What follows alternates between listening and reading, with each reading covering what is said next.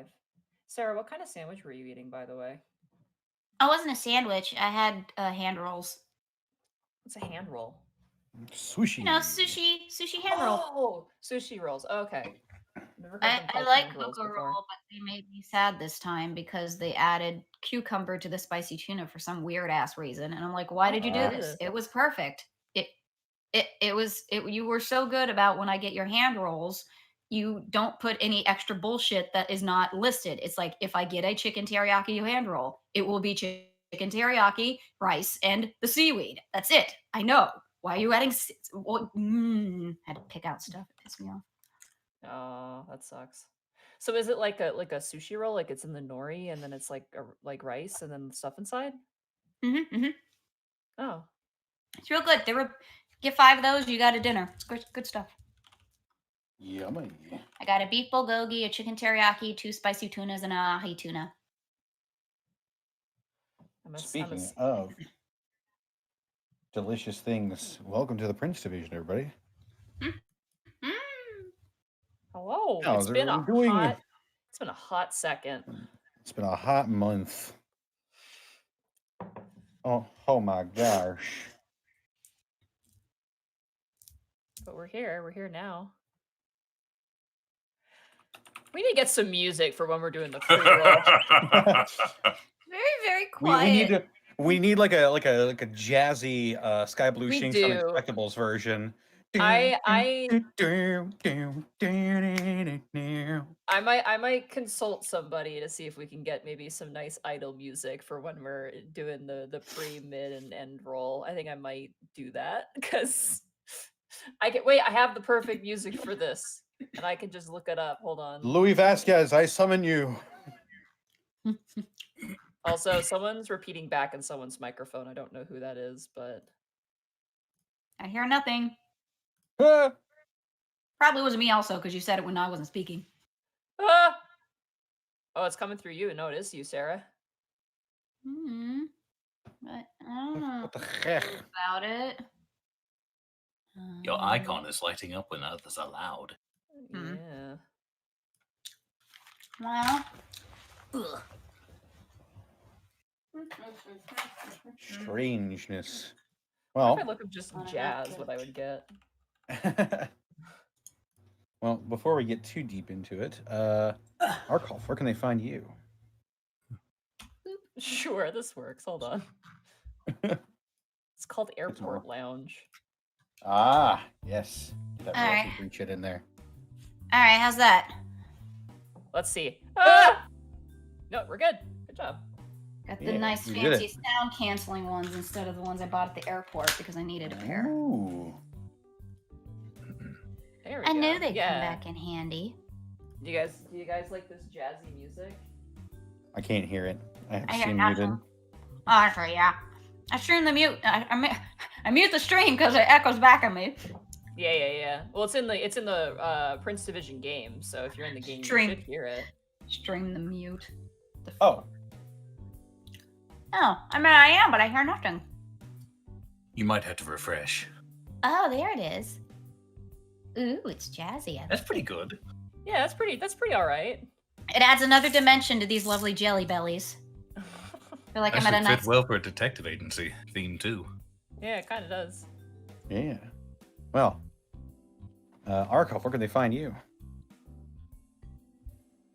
Why is it every time I get that prompt I start smiling? I don't know. Oh, it's Pavlovian response at this point. Twitch.tv/Edward Bosco or Twitter.com/Ed Bosco VA. Had a amazing show with Flashbang last night and have a big pay-per-view coming up next week. Tune in, enjoy the stories, and watch your characters fight each other. Smell yeah. Sarah, where can they find you? What have you been up to? I don't know, here and there. Cinnamon. It's the hot cinnamon. Crap. Oh no. That's my. Well, actually, that's not so bad. I just don't like cinnamon and jelly bellies. I'm at kombucha girl like emotional journey, and I'm here for it. You're like, no. Like, I'm on Twitter at Sarah with an H and with an E, Willia. I don't know if there's anything new to talk about recently. Otherwise, just been kind of as is. Yeah. Excellent. Yeehaw. Bosco, where can they find you? Twitch.tv/Arcolf and at Arcolf on Twitter. Holy smokes. Excellent. Monty, where can they find you? What are you up Hi. to? You can find me at MontyGlue on Twitter, and you can find me at twitch.tv/MontyGlue. Tomorrow will be Monster Hunter Rise. Thursday we should be going back to Ocarina of Time. But I want to promote something. I promoted it during the Unexpectables. Nutcase, who does our wonderful emotes, is doing a Kickstarter right now for a set of really cute Zodiac pins. She's super close to getting her goal, like $400 away. So if you guys want, my weakness. dude, they're really nice. I have Nutcase. Oh my pins. god, they're so cute. They're really cute. Oh no. Oh I'm no, sorry. they're hot. Adorable. So, if you guys want to support Nutcase, who does our emotes, and also if you want some really nice pins, definitely check out that Kickstarter. It's totally worth it. I have her pins. They're really, really good. So if you haven't seen that, definitely take a look at it. That's all for me. Woo!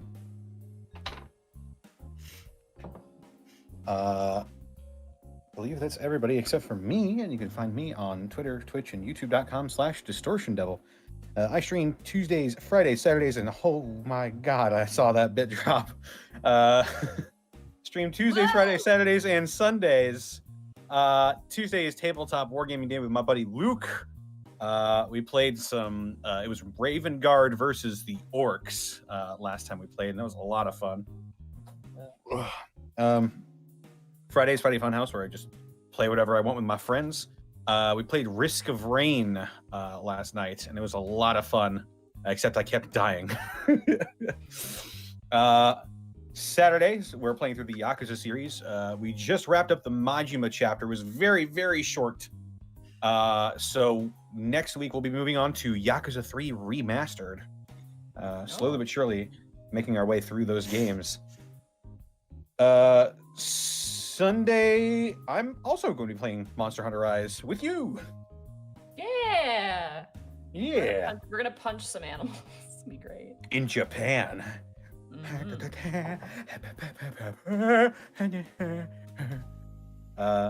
That's all on my end, except for be sure to check out Dead House Sonata.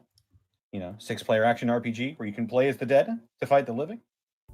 If you haven't heard about it already, is a spiritual successor to the Legacy of Kain series, which, by the way, something's happening there. I'm not sure what, but I'm very excited. I'm what some series veterans might call cautiously optimistic after the last couple of attempts to revive the series. Oh, that's my favorite picture. Panic loves rock.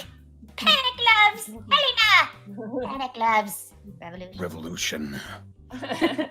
I love that picture when I saw it. Yeah, be sure to check out Dead House Sonata. There, that link. I've been getting a lot of great support for that. I can't thank you guys enough for stopping in to this project that I believe wholeheartedly in. Also, be sure to check out my DM's Guild page, where I just released the Predator Rogue, a 5th edition subclass for the Rogue. You can augment your existing rogue abilities with the skills and tactics of the predators of nature. If you'd like to augment your body to produce poison or see in infrared, even push your adrenal glands beyond their limits and turn yourself into the perfect killing machine, then the Predator Rogue is what you need. It gives a whole new meaning to the word monkey see, monkey do. Dude, the hype train's going crazy. Oh yeah, absolutely. 2,111%. Oh my god. I have to say, Ty of Nerdlandia actually just got a tattoo of If and oh shit. Yeah, If and I can't remember my own characters. Eos, thank you. Sorry, my brain stopped. You're So okay. that nice tattoo, by the way. You went to a good place for it. It looks really, really nice. I'll have to see what it looks like. But I think that is for the time being. Oh, that's the wrong Twitter. There's one more person we need to shout out though, and I have to grab them and rattle them in the microphone. Oh God. Yeah. Oh, yes. So you can hear their beautiful quality. It's ASMR. That's right. My AS has been MR'd by the beautiful sound of Die Hard Dice. That's our sponsor for this episode.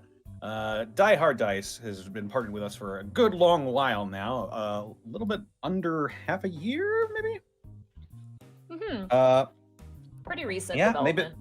They've been great to work with, and it's just been a lot of fun working side by side with Die Hard Dice. We've gotten a lot of great previews of some of their amazing content coming out so far. Don't tell nobody, it's a secret. But the stuff coming in looks really cool. I highly recommend it. They've got all sorts of different sizes and shapes and colors of polymer and metal dice. They've got carrying cases. They've got dice trays. They've even got specific dice for Magic the Gathering. And if any of that at all sounds up your alley, then head on over to dieharddice.com and enter in the affiliate code EXPECTMAR for the remainder of this month. Expect MAR for 10% off your order price. I actually don't know next month's code. I'll try to get that as soon as possible. We'll find that out. I will say this. I'm slamming my hand down on the desk, but I not actually because I don't want to hurt your ears. If you want to splurge on some really nice dice, can I recommend the Dracona dice? Those ones are probably my favorite, just so far. They're really, really, really pretty, and I want another set because I only have the one D20, and I got another set for Draco, but she kept them. I didn't get to keep them. I really want my own set of Dracona dice, so.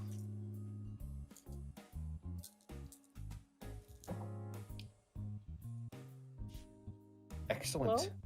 Everyone went quiet. I got scared. Yeah. So if you want those Dracona dice, head on over to dieharddice.com. And with that, I think it's time to read off some of these amazing bits and subs that have been dropping. Because, boy, there's a lot of them that were happening. I think some of them got eaten, but that's okay. Dr. Null Chemist 51, thank you for the 11 months. Ty of Nerdlandia, thank you for the 9 months. Hi, guys. I posted my tattoo on Twitter. I hope you like it. Yeah, I'll have to look that up during the break. Yeah, it looks really nice. Hey, it's One Uppington. Thank you for the tier 2 sub for 3 months.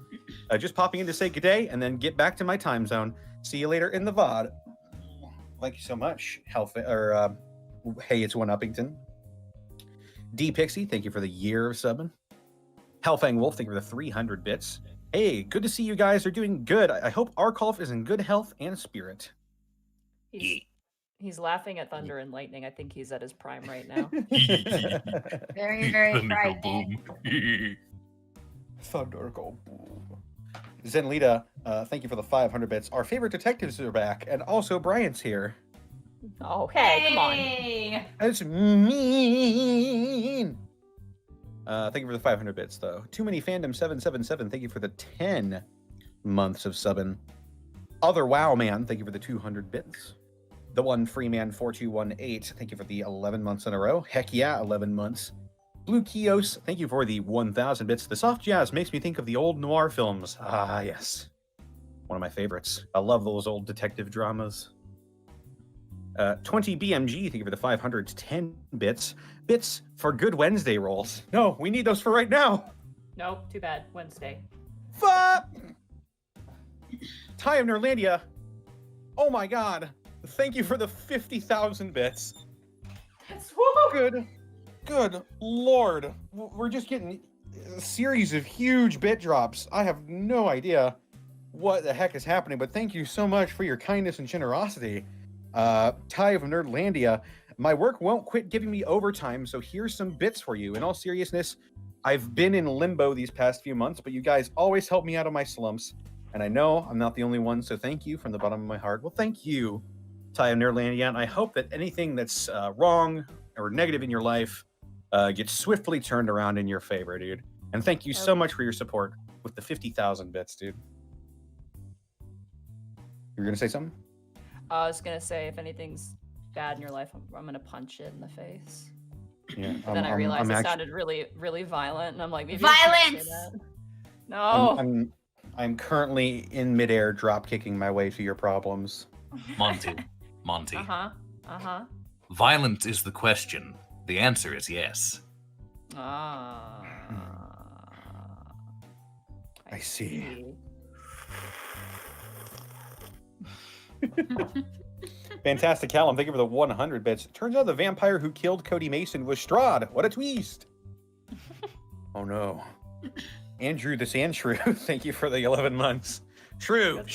Andrew. Is that the actual comment? Yeah, yep. Thank you for the 11 months of prime subbage, Andrew the Sand Shrew. Are you the one that doesn't get hurt when he swims in the pool? Dr. Caliban, thank you for the 9 months. Finally able to resubscribe due to being employed again. Well, congratulations, Dr. Caliban. Welcome back. And thank you so much for the 9 months. Thank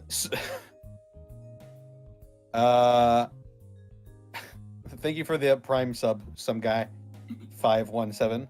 Edia, 1988. Thank you for the 16 bits. Chief Tomahawk, thank you for the 10 months at tier 2. Hey, all you wonderful people. I sadly can't catch the live stream, but I can still wish you all the best of luck, and no matter how much I love everything you do on this channel, from the Unexpectables to Prince Division and Gateway. Love you all. Thank you so much, Chief Tomahawk. Ty of Nerlandia, oh my god, gifting 25 subs to the community. Oh my god. Just non-stop with the support here. Also, just one random Steve. Thank you for gifting 5 tier 1 subs to the community. Spam those emotes. Hit that like button. Subscribe with that bell. Like, comment, and subscribe, and hit the bell notification link in the doodly-doo. Sadly, something. Twitch does have a bell thing now. Yeah, it does, actually. If people don't hit it, they don't get notified when we go live. So yeah, hit that bell. I hate myself for saying that. I was Hit trying that to do bell it really to funny. join the notification club. Oh my god. Big Art 61991, thank you for the 133 bits. Defective Sheep, thank you for gifting 5 tier 1 subs to the community. Caffeinated Zombie, thank you for the 1,400 bits. Harmless NPC, thank you for the 500 bits. Hype Train. Nature Claw, thank you for the year of subbing. Dr. Dank Memes PhD, thank you for gifting 5 subs to the community. Oh man, all these names lately, I tell ya. Oh, I tell ya. Stellar Coyote, thank you for the 100 bits. When Archer rises from the grave to fight the living... Wait a minute. When Archer rises from the grave to fight the living and does something involving something? Damn it, I had something for this. Phrasing. Boom. Nene 2021, thank you for the 6 months. Woo, 6 months. So glad to get to watch you guys live. Crazy Meta, thank you for the 11 months of Prime subbage. Just got my Dracona dice set yesterday. Yeah! There you go. Snazzy diehard dice. A lack of, thanks for the 12 months. Wow, a whole year. I love watching you guys, and here's to another. Also, if Porky were a playable character, would it be Cheese House Ricotta? Yay! There's only so many synonyms. Oh boy. Rix Thrin, thank you for the 3 months of Prime subbage. Nene 2021, thank you for the 200 bits. Dude the Man, thank you for the 100 bits. Hey Monty, I know you established that there are monk temples, but are there monk MMA gyms? Could I learn Long Death from Coach Brad every Wednesday? I loved that comment, and immediately I'm like, no, if you want the Chadster, your way of the open hand. Like, those are the Chadster, like, gold gym motherfuckers. Like, that in my head is who they are. Sweaty. Those open hand guys are all sweaty all the time. I just don't get it. They really try hard. Catch the arrow, Chet! I'm shooting arrows at this Chet the monk. What a name, Chet. Burnout Vaughn, thank you for the 100 bits. I'm looking forward to this. Gone too long without getting my fix of Khel and Bryant's antics. You have Yeah. 2 more minutes, Connor. You might have to shotgun a lot of these. We're- or wrap I up. think we're almost done here. Polka King 237, thank you for the 100 bits. Want to hear a joke about a water faucet? Well, it might sink. Ah. I declogged my sink today. It was horrifying. What? How did you declaw your sink? Mm-hmm. We took off the part that blocks the water, and then we took a tool in, and we. 3 just 2 1 pulled out- Gemo, thank you for the 12 months. 12 months. Here's hoping Roll20 will be kind to you all. I need to read the bits because I only have a couple of minutes left. You're also echoing, Connor. You had something on your sound mod. Gosh dang it. Postal Division, thank you for the 50 bits. We hear you're talking smack about us? Uh-oh. 320 Gemo, thank you for the 12 months. Here's hoping Roll20 is kind to you all. Yeah. Shion the Drifter, thank you for the 6 months. Heck yeah, I got off work early for Prince Division. Good luck and roll well. We'll try. Darius126, thank you for the 50 bits. Die Hard Dice just went Bruce Willis and learned how to play D&D. Oh god. Yippee-ki-yay, motherfucker. Rolls dice. Hellfang Wolf, thank you for the 500 bits. How many bits would it take to get Bosco to sing 24 Hours Cinderella? I don't know. It's up for him to decide. Tesla Monkey, thank you for the 1008 bits. Yeah, I'm not reading that out loud, but thanks for the bits. Foxley Foe, thank you for the sub. Dying Chick, thank you for the 50 bits. Love you guys. Need to catch up with the Prince Division again.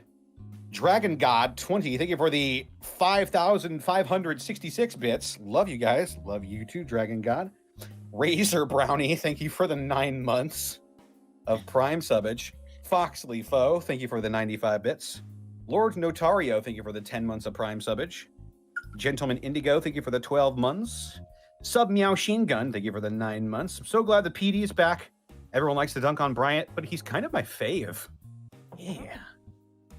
Good character. Erwin Elf, thank you for the 8 months.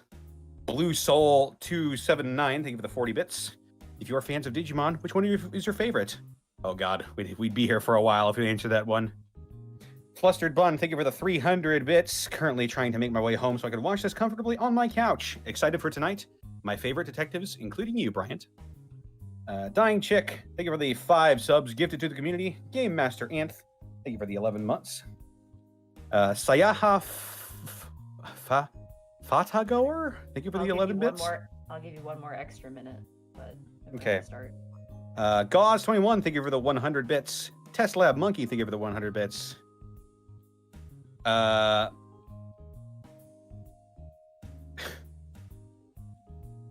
2077, thank you for the 5 subs gifted to the community. Sam X1, thank you for the 11 months. Nene 2021, thank you for the 100 bits. I love watching you guys. Got myself a carrying case and dice tray from Die Hard Dice. Ooh, awesome stuff. Zenlita, thank you for the 300 bits. Dark Ronin 21, thank you for the 500 bits. If you play as the dead to dance with the living, is that Deadhouse Lambada? Oh no. Xeon the Cobalt, thank you for the 300 bits. Kleptic Kenku, thank you for the 200 bits. 3 imps and a black leather trench coat, thank you for the 3 months. Shadow Fox 32459, thank you for the 12 months in a row. Dying Chick, thank you for the 100 bits. Defective Sheep, thank you for the 300 bits. Postal Division, thank you for the 50 bits. And Blackfoot Ferret, thank you for the lead bits. Remember, everything will be fine as long as nobody drives. Oh god. You're a good dad. Thanks. All right, are we good to go? Let's go. Everybody is good to go. Yes. Khel Zouren. Name here. Yes. I almost called Tanis Michael Bryant, and I'm like, no, you're not the father. Viro Tanis. Yeah, that's me. Michael Bryant. Mm-hmm. Lauren Gibby. Hi. All right.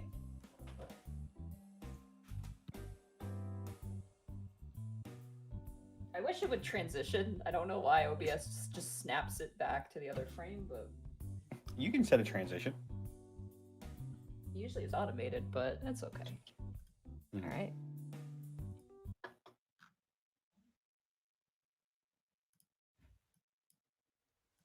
I missed the music already. So, it's been a hot minute. Yes. Last we left our officers, you guys are investigating the gruesome and mysterious murder of Cody Mason, found dead in the middle of a street in the Central Ward. Your investigation took you around the city to try and find one lone witness, a photographer, I believe named Haley Alonso. As the night comes and you've got the information that you were provided by your informant, it is now probably, I can't remember what time I said, but the sun is now down. It is now nighttime, but it is not, nightlife hasn't really come up yet. So far, you have basic evidence. The body's in for autopsy, and you're in the early throes of this investigation.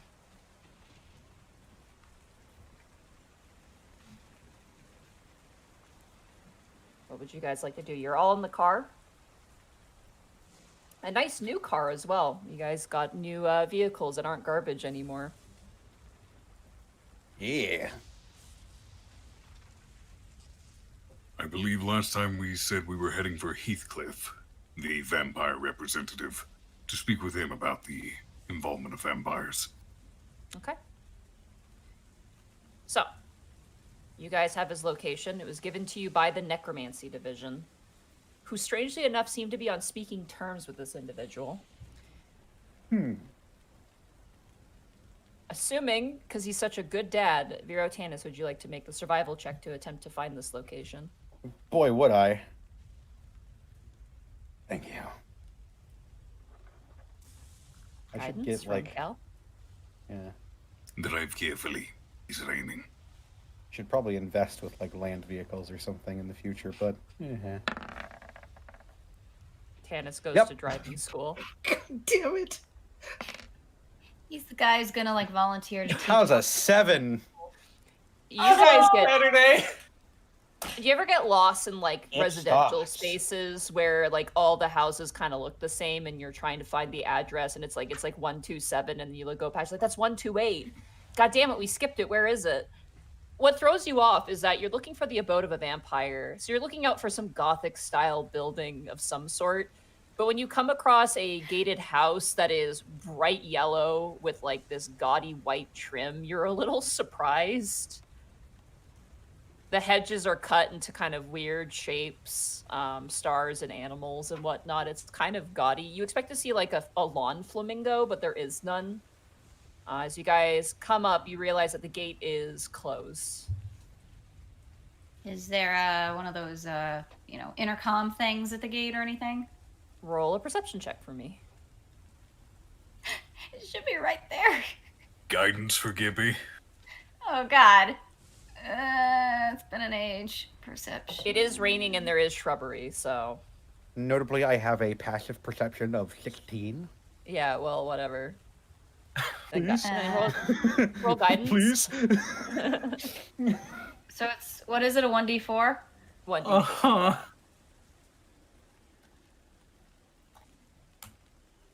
Okay. It's not bad.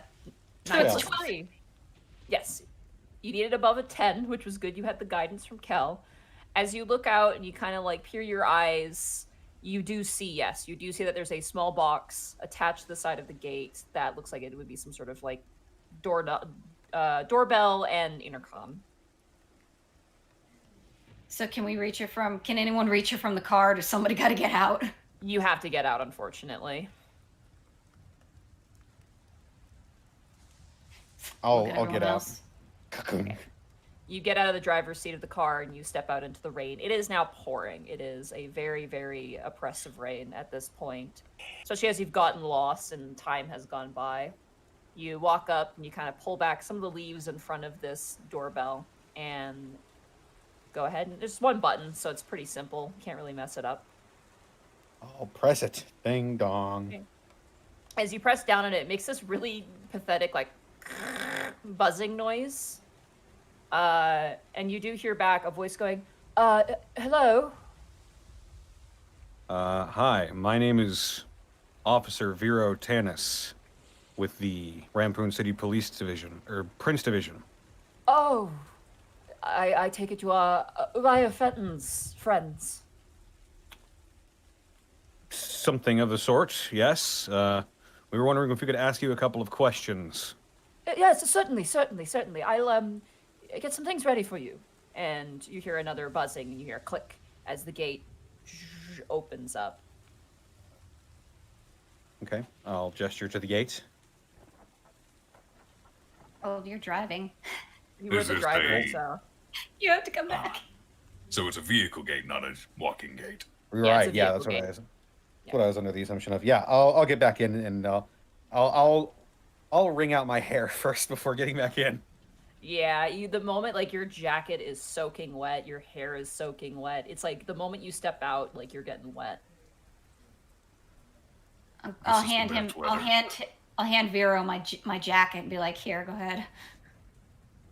Oh no, I'm good. Thank you though. At least for your hair. I appreciate the. Can't you do that thing where you dry me off with a spell or something? Oh, wait a minute. Actually, I think I can. Oh, yes, your magic hands. What is it? It's not minor illusion. I think it's Prestidigitation. Prestidigitation. What is that again? You can warm. I cantrip. can warm you up.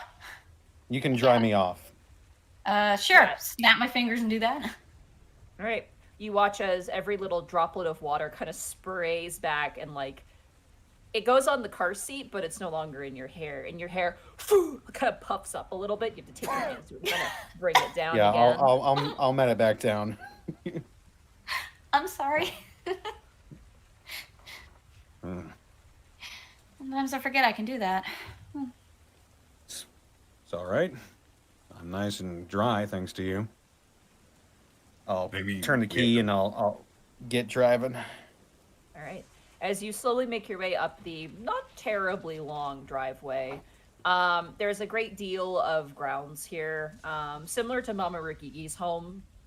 But interestingly enough, she has the more gothic house somehow. As you drive up, there are various different hedges and, like, these kind of little pocket gardens. And the hedges vary from, like, poodles to frogs to, like, other little cute critters. It's very, like, you expect, like, a bat or maybe, like, something like a gargoyle. But no, it's all very cute things. As you drive and make your way up, you do notice that someone steps out of the front door of the house and is holding up a very large black umbrella. It is a hard to tell the age of man. He has kind of like definitely a widow's peak, kind of white, unnaturally white hair, kind of that hits kind of a gray ivory sort of look, and it's pulled back. Clothes wise, this man's wearing somewhat of a suit, and it has like the the underdress shirt that comes out and is kind of like long and like ruffled, Yeah. kind of like what I'm trying to think of what comparison. I think like Austin Powers has those where it's like the suit that has like, the stuff coming out of it. Similar to that, although the jacket itself is like kind of a blackish blue, kind of like cobalt color. And he's reasonably tall. He's not as tall as you, Khel. He's probably maybe the same height, slightly shorter than Michael Bryant. And he is gaunt. He is 100% gaunt, pale, and his eyes are kind of red and piercing, a little strange. But he's just standing and smiling, and as he smiles, you can see those two long fangs as he's holding the umbrella as you guys bring the car to a stop and put it into park. So this guy's just the definition of a vampire, pretty much. Yeah, he absolutely is. Like, his house might not reflect the look, but his outfit certainly does. Well, I'll pull up and I'll rush over to I'll rush over to I guess he's got like a awning or something. Yeah, there's like kind of a overset over top of the door. He holds out the umbrella as you guys exit the building, just kind of trying to shield you from the rain. It's rather dangerous to drive in such weather. kind of laughs and gives kind of this smile. That it is, but I've been told I'm a good father, so... Father Yes. as well. That's excellent. Kind of looks around and sees all of you. There are 4 of you? Yes. I will have to get more refreshments then. Please, come inside.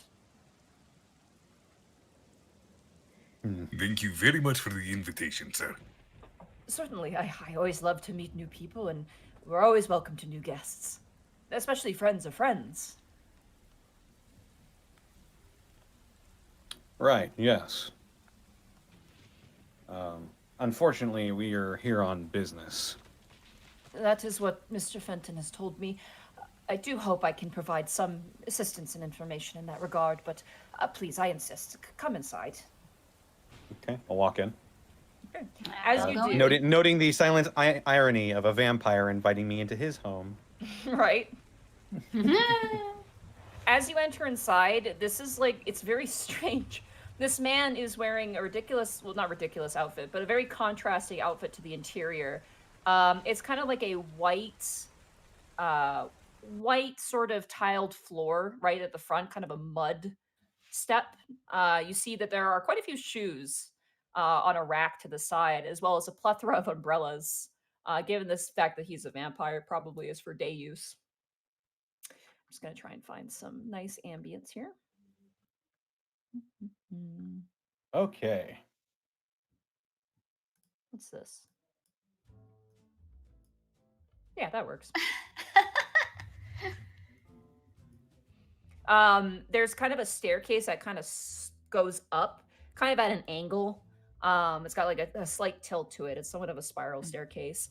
You can see that there is a dining room. It's small though. This house itself is not massive. It's just kind of a, simple abode. It seems like the grounds are definitely nice for like, activities and garden keeping and whatnot. But the house is well kept. Additionally, there are pictures everywhere. And they're all mostly photographs. There are works of art. And the pictures range from like old-timey like Polaroid pictures to modern day digital printed pictures. It's kind of this big array, and it's of this same vampire guy. And there are the more recent pictures do show him with a woman who appears to be maybe 20s, you're not sure. And it's again another contrast. You have this woman, this giant sun hat and polka dot dress, and then him kind of like with a giant umbrella smiling in this picture, and they're both look like they're with a seal. It's like this kind of like SeaWorld picture. It's kind of strange. As you walk through, you see another one of them on like kind of like a Splash Mountain equivalent ride, and like she's like screaming, and he just looks bored, like he's seen it probably 1,000 times before. Is this your wife, sir? Ah, yes, that is my wife. Her name is. Let me grab my notes. I forgot to have those open.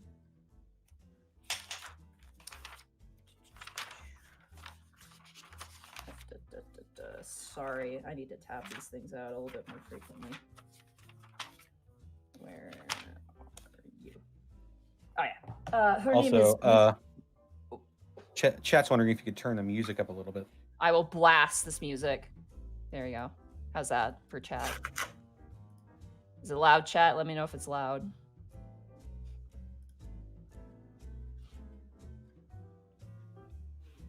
Are we good? Are we good, chat? Perfect. Chat's perfect. Okay, cool. As you, he turns to you and goes, "Ah, yes, my beloved Miriam."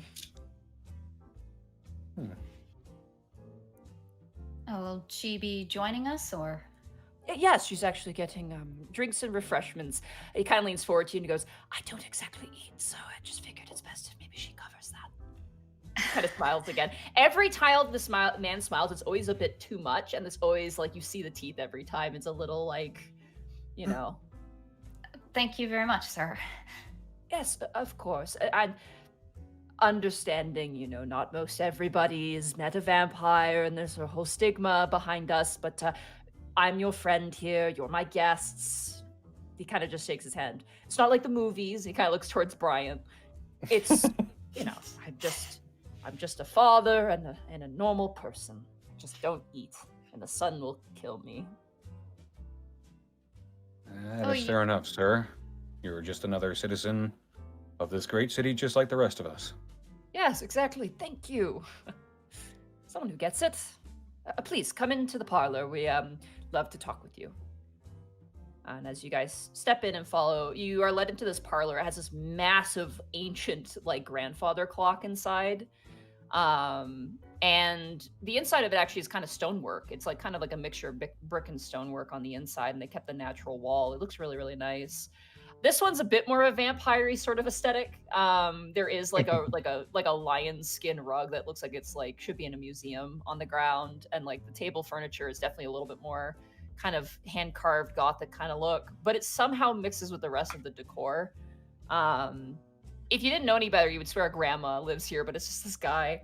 But you notice kind of bringing out this sort of tea tray of like cookies and snacks, this probably mid-40s-year-old woman, you know, kind of has some crow's feet on the eyes, a bit of, you know, some sign of age on the face. Yeah. Woman, hair kind of tied up into a loose bun, and she sees you and she smiles and goes, "Oh, hello, welcome to our house. I left some snacks for you. I'm just bringing up some tea. Is any preferences? Coffee, tea, juice?" Tea for me, ma'am. Tea's Of fine. course. You watch as Heathcliff turns and goes, "Usually when we get visitors, they're not of the, he kind of looks towards you guys, living sort. So this is rather refreshing to have refreshments." "I'll get right on it." And he kind of gestures to the couch and he goes, "Please sit wherever you like." I'll walk over to the couch and I'll park. Take a seat. Comfy couches. Probably, maybe not so, you know, not really loungy, but it is surprisingly comfortable. "So, I understand that you have a case. Mr. Fenton wasn't very liberal on his explanations of what happened, but I am curious, of note, to hear that perhaps one of my own kind may have caused such a murder. Well," he kind of watches, he brings his fingers together and looks a little perturbed. "To say it is a setback of the work I do would be a gross understatement."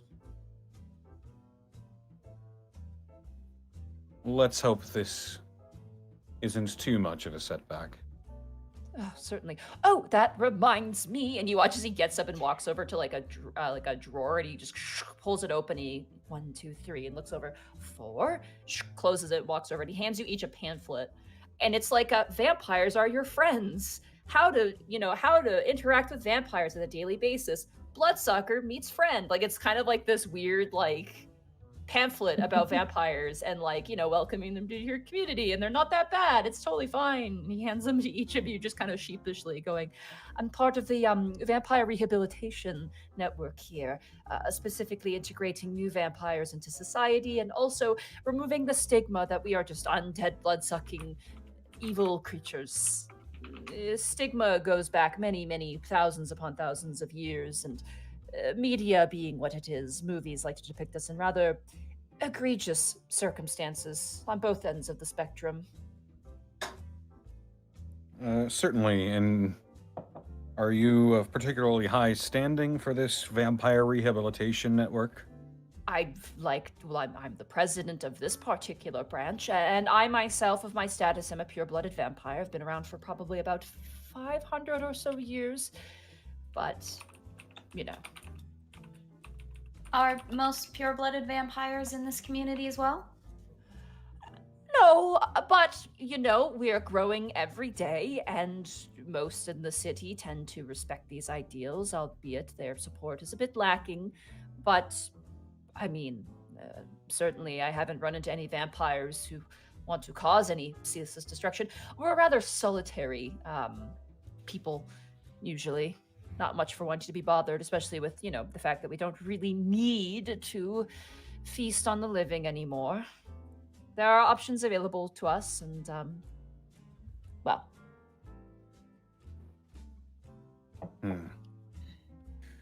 What other benefits would be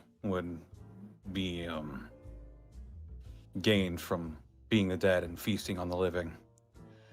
Well, Obviously, the appeal of longer life. Enjoy a cucumber sandwiches. My wife is amazing at them. He kind of like just twists the tray towards you, Khel, and you, Bryant, just kind of like seeing you guys kind of look at him. Like he's trying to be as hospitable as possible. I'll take one. Yeah, Yeah, you bite we'll into it. take one. It's cream cheese, a little bit of alfalfa sprout and cucumber, and it's really refreshing and nice. Alfalfa sprout. Yeah. What is Can't alfalfa? really say I've ever had that. Oh, it's an acquired taste. I like alfalfa sprout. It's really, really good in like a cucumber and like cream cheese sandwich. Like I think it's really, really refreshing. But that's a personal choice, and if anyone's booing me in the chat, then whatever, man. Ah, I don't Monty, know all what the cream cheese is food. either. It's fancy. It's a fancy kind of vegetable. You can get it at like Think- groceries. Cream cheese. think No, cream cheese. cheese, You should but know. Well, you've had cheesecake before, have you? Nope. Yeah. Hmm. Ar- How about red It's velvet cake? Nope. It's like okay, Arcolf. It's like it's sort of like a sharp cheese that's really like when you don't eat cheese and it's like with your pizza you eat it. It's kind of greasy and heavy feeling Mm-hmm. a bit. It's the opposite of that. So it's really light and fluffy and creamy, with just a Huh. little bit of kick of the sharpness of cheese, and it goes really really well with like crunchy and fresh vegetables. So cucumber's amazing with cream cheese. So kind of like icing, but cheese. Yeah, it's like a savory sort of like it goes Cheesy. well with the Yeah. sandwich and stuff. It's not sweet. Some- It's not sweet at all. It can be sweet if you make it that way. Hmm. Which is then you supplement, sugar, and you can make things like cheesecake, which has that creamy texture, but it is more sweet, but still has a sharpness to it. Savory icing. Yes. Yeah, red velvet and carrot cake. You tend to use cream cheese icings. Mhm. As you guys are just talking with Heathcliff, his wife comes back and just brings a tray over, and she drops off some tea. Well, the benefit being, some vampires do believe in the old natural ways of doing things. There is a sort of satisfaction of drinking. He kind of looks awkwardly between Bryant and Gibby. Human bloods. I would be remiss to Specifically- say that I myself did not partake in my youth, but I've grown past those ways. You mentioned humans. Is there any reason why any other races wouldn't be fed on? Well, nowadays, I mean, certainly you could. Elves have a particular flavor to them. He looks towards you really like, if you get the sense that he's like, he really wants to give you information, but he's really trying to upkeep like this really unopposing image. What about It's- half dragons? What do we taste like? Hard to drink. The scales get in the way, but earthy, kind of like he kind of looks towards tea, like this tea, but a little bit more robust. Hearty and satisfying. Humans carry interesting qualities because ideally if you would want a thrall, it's easier to turn humans. They're very adaptable in that sense. As well as blood can range from of a sort of decadent quality. And he kind of looks towards you, Gibby. Respectfully, ma'am. Right. While he's talking, could I try to, whenever he looks at Gibby, could I try to gain some sort of indication that he's lingering at all due to the fact that she's a princess? Roll an insight check. Okay. I'm good at these, he says before rolling. Yep, that's a 9. What right there. did you do on Wednesday? We killed a shark. I pulled his pants off. What? Yeah, you missed some shit. Anyway, as you look at him with the 9, I mean, there's almost a sense of like he's trying really hard, but you don't get the sense that he's like resisting an urge. Like it's a bit different than what you've seen with the dragons and what you've seen with, Kine as well. Kine was probably the worst. He's not like salivating, he's not staring at her like she's a turkey dinner, but he seems to like acknowledge her. Like the moment she walked through the door, there was sort of like an eyebrow raise for a second and then like a I then, see. like, but that's about it. Whether or not So I know that intention, he you're not sure. knows. Yeah, he's aware. He would probably know instantly. He is technically a He's kind of made it apparent that he realizes. Mhm. I mean, he's able to So- discern each of you very quickly. So, What would one of your kind gain from drinking the blood of a prince or a princess? well, to my knowledge, though I have not partaken of myself. The blood will enhance abilities, usually magical quality spells become stronger. Certain feats of ability become better, be that our ability to see through the dark, our senses, that sort of thing. It is, in a way, an aphrodisiac or drug like in nature. Opposed to that would be that of a human who has no magical ability. That is believe they're called a blank slate, not magically inclined. Such humans do exist. Those tend to be the preferred targets for any vampire wanting a rather decadent meal. That is the prime rib, the filet mignon, I suppose, for a vampire would be those particular individuals. But I would not be remiss to see a vampire eat a prince or princess for the added boon, if not the satisfying flavor. I respectfully, madam, I hate to dehumanize you in such a way, but the truth of the matter is, well, people like this unfortunately do exist, and they do see such as that way, which is why I also have these pamphlets, and it's just like another pamphlet. It's like humans are our friends, and it's like this vampire and like a human like handshaking, and they're smiling a little too hard. Thank you, sir. I won't say I've gotten used to it, but these boons that you mentioned, are those, when a vampire gets those from a prince or princess, is that permanent? I believe it is temporary, albeit depending on the nature of the prince or princess, can last upward 2 months to 6 months, depending of the potency.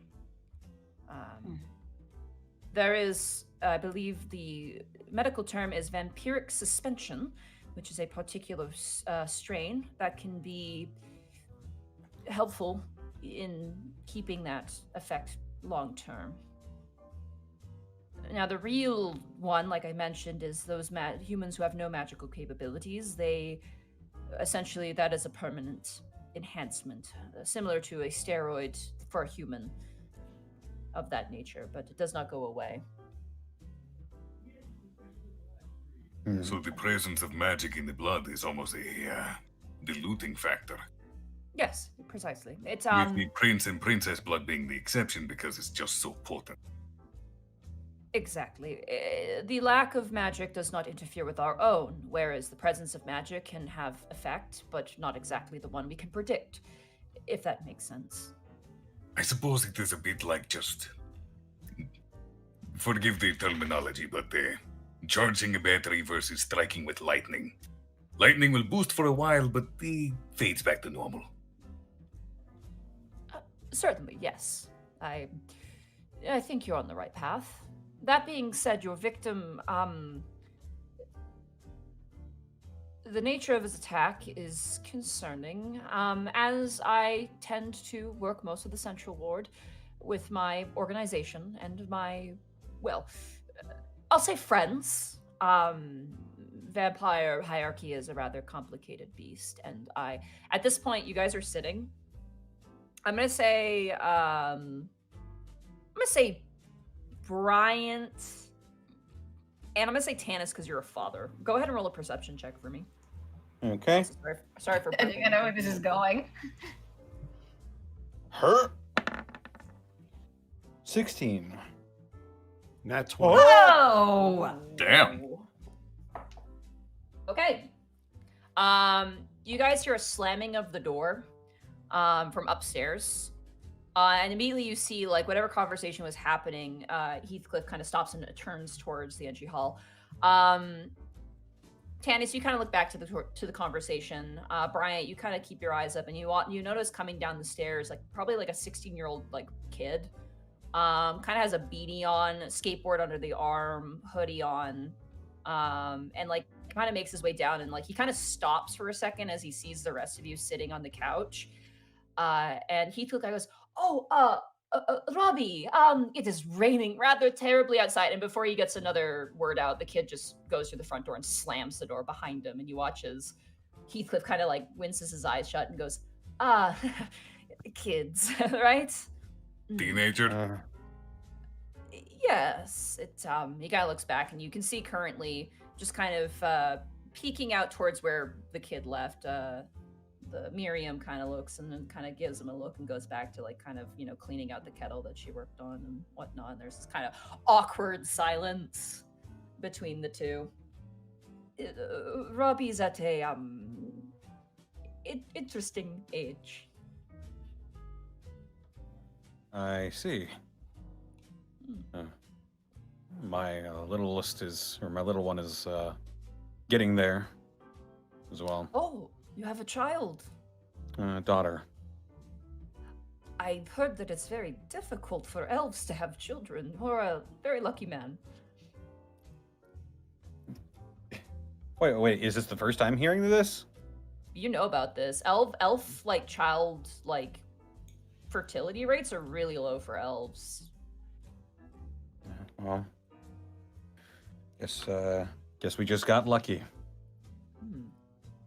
Bryant, I want you to roll an insight check with advantage because of that natural 20 perception. Okay.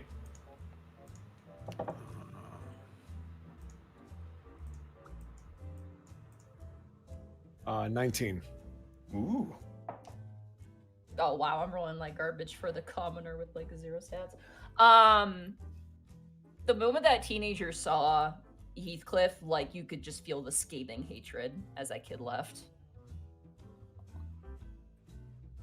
Also, notably, that kid is not a vampire.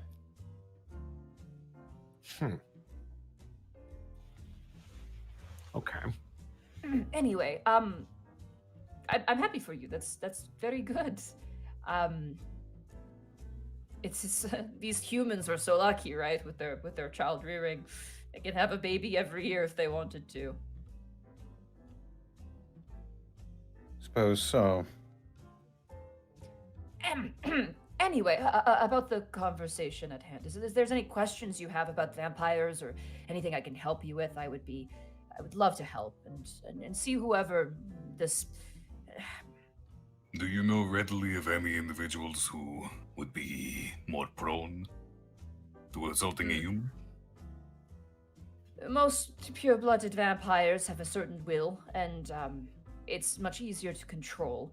Those who have been turned may have some difficulty. There is rehabilitation processes, both provided medically and through my sorts of groups that do help in the sort of integration into proper mixed human society. To say those would maybe fall to temptation and or struggle would be true. So my answer for that is, well, for your sake, probably new vampires. Vampire spawn, as they are sometimes called. It's a bit of a rough term, but that would be the term for it. If you are dealing with the pure-blooded vampire, then, well, I doubt you are. He kind of leans forward. It would not make sense. But either are possible. Your forensics team may be able to provide you more information. We gleaned a little bit from investigating the body ourselves. The attack was sudden from behind. There was no fight back. They may have attempted to turn him, because his body went into shock before he died.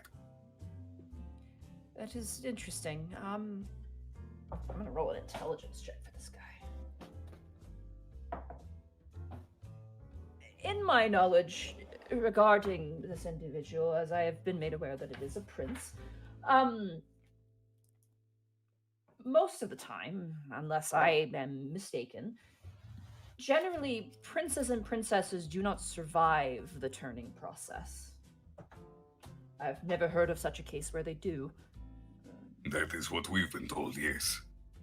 So, if this individual attacked your victim, they would be smart enough to know what your victim is, and they also, in attacking them, would have known that the victim would have not died, or would have not lived, words. So, perhaps in your detainment of this individual, keep that in mind. They very likely set out to eliminate this person. Or at the very least, did not care whether or not they did not care if they were going to die because they were going to. And any vampire, newborn or otherwise, would understand the nature of the person they were attacking. I guess, Yes. for better lack of a term, you sense it automatically. It is a smell. Blood, obviously. We are in tune with blood. The smell of your blood is almost as unique as a face to us. You know, you can tell one, he kind of points towards Khel, to the other based on that very notion. It's like a fingerprint, but more closely a face, because we readily recognize it. How tall is Cody Mason? Cody Mason he's about Because average the height. attacker was taller. Yeah, Cody Mason I think is of average height, so I think he's around like 5'8", 5'9", I think, if not like that kind of range. So this guy would have been like over 6 feet tall.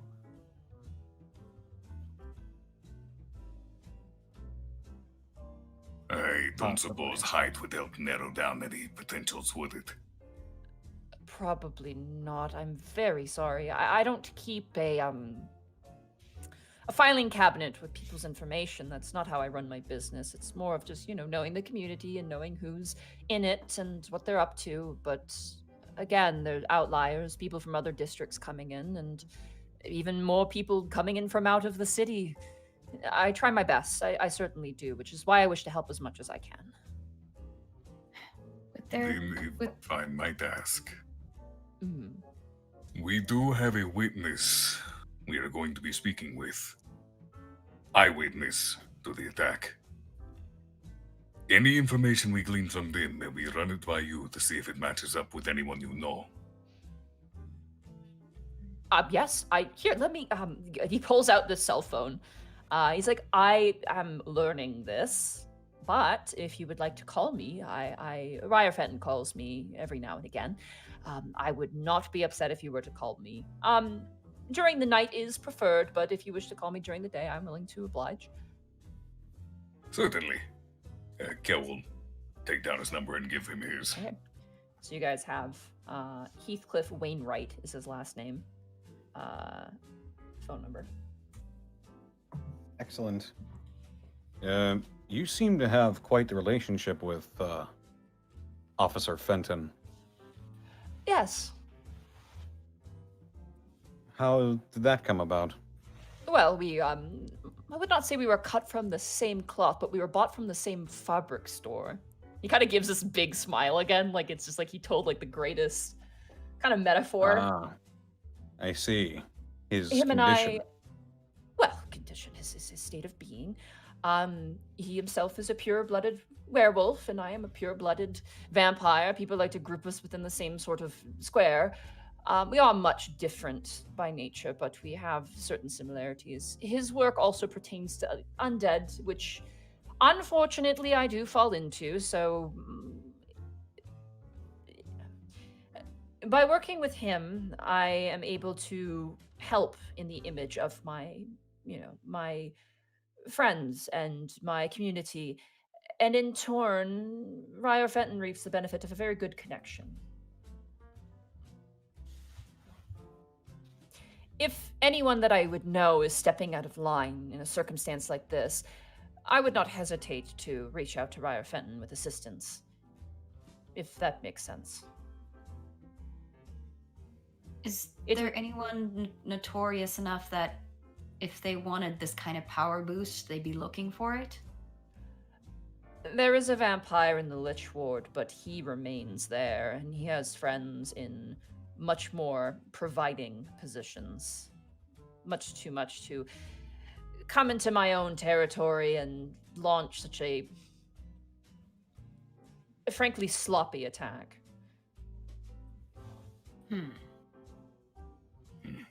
You would consider this place your territory, then? Territory sounds rather animalistic. I don't like to use the word. But Domain? yes, thank you. My domain, that seems a little possessive too. Jurisdiction? Sure. It's not official in any official capacity. It's more of, sort of like a neighborhood watch committee, but more on a behavioral scale. So this kind of Again- attack wouldn't be a slight at you specifically, then?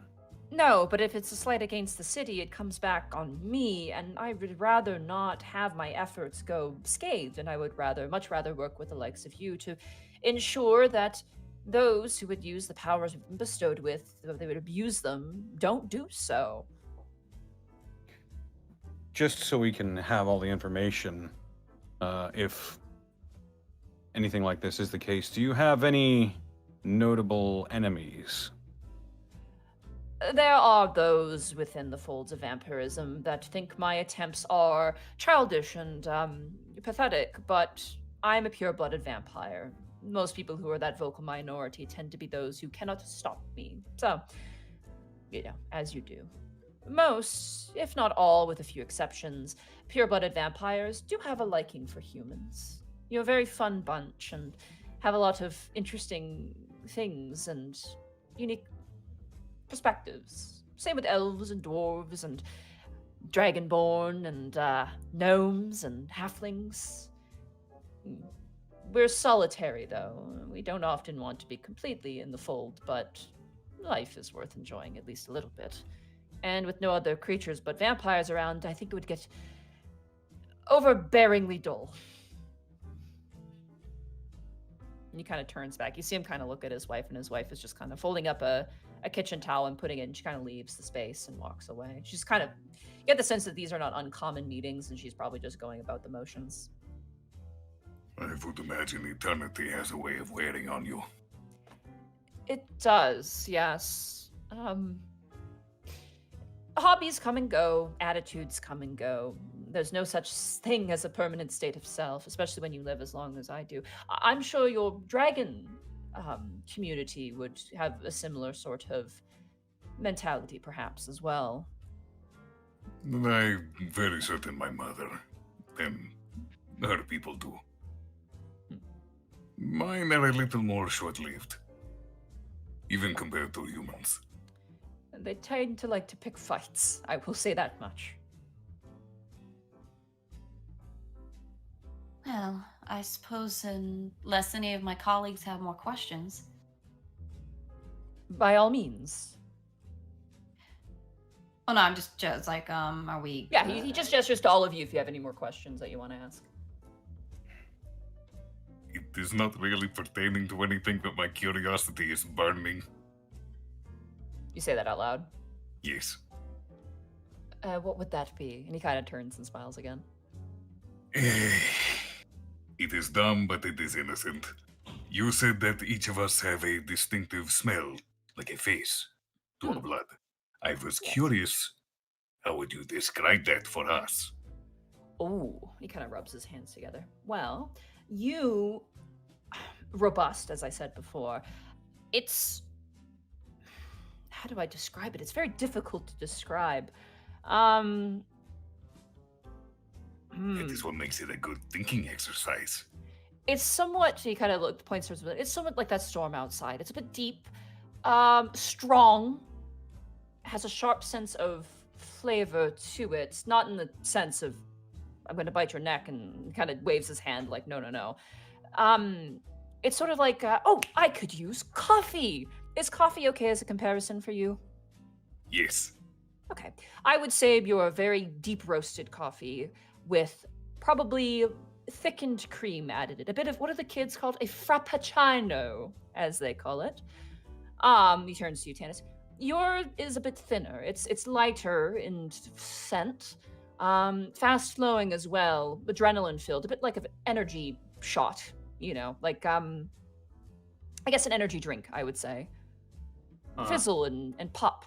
It turns towards you, Bryant. You are, interestingly enough, a little strange smelling, respectfully, and I say that less of a BO sort of sense, but more like something about you is a little less appealing to my own senses. That's not necessarily a bad thing. It could be a good influence.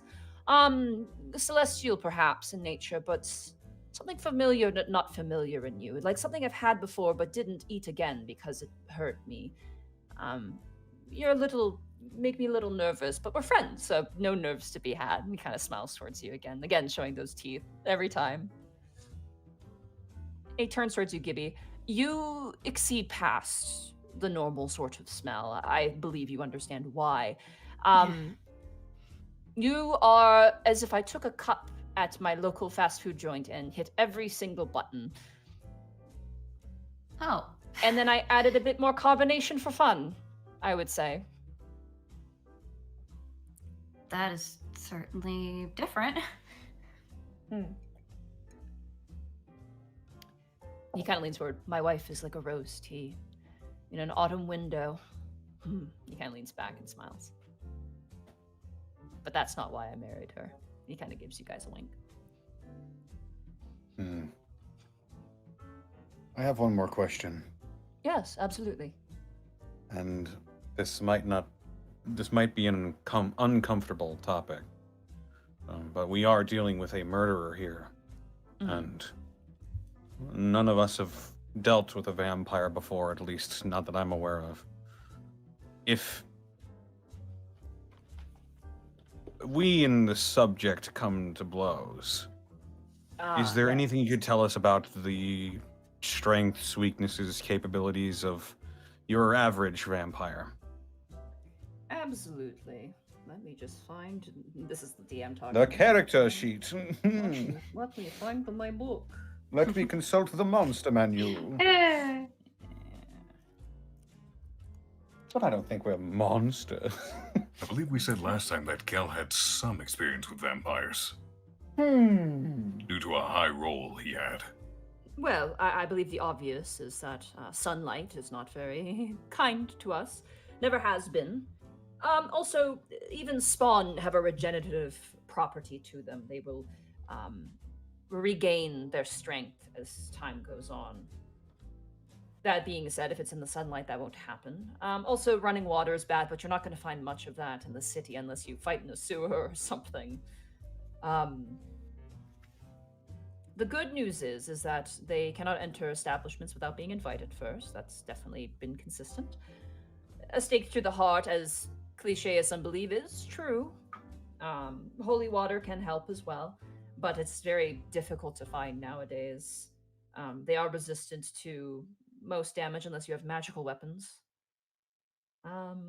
Beyond that, it depends on the vampire. Most of the time, they will attempt to claw or bite at you to help to spread our vampirism.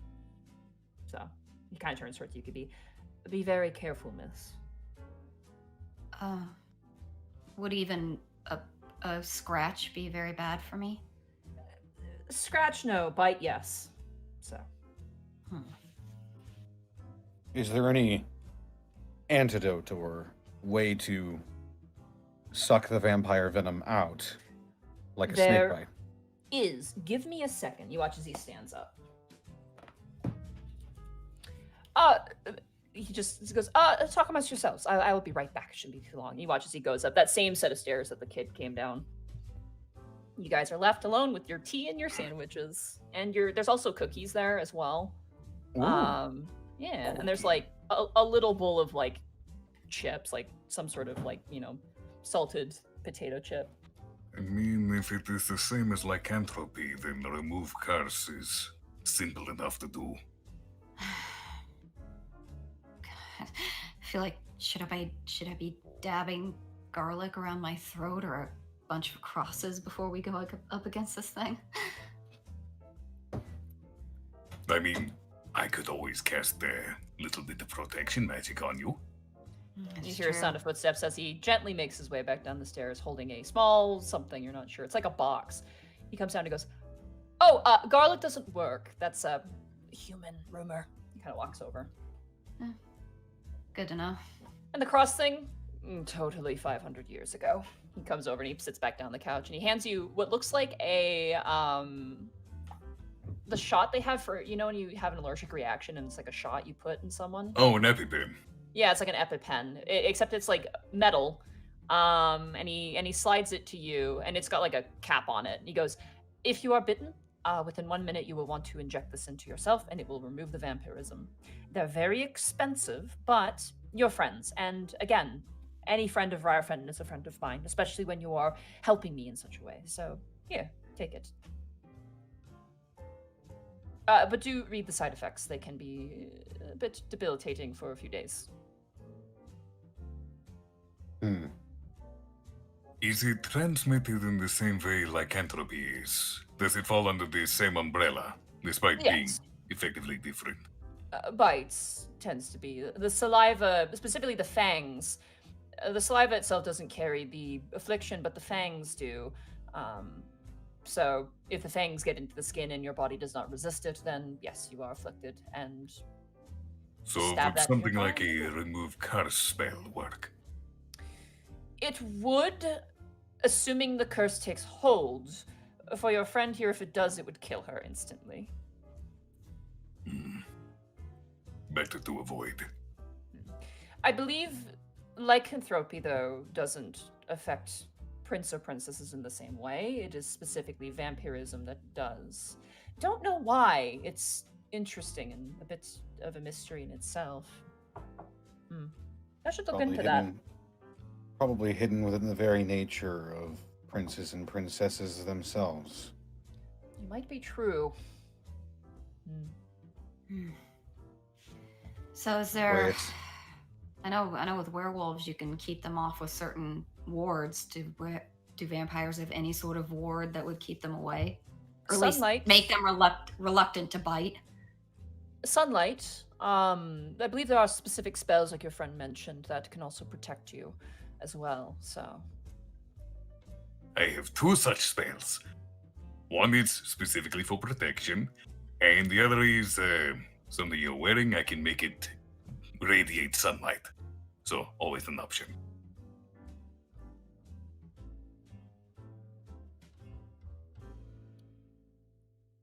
are there any more questions? It is getting quite late, and that rain is getting rather aggressive. Anybody? I think for now we'll just say we may be in touch again later once we talk to our other witness. But thank you Of very much for course. your time, sir. Of course, any time you wish. Just give me a call. Sunny days may be less so, but I'm willing to adapt.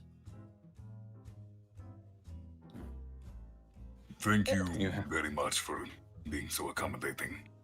Of course. And oh, here. He hands you like 5 more of each pamphlet. Just give these to friends, just spread the good word. I will do so. Thank I'll you, be sir. sure to. And I'll also be sure to put it in my report that you helped us. Of course. Give him a knowing nod. Do you want us to say hello to Mr. Fenton for you? If you see him, by all means. He kind of leans forward. He could use some more friends. Avulaga's very nice as well, but, yeah,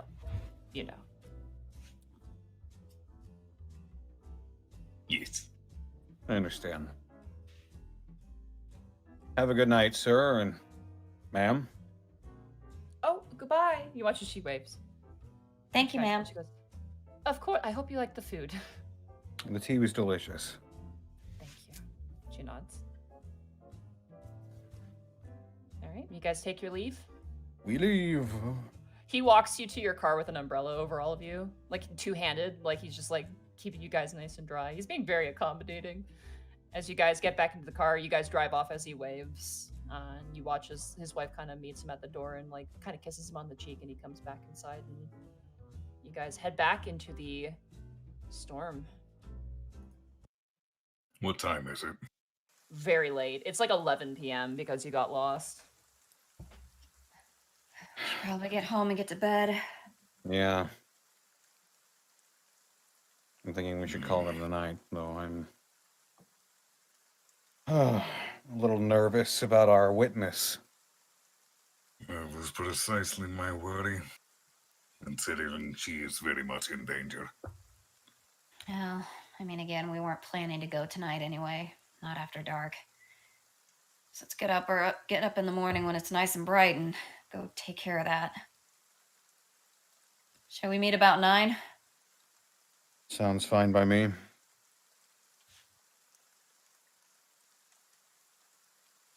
Okay, so you guys want to head home for the night? Sounds good to me. Probably the best idea.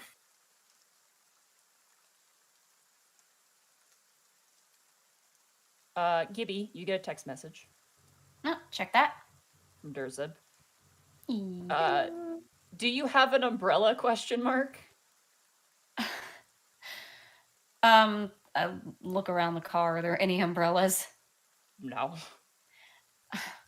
Not on me at the moment, no. You doing okay? He says, I have an umbrella. I'm good. I'll get you an umbrella too. Oh, I'm all right. I'm in the car. They're gonna take me back to my apartment for the night. Okay, drive safe. Don't catch a cold. With like 5 exclamation marks at the end. You neither. Human kisses. Responds with orc kisses. As you guys get dropped off at your respective homes, Bryant, you have a text message as well. Who is it from? Baron Dramar. Oh, good. And it reads, Let me know what your schedule is this coming week. I can make time for something, I'm sure.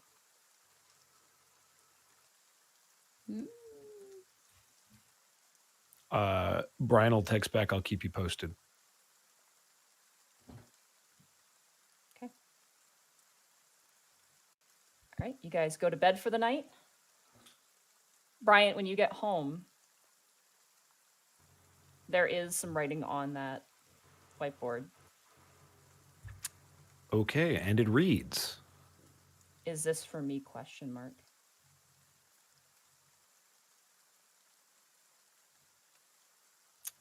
Brian is going to walk over to the whiteboard. He's going to write YES and then go to bed. Okay. You feed Kobe, I imagine. Yes. Okay. He's gross, man. He just swallows those rats whole. His poops are awful, by the way. Like, he has like a kind of a area where he goes to do his business, and you know when he's done his business. Oh, God. But you all go to rest for the night. And in the morning, you wake up, and it is still raining.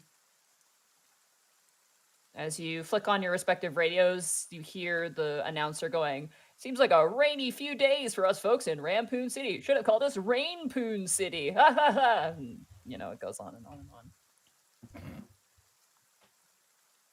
That was awful.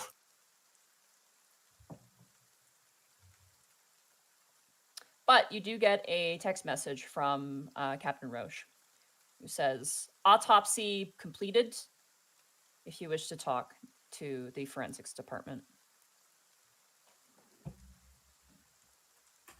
Text the group. Should we stop there first? I'm inclined to That would go. be best. I imagine we're all meeting up there first thing anyway. So. Oh, Mhm. yeah, okay. You guys make your way.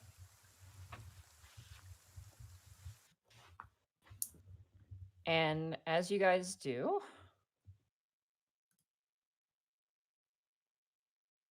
sorry, I'm just getting my ambience switched over. There we go. Perfect. Relatively busy at the front desk as you guys make your way in. You do see Kathy, and she kind of waves you guys very quickly before turning back to a person. He goes, I'm sorry, but if you want to file a report, you're going to have to. And you guys just keep walking down the hallway. You do notice as you guys are walking down the hallway, I can't remember how old she would be.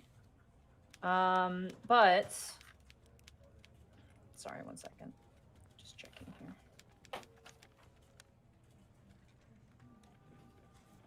You do notice a woman kind of making her way, which is very strange because people, like normal citizens, aren't really permitted in this space unless they are going to see a particular division.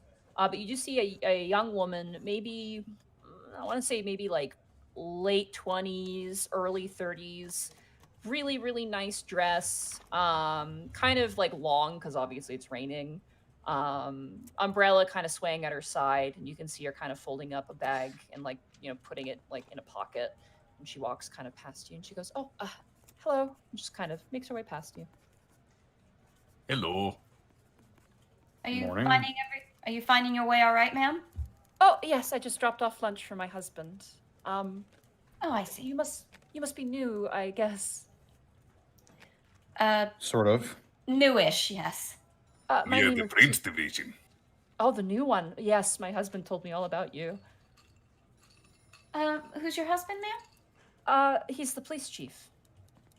Oh. Well, very nice to meet you, ma'am. Very nice to meet you. I'm Tina.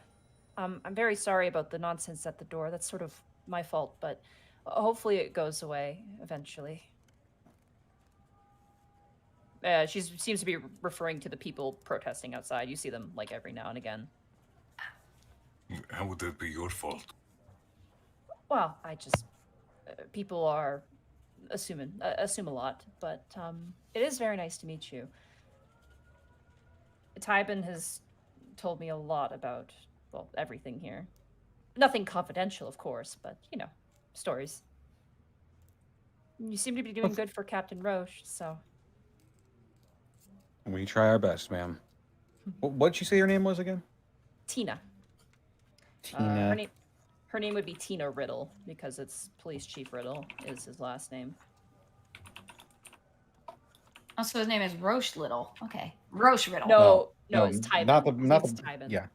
Yeah, Tybin The Riddle Tabaxi is- chief Ah, of the okay. police. Yeah, he's the big tiger guy. I believe our police chief's name is Vernon. Your captain is Captain Marcus Roche. That's his name. Marcus. Oh, I was thinking of the Witcher character. Never mind. Yeah, Marcus Roche is your guys' captain. Vernon. Yeah, and if you remember, the people protesting outside just don't approve of, you know, of beast folk, you know, marrying or having a family with humans. It's like a stigma thing.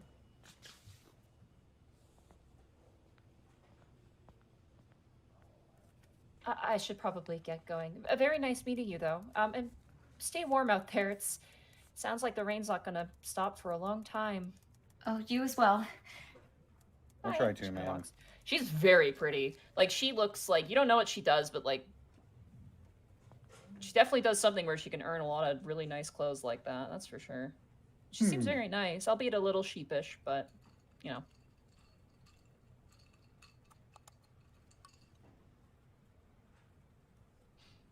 I do Interesting. not like those protesters outside. Love is love. Let it be.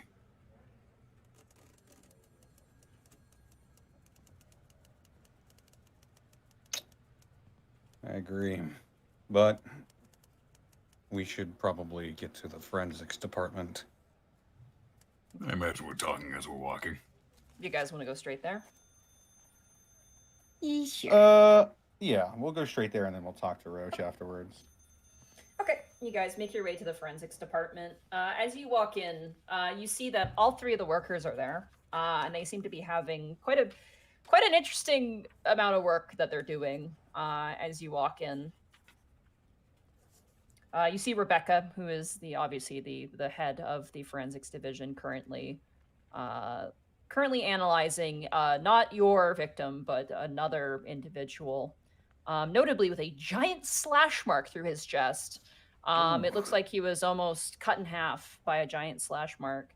But as you guys enter in, she kind of turns and she kind of goes, "Oh, Stephanie," and you watch as Stephanie, who's kind of the plucky, preppy looking girl, kind of walks over and she goes, "Hi, you must be here for the report on Mason, Mr. Mason?" Yeah. Yes. Okay, I will grab that for you. And she walks over. You notice there's two other bodies. One looks like a raisin, like just a mummified corpse. The other one appears to have a broken neck of some kind. It's a very motley grouping of individuals. Seems crowded in here today. Yes, the homicide department's been busy. Not that they do the homicide, but in the sense there's been a lot of cases lately. I see. Well, I hope you're not getting too swamped. No, we can bring in other people from other divisions to help us out. There are other stations that have a forensics department, and we borrow from each other pretty frequently. You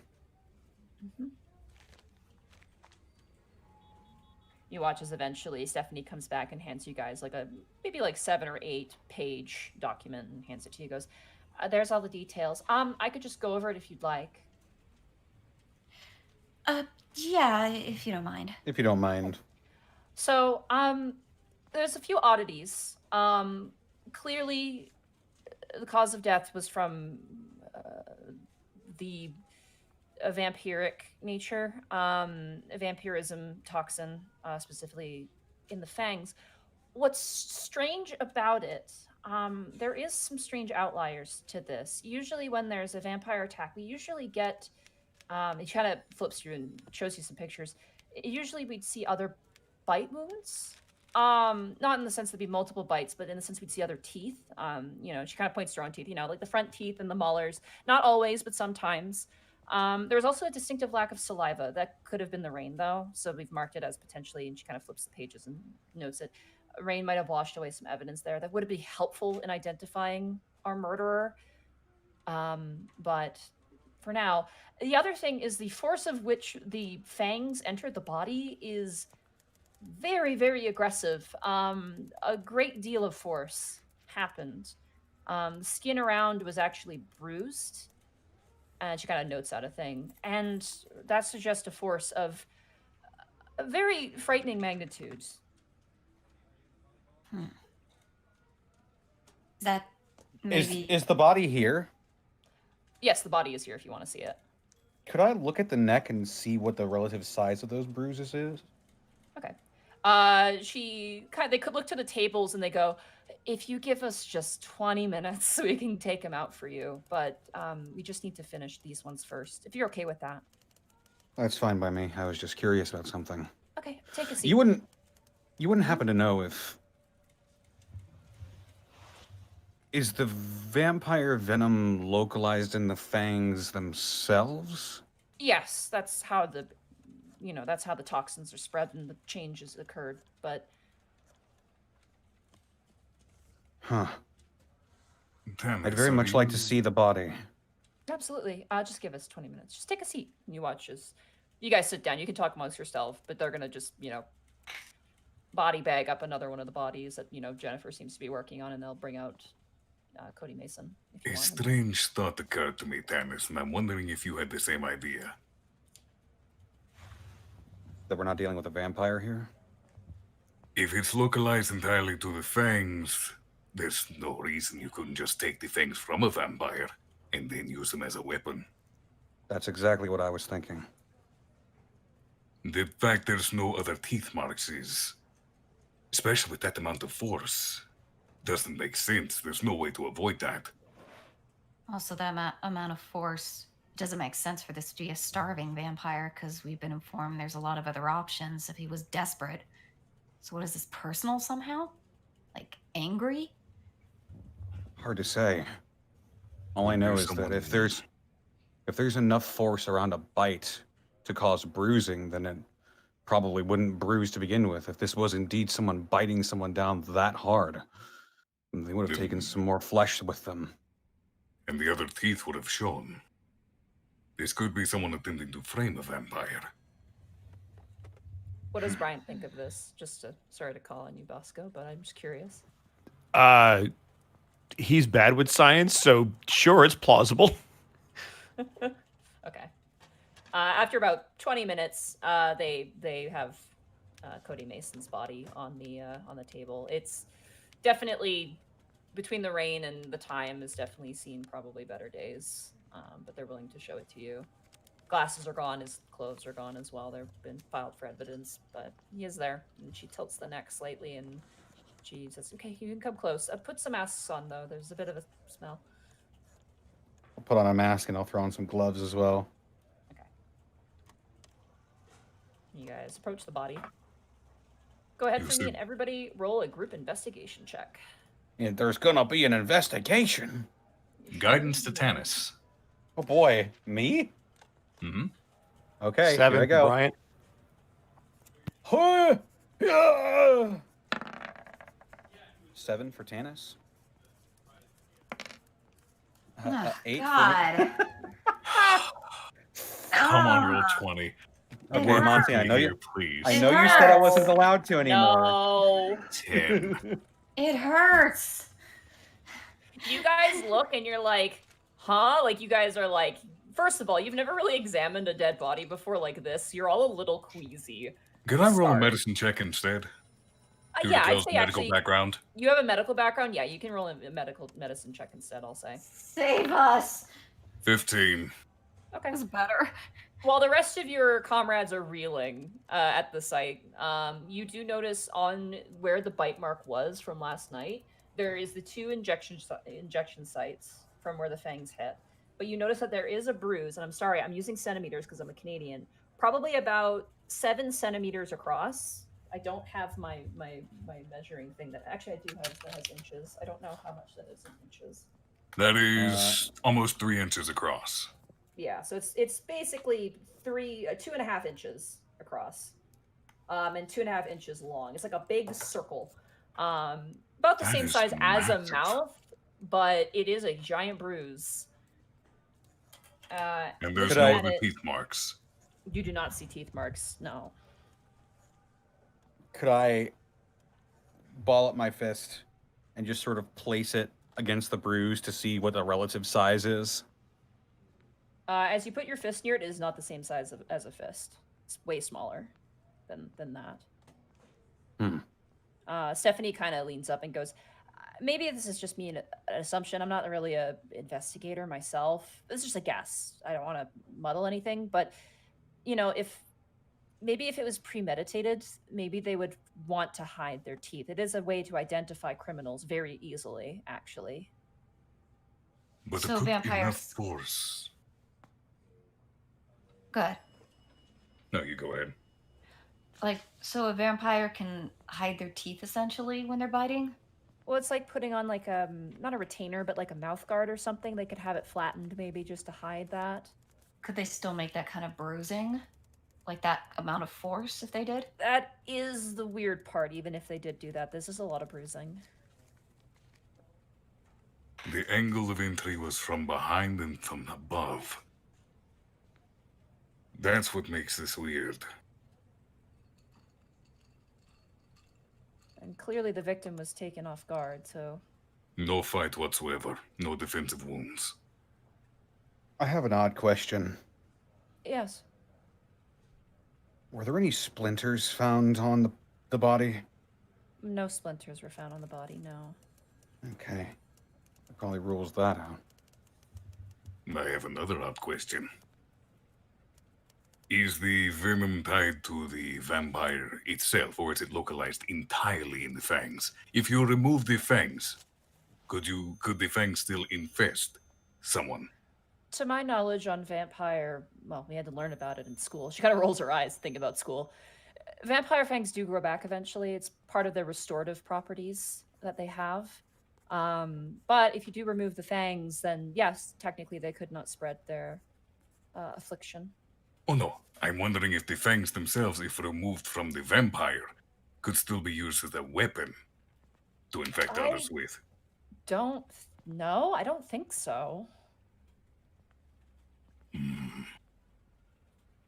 It's similar to human teeth. There's nerves and whatnot that go through teeth. For vampires, it's a bit of a channel, similar to, I hate to compare it to an animal, but like a snake. You know how a snake injects venoms using fangs. It's a similar sort of thing. But if you remove the fangs, Well, they have glands near their eyes that produce the venom. I think the absence of the fangs would. they'd still produce the venom, but the fangs are, the vehicle together. If you just take out the fangs, I believe all you have is a fang. It doesn't produce, or it could have venom in it, maybe, but she kind of shrugs. He watches Jen Fisher, the kind of goth girl who's currently under a microscope, turns and goes, "Yeah, you're a really good forensics worker right there." And she goes, "Shut up, Jen." And they just kind of goad at her a little bit, and they go back to their work. Anyway, this is what we could gather. We hope it helps. I wish we had more. The good news is the cause of death was just one thing, not several, so, that makes it at least clear. That's something to be going on.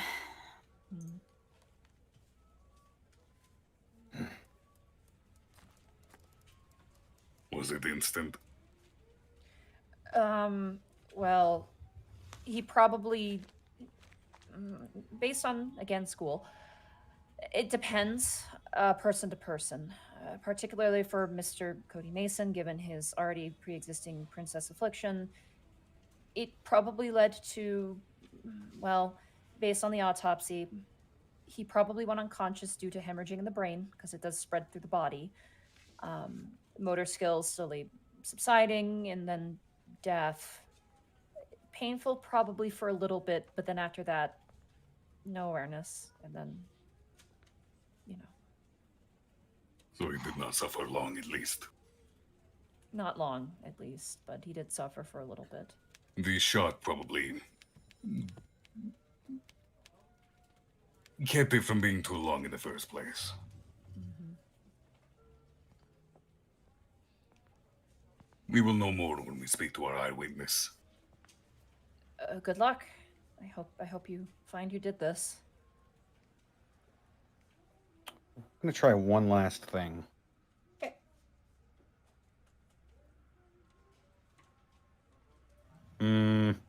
Actually, I don't know.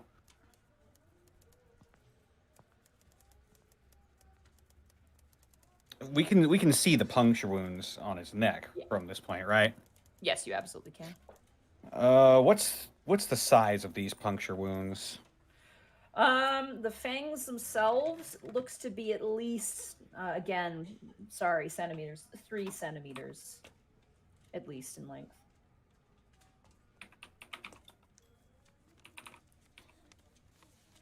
Three centimeters in length. Mm-hmm. What about circumference? How big of a hole Circumference. does it make? Well, it makes a pretty decent hole. I mean, you guys saw a vampire. You can see how it can make a big hole. I don't really know exactly what the size would be, but because I don't, in my office right now, don't have a set of vampire fangs to measure. But oh god, there goes the. Oh, there it goes.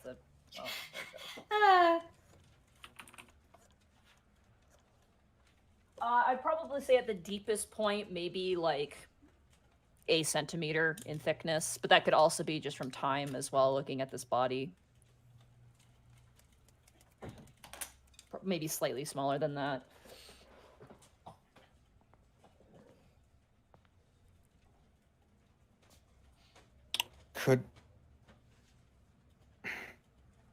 I'm not even sure how to word this.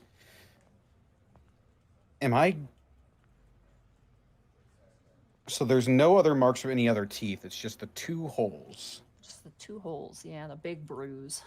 Could I somehow, because I'm a monk, try to work out if there is anything key related to this? Roll an Arcana check or investigation of your choice. They're both the same, so I'll roll Arcana. Guidance. With guidance, here I go. 19. Oh, roll the guidance. 23. Ooh. There is, in your knowledge, nothing about this like even remotely reminds you of any sort of monk technique at all. Okay, just a thought I had.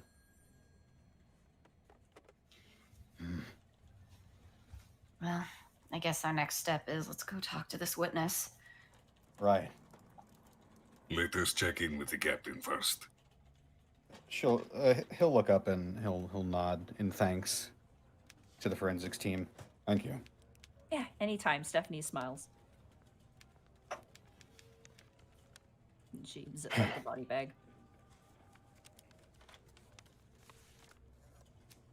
Fun fact, for those of you who do not know, teeth is actually a really good way to identify a criminal. Yeah. Dental records. Yeehaw. Dental records. Teeth are a good way to identify most people in general. Mm-hmm. It's how they typically identify bodies that are beyond identifying. Ew. All right. Yep. So you guys head back to the Prince Division office. Yeah, we're gonna go talk to Roche because he wanted to. As you guys make your way there, you watch as the door opens from the inside, and you see stepping out, wearing sunglasses and the nice jacket, you see Kostemeyer. Hello, Miss Kostemeyer. Ah, fuck. Kostemeyer? Elf. You didn't think you could come here without seeing us, did you? That's what I was hoping to do. Okay, Why is that's that? half true. Taryn had me drop off donuts. Oh, that was nice of her. How are you guys doing? She kind of just looks a little tired. After our fun time at the carnival, Acidback's been a little bit more uptight. Taryn's had to do some... So Taryn you had to do... informed him what happened? Of course I fucking did. It's my job. Fair enough. Yeah, now Taryn has to do remote learning from home, so she's thrilled. That's sarcasm, by the way. She's not thrilled. It sucks. I see. Sorry to hear that. Anyway, I dropped off Acidback's little acceptance letter for this little get-together thing. Now I'm gonna head home. Fucking You hate have- flying in the rain. Fucking bullshit. Can she just have Acidback send a car? She looks at you like, If you didn't want to, fly in the rain. I think you're asking if I want to be a bitch, and the answer is fucking no. Despite herself, Gibby can't help but laugh a little at that. It's like, Don't fucking laugh at me. I'm Fuck you. No, I Bullshit. understand. I understand completely. She looks pissed and she looks towards you, Bryant, like to deal with this shit all the time. Fuck this. Brian's just going to give a nod. Anyway. Safe flying then. No, I'm gonna fly dangerously. Fuck you. And she starts walking away. Mind the lightning. No, I'm gonna high five it. Fuck you guys. I'm out of here. She heads up. She heads up the stairs. Disappears. We're seeing her a lot more frequently than I thought.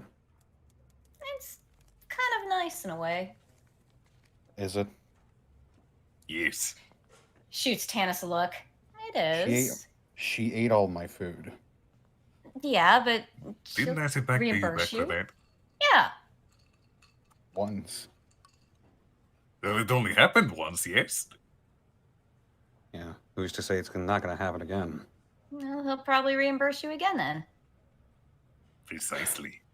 I don't like having to go out and buy more groceries just because a dragon broke her way into my apartment and ate all of my food. Maybe get him to do grocery runs for you then. I just might. Oh, if she does it again, he could have her deliver the groceries for you. His punishment. I have a feeling my grapes might wind up poisoned that way. I can fix that for you. Well, shall we? Yeah, let's go in. Okay. You guys head in. Roche is there. He's working at his desk. There is a box of donuts on his desk that's opened, and he's currently eating one. And you see Lucy currently eating one on a plate, and she's like, "Hi guys, Hi, Lucy. Lucy, Captain. officers." He turns back to his paperwork. Notably, Lucy's desk is missing all of the other division's paperwork, and she's currently got the Prince and Princess registry up at the moment, and she's currently writing in that.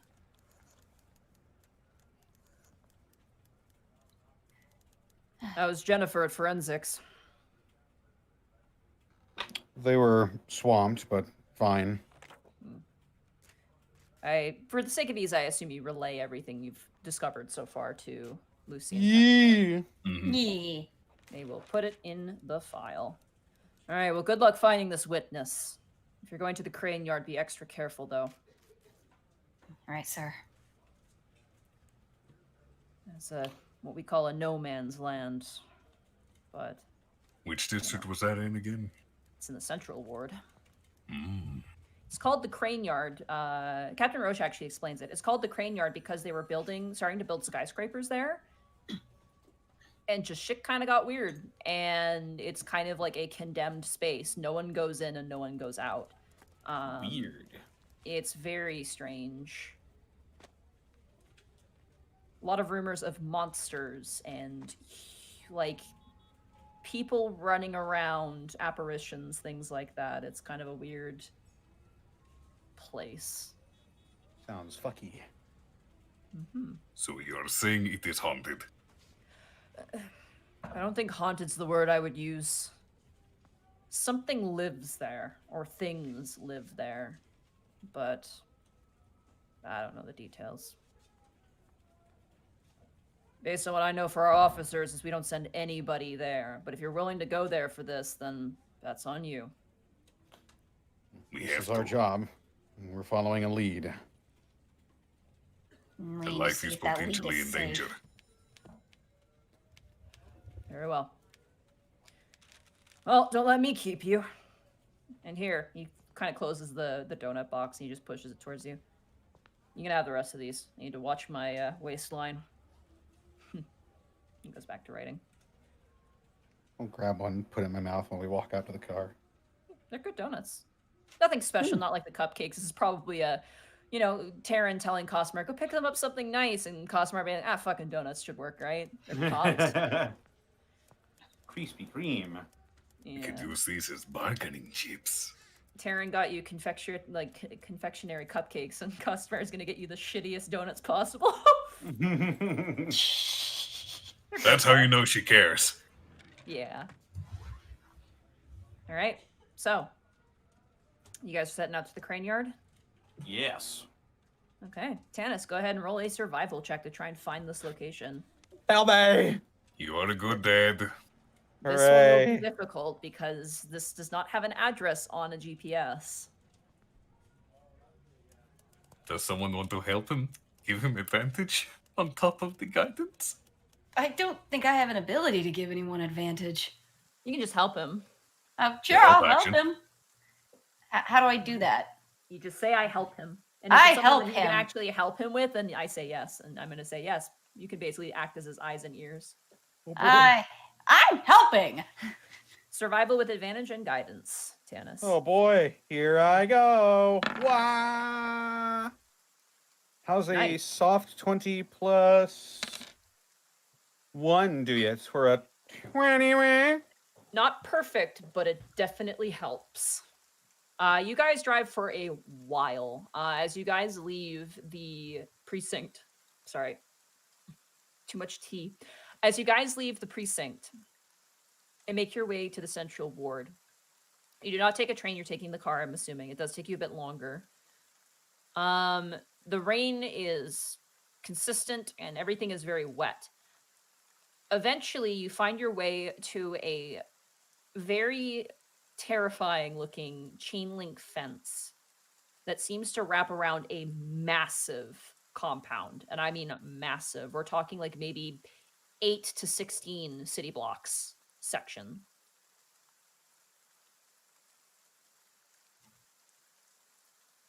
And as you guys enter, you can see why it's called the crane yards. You see a bunch of skyscraper cranes just abandoned. They're not like in disrepair, they're just left. You see the foundation of rebar and buildings, and they're just half finished. As you guys park the car and look out, you see signages saying, do not enter, trespassing illegal. And other signs that say, enter at your own risk, trespassing is illegal. Various different warning signs that aren't consistent. I would say Khel and Bryant roll an investigation check for this. Just because the other two did what's necessary for driving. 9. 13. Khel, you get the sense that these signs probably aren't accurate to what the actual message is, but more just to put up to really prevent people from going inside. Notably, the top of this chain link fence has barbed wire on the top as well. You do not see a door either. This is unlike the other compound you've been at. There is no actual door. It is just a solid chain link fence. Could we go around the perimeter to see if there's any holes?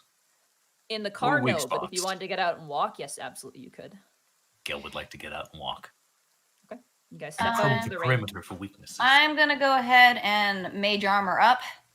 Okay, you flex your hand. Roll. Go ahead and roll your d20 for your wild magic, please. Yeah. Car's gonna explode. Yeah, you're fine. Oh, You guys- right, that reminds me. Let us just go ahead and do these. Each of you increase your maximum HP and current HP by 10 points. For the next 8 8 hours. By 10? I was gonna say, it's like, you want to save that? It's like, oh, you're good. All right. I 10. cast it at 3rd level, so it's 10 instead of 5. It is a Oh. 3rd level spell. Oh, so when no, 8 you're is wrong. 2nd level. You are completely correct. So yes, 10 additional hit points for everybody. Wow, not Robbie?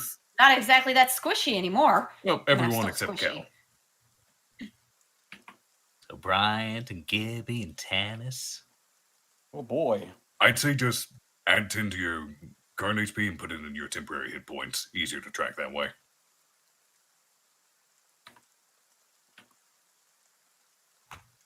Okay. Yeah.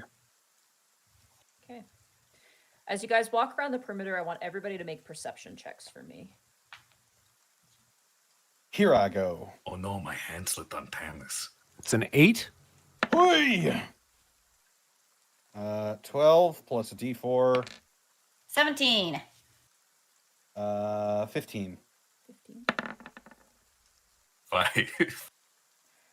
Khel and Bryant, you're a little too preoccupied with the nature of the rain and just the general look of this location. Something about it is very, like, obviously by itself as a concept is already kind of weird, but like there's something about like looking into this location that's just very unnerving. It's not the same as like going into the graveyard or going into that catacomb. There's a different vibe here. Tanis and Gibby, you guys do notice as you're walking across, there is some shrubbery, and you do notice that there is a hole. It's going to be a bit rough for Khel, but it might be possible. An entrance into this thing? Yeah, it's hidden behind like a bush that probably was part of like a horticulture feature here. It's just been left unattended. Notably, the gotta hole wait. looks like it was cut into. It looks like someone took wire cutters to it. It's not a natural, like, it wasn't made. Man-made opening. Definitely a man-made opening, yeah.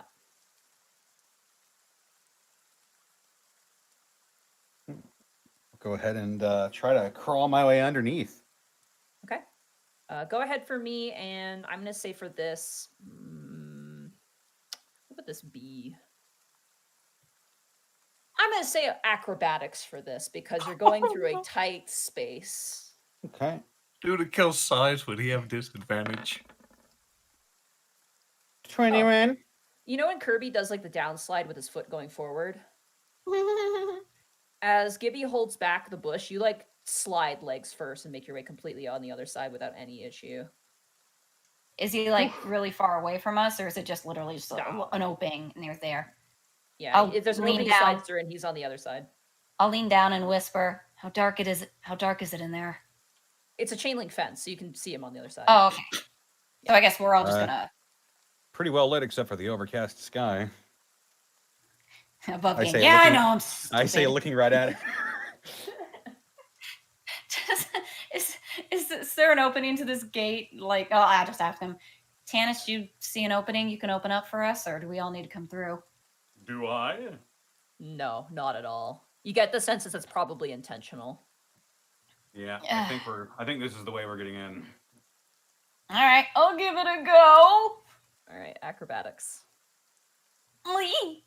17. Not terrible. Out of everyone, you're the shortest, so you have the easiest time.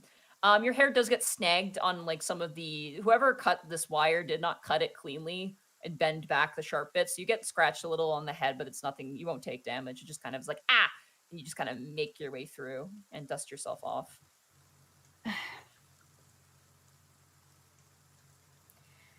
All right, guys. Khel Can is I, going to pat Bryant on the back. All right, You Brian. got it, buddy. Acrobatics 13. plus guidance. 17. Ooh. Okay, same as Gibby. You go in, your jacket gets caught, like the tail end of your jacket gets caught and you're like, because you feel like you got stopped by something. But Khel on the other side, you just kind of unsnag it and he makes his way through. Could I help Khel by maybe using Mage Hand to sort of try and hold it open a little more? Sure. Khel, go ahead and roll a straight roll. You're going to have disadvantage, but I'll say with that, it gives you like a straight roll. Acrobatics. Yes! No. Khel gets about halfway and then his stomach gets stuck. Khel is just going to look up at all of you with the sad puppy dog eyes. Help me. I am stuck. Does anybody have scissors or something? Can I pull out my short sword and try to whittle him out? I would say probably you would probably hit him if that's what you're attempting to do, because the amount of force you would need to break a chain link fence would be enough to hurt your friend. I would say if two people want to grab either arm and pull him through with an athletics check, that is a possibility. I'll lean down and grab. Yeah, I'll let Brian and Tanis should do that because my athletics are crap. All right, Brian. 1, 2. 17. Natural 1. You pull and you pull and you're pulling. Turns out, Tanis, you were holding on to the bush, and by himself, Bryant pulls Khel all the way through. You're a bit scratched, your tail gets nicked, but you make your way through. It's not a very graceful entry, but you're there. Oh, Thank you. I was wondering why it felt soft. Now I feel better about my obvious this is a chain link fence comment. We'll have to Right. see what we can do when we're coming back out. As Maybe you guys go turn ahead and around, use your sword. you see the cityscape behind you, this strangely unfinished location. You see roads that are just worn away, but not in the way you would imagine, being driven on, potholes, that sort of thing. Any paint that was drawn on is just slowly faded with time, but beyond that is completely untouched. There's a sort of moaning creaking of the cranes above you. And as you kind of step further, there's this sort of fog that clings in between the different unfinished buildings. And this is where we're going to take our break. Whew. I'm so happy I rolled low on that. Gracious me. I'll go over back to our ambience. I'm gonna take a bathroom break. I gotta feed my cat. We'll get a sandwich. Foster, are you okay to do the bit stuff? Yeah, I'll be here. Okay, cool. Thank you. What up, guys?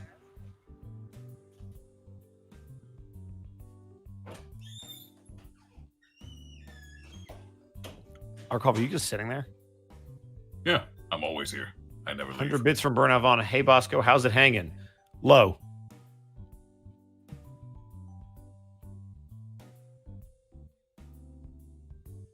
Yes, the Edward Bosco. The Bosco halftime show. Yes.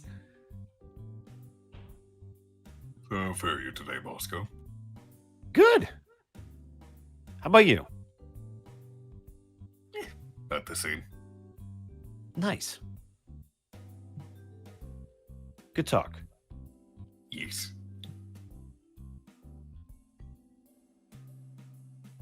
Your voice is back. That's good. Mm-hmm. You're probably going to lose it again, but you have it for now. Time willing. Well, I'm just saying all the work we have to do, you're going to be screaming at that damn game. Probably. But we'll burn that bridge when we get to it. Mm-hmm. I've already started on the process. I've started on my end as well. I still have to send you stuff, and we'll make it happen. Mm-hmm. We want more Bosco. Hey, said no one ever.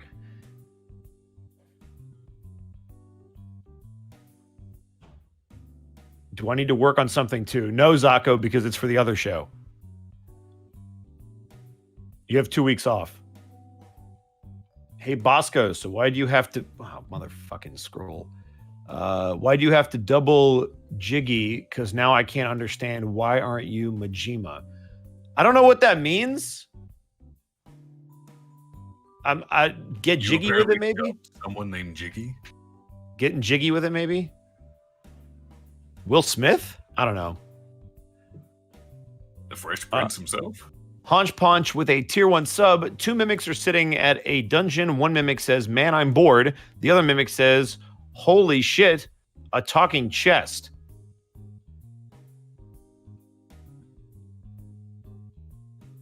Huh? Zako, my point was you're taking a break from certain things. What you do with your own stuff is up to you. How's life treating me? Ha! Let's see. What else we got here? I meant Jaggy. Jaggy? The hell's a Jag? Like Shaggy? I'm back. I'm just gonna eat my cereal. Who do you think will win the NCAA men's basketball tournament? I don't have a clue. I haven't followed it. I'll be honest. Bosco, will you be playing Mass Effect Legendary Edition when it comes out? Maybe. I don't know. I've kind of gone through the games already. So unless there's some DLC I haven't played, probably not. But if I have a reason to, maybe.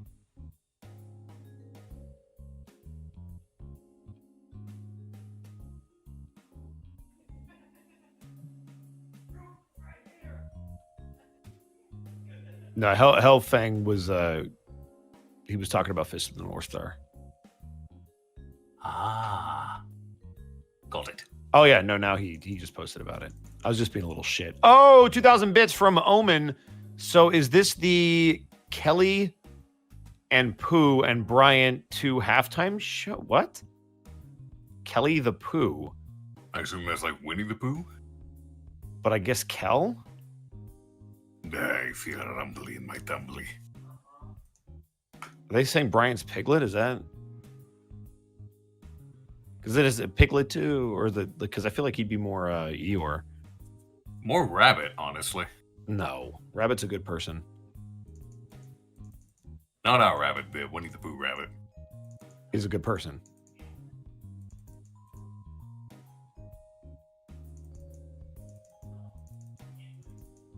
I meant the more shouting at Pooh thing. I've never played Mass Effect 3 because my brother lost the damn disc. Then you were spared.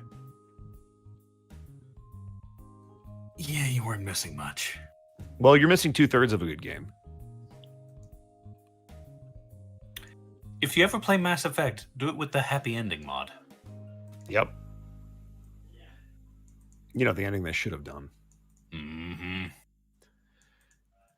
And now I'll never get to be in Mass Effect. Question, Bosco. Using Van Richten's Guide to Ravenloft as inspiration, do you think you're up to running Barovia Adventure again as a Halloween special? I will do whatever Monty wants me to do.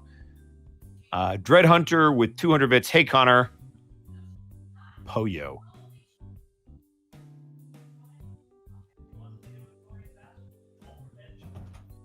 I don't talk about the Mass Effect 3 ending. Good. People are saying Poyo. Interesting. I assume that's related to Caitlin, something she was doing on the gateway. They're just what did Caitlin just say? Poyo? We were talking about how Kirby is like an eldritch god or an ancient entity that devours stars and kills gods. It's a Kirby thing. Got it. I did not. Okay. Oddly enough, one of the moderators for the Unexpectables, Colonel Cheru, voices Kirby in terminal montage videos. Mm-hmm. Small world. Yeah.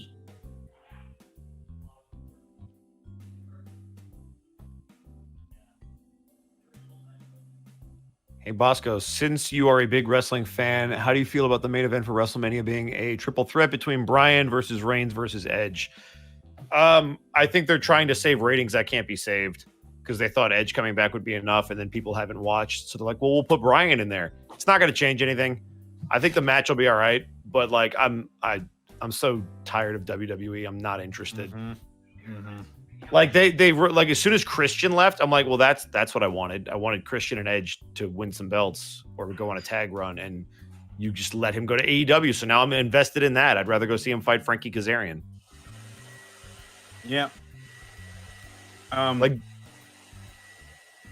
by the time they turned Reigns heel, it was too late.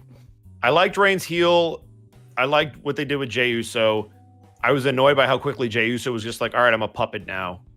He was just like, it was like somebody just changed the character. They're like, okay, so we need you to be this now. There was like no easing into it. There was no deliberate attempt to slowly make him come around. But yeah. I don't know. I like Roman Reigns' heel. At least they got that right.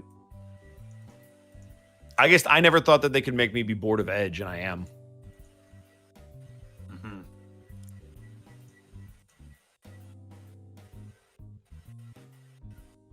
They're also doing Sammy versus Kevin at WrestleMania, and I'm like, this is stupid. I've already seen this match in better places, so what are you doing? Mm-hmm. I've seen this as a better match in WWE. It was in NXT. Mm-hmm. So, you know, when they were like 5 years younger.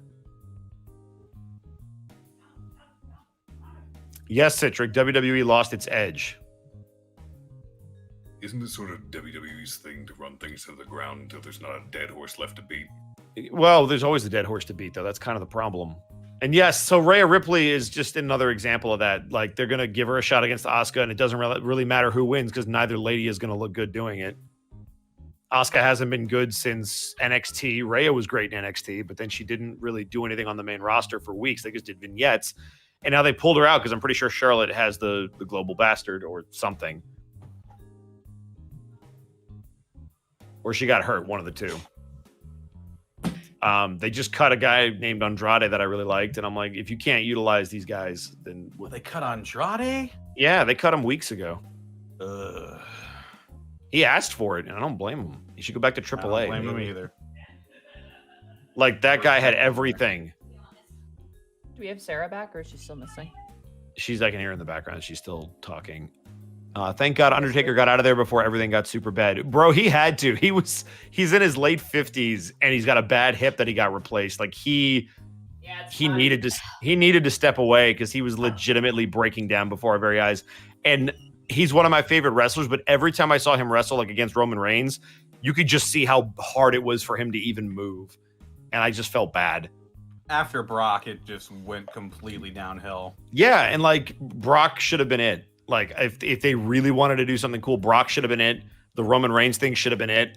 There was that disaster in Saudi Arabia that they did. There was the Goldberg disaster. It was just like the fact that AJ gave him one last good match. I'm glad I got to see that Boneyard match because that was amazing. That was fun. But that's the way he should not come back no matter what. And I don't think he will. I think that's why he's doing all the interviews. She got hurt because they cut in. Oh, right. That's right. I forgot about that. Yeah. Do you have Sarah back?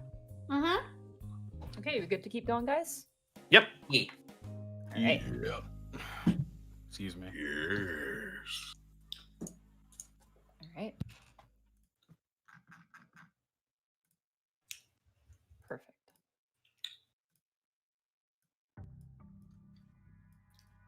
So, what is the marching order as you guys are making your way through this location? It's pretty open, but if there's any sort of formation you would want to take, please let me know now. I would say Gibby sandwich. Okay. Yeah. With Khel is some of the ingredients inside as well. So I think it's Tanis at the front or back, and Bryant vice versa if he wants. I'd say, yeah, go ahead and do that, but also give me a little room, boys, because Melf's Minute Meteor is up. okay, how long does that last? 10 minutes. Okay. We might be walking for longer than 10 minutes. You might, if that takes a slot, I might recommend against that. I want it up before we have to roll initiative. But, alright, I'll hold off for now. All right, so I'm gonna say What it- Tanis in the front, Gibby, Khel in the middle, and then Bryant in the back. You aren't constantly walking in this position, but this is just the default position if something were to happen. Yeah. For when stuff might go down. You never know. Okay. So, where are you going? So what do we see in front of us? Just buildings? Anything in particular strike us? unfinished building, big cranes that have just been abandoned. It's weird because like you'd expect like a disaster or some sort of like it to be way more broken down, and there is a sense of that. You do see plants kind of reclaiming the concrete and the soil and whatnot, but that's about it. We're The other looking strange for a thing- temple. The other strange thing is there is not a single animal that you can see. You do see birds, like you see crows kind of land on occasion, but you don't see like like rats or anything like that as you're kind of making your way forward. Oh, wait a minute. I give Khel a poke. Hey, Khel, Yes. this woman we're looking for, she's similar to Bryant. Would maybe good detect good and evil, or my detect magic ping on her? As in the past. Not You never her tried it on her, to exactly. be honest. Like, when I use that and I look at Brian, there is nothing. Mm-hmm. But at the same time, it only lasts 10 minutes. This is a very wide area to cover. We're looking for an abandoned synagogue devoted to the 4 elements. Do we readily see any buildings that match that description? Nope. You see half-built skyscrapers with barely any they're like just concrete bases. There's no like glass or anything. You see like stairs, but that's about it. Being a No. monk, would I be able to see it if I recognized it? Probably not, because you're not a 4 elements monk, so. Right. And no Now, Now, animals. is this just pavement or is there dirt? There is dirt some places in some lots where they probably like started to excavate. You even see as you're walking down, you can see a bunch of water pooling in what would probably be like a basement parking area that they had started digging out but just left. And there's just a ton of water down there, like muddy gray and brown water as you guys kind of walk past. There are streets here, like there are roads here. The roads themselves range from new pavement to something old, from like an old old established road. Any street signs or? You do find like one street sign that is kind of bent backwards. The street sign on it is just rusted and faded. It was probably from, you get the sense, excuse me, you get the sense as you're walking forward that there probably was like something here before they kind of began to develop the area, similar to other parts of the central ward where, you still have places that have houses like that one temple you went to where you found the werebore. Like there is still houses like that, and you get the sense that those houses were probably demolished and like they started processing them, and some got halfway and some didn't. Like you even see some decrepit, just rundown wooden houses as you're kind of walking through as well. It's weird. Are there any structures that are decently tall, high? The tallest thing you can see are the cranes themselves. Here's a Are there any cranes question. nearby? Yeah, there's one right near the chain link fence when you guys entered. I'd say you guys are kind of like wandering around a little bit, not going deeper in, but just kind of getting a sense of the space. Yeah. Monty, Mm-hmm. could we look around for any symbols or tags or anything that might mark the way? Okay. Because given such a large area, if they want people to find them or find their way back to base, they probably have it marked in some way. I'd like to find a building that's high enough to get a vantage point, but I don't want to just be like, Tanis, get on the crane. That was kind of my idea, actually. I didn't want to be like you, Elf. Get up there. You're the one who's nimble. Okay. These are tall cranes, by the way. Like these are the things that make skyscrapers. They're taller than what the skyscraper could have been. Do The these one look that's old closest and- to the one that's closest to the chain link is probably the shortest. It's maybe about, I'm gonna say like 5 to 7 stories tall right now. But in the distance, almost like these foreboding trees, you see multiple more cranes that are in various different heights.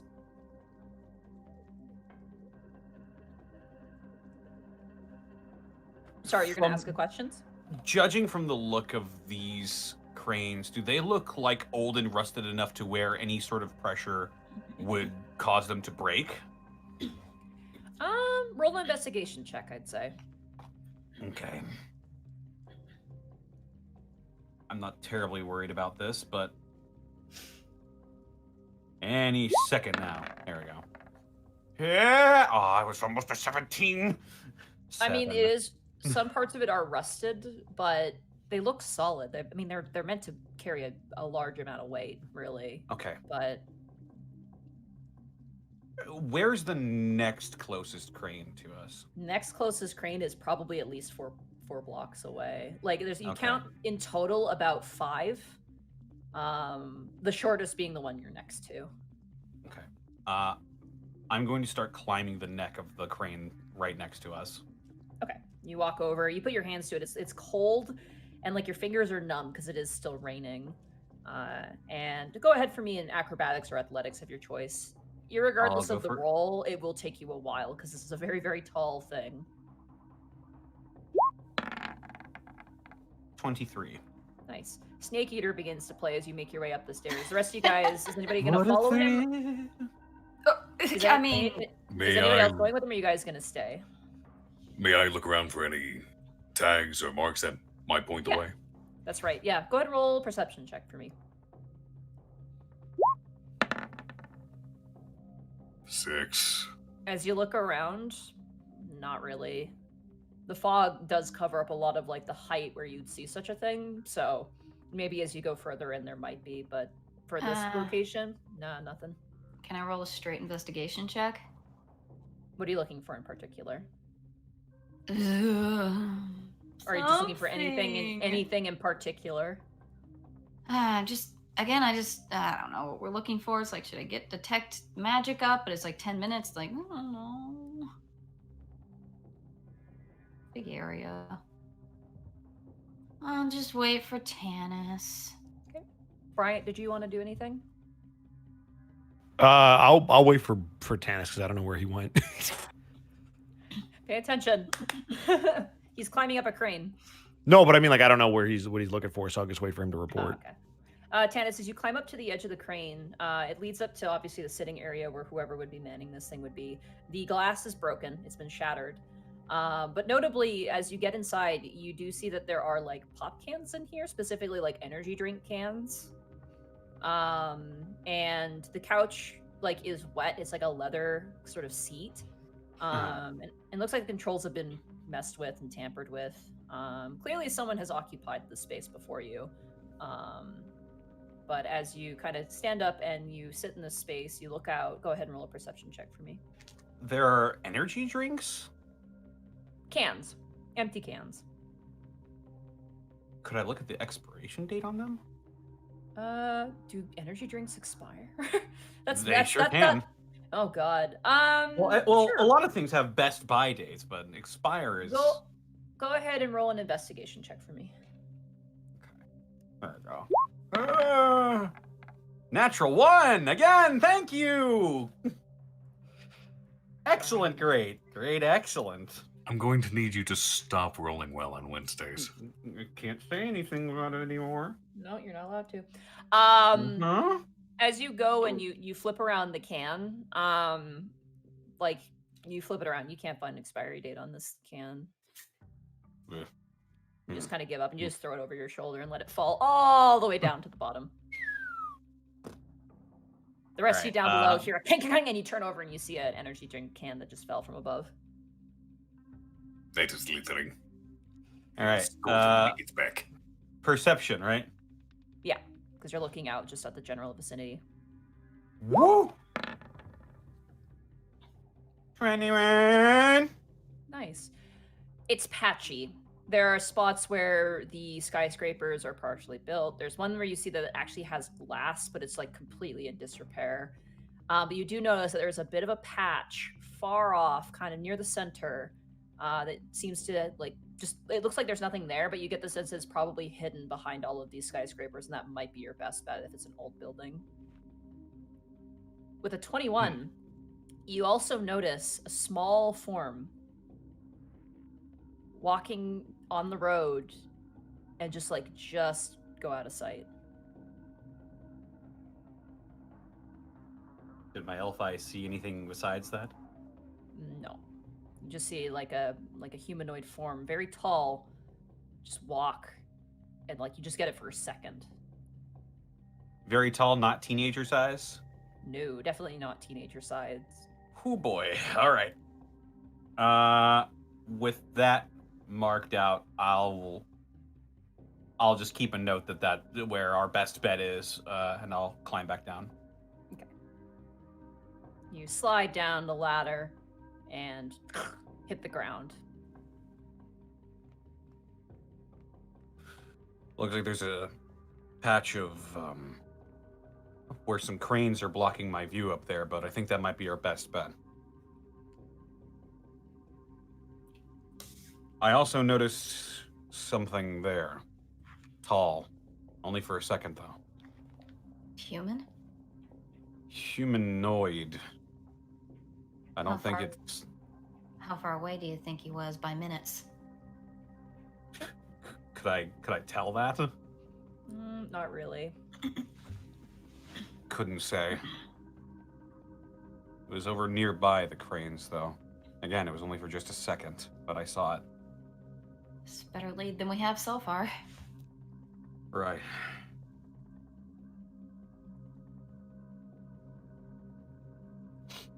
Khel will hold out the energy can.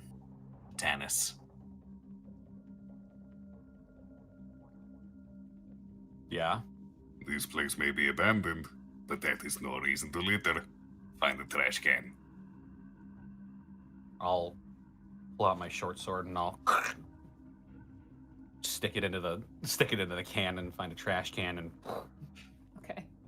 like I'm on duty or You something. you find a bucket where probably whoever used to work here would probably like put stuff. So you just chuck it in a bucket and flip the bucket up, right? And that works. I've served my sentence. Good. All is well. Uh-huh. Let's get moving. Lead the way. I'll lead them towards where I saw the cranes blocking what I think might be a big building. Big building. It was skyscrapers blocking, not cranes. There's only a few Skyscrapers. So lead them to some skyscrapers then. Khel, I want you to roll another perception check for me, just as you're moving on. And I need a survival check from you, Tanis, assuming you're the one guiding the party right now. Okay. This is an 8. Okay. 14. Okay. Something really quick. Okay, everybody perception check for me. You want another one from me? 13. You assuming each time we do this, Hey! you guys are moving, so 6. oh, not your day, Khel. 4. As you guys are walking, the fog rolls in a bit thicker, and it doesn't go above your knees. It like stays near the ground, and it kind of wisps around, and is. Maybe it's natural. You're not sure. It's definitely strange. It's a fog. Yeah, it's like kind of a low fog. You ever have like a fog machine running, and it just kind of seeps down onto the ground, kind of like dry ice a little bit. Okay. Yeah. Yeah. It fluctuates at times, but it's pretty consistent. Okay. Could I stealth with Mask of the Wild? In this fog, yes, absolutely, I would allow that. Yeah. I can attempt to hide even when I am only lightly obscured by foliage, heavy rain, falling snow, mist, or other natural phenomena. Yeah, I'd count this as mist. Okay. But as you're walking, Gibby and Tanis, you notice something on the wall up ahead. It's just like one of these concrete walls, that was probably going to be used as sort of the basis for a building. And you do notice there's something scribed on it in red paint, very quickly and thickly slapped on. This is about 40 minutes into walking through this area as well. What does it say? It says, "Turn back now. Beware the beasts of K." And I will write that message for you. We're the beasts of K.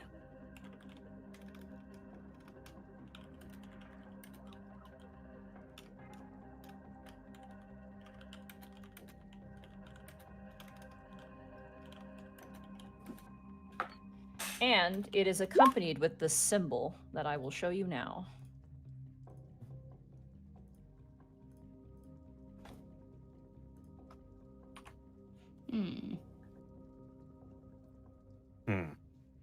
Anyone who wants to can roll a religion or history check for me.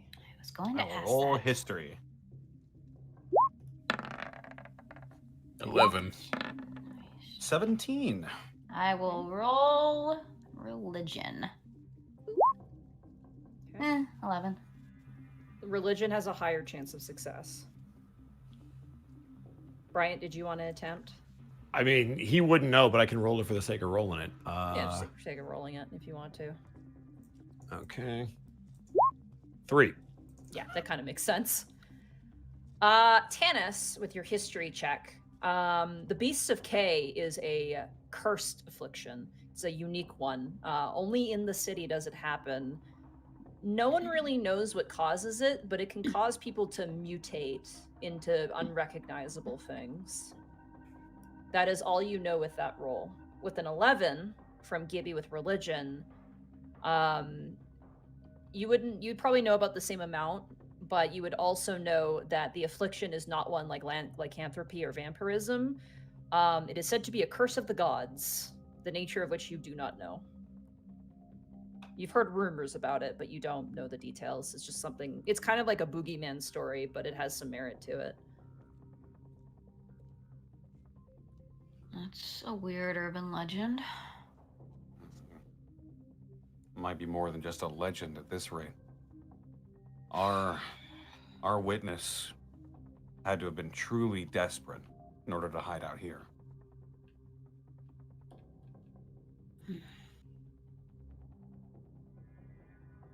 At the same time, Clara told us the Cursed Artist Collective lives out here.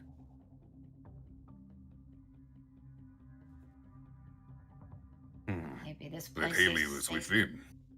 Maybe this place is safer for them than we realize. Or maybe they really are cursed.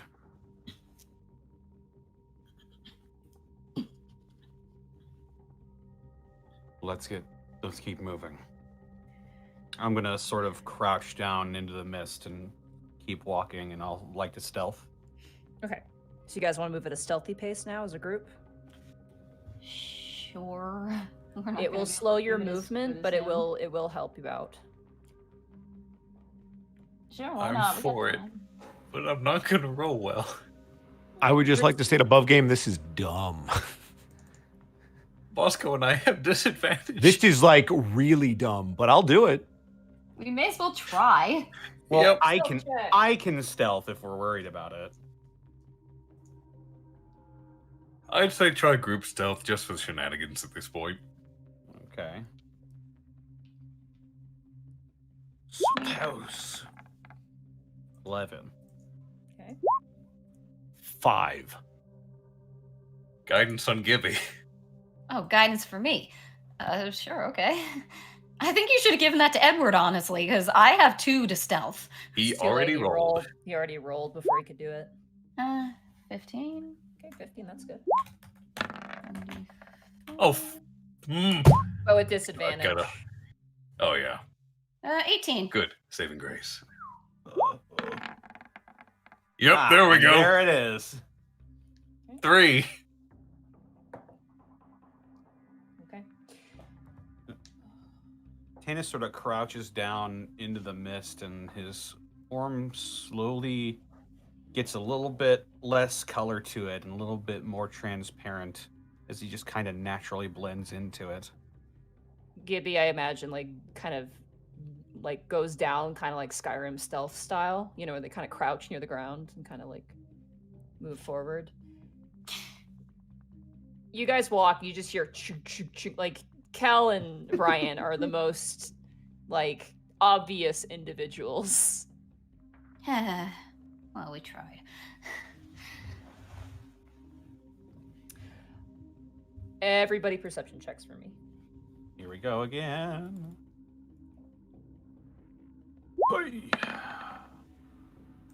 17. 2. That one. Aw, Kill's having the worst time. Welcome to the Okay. Prince Division, everybody. Yeah, but Gibby got a natural 20. Gibby, you smell something foul in the air as you turn one of the corners. Gibby will both say, I smell something, And also, can I please cast minute meteors now? Sure. I mean, if you want to, unless you want to see what it is first. I'm gonna go ahead, because if I wait, I might lose my shot before we have to start battling. Okay. The smell, just to describe the smell to you. It smells like a rotting carcass. And it has sort of an air of it of iodine, as well as kind of like a buffalo musk. That's kind of a weird descriptor, but Ugh. like if you ever this is very specific, but if you ever soak like animal hide, that's like a male animal, and it kind of has this natural sort of like pheromone musk to it. It's a really horrible mixture. It smells like a dissection, but not at all. The So, added like- humidity does not help with the odor. And as Gibby pointed out, you all notice it. It hits you like a ton of bricks. It's not a pleasant smell. So it's like a skunk that's roadkill. Worse. Way worse. Out in the rain for a few days. Just a touch of sunlight. Do you guys want to go and try and find the source of the smell, or do you want to leave it? Is it in the direction of where Tanis is leading us? No, it's off. It veers to the left. It smell seems to be coming from a building.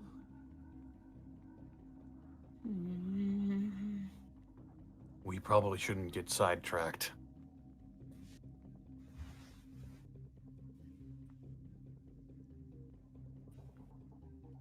I am in agreement. Typically, you do not go towards bad smells unless it is your objective.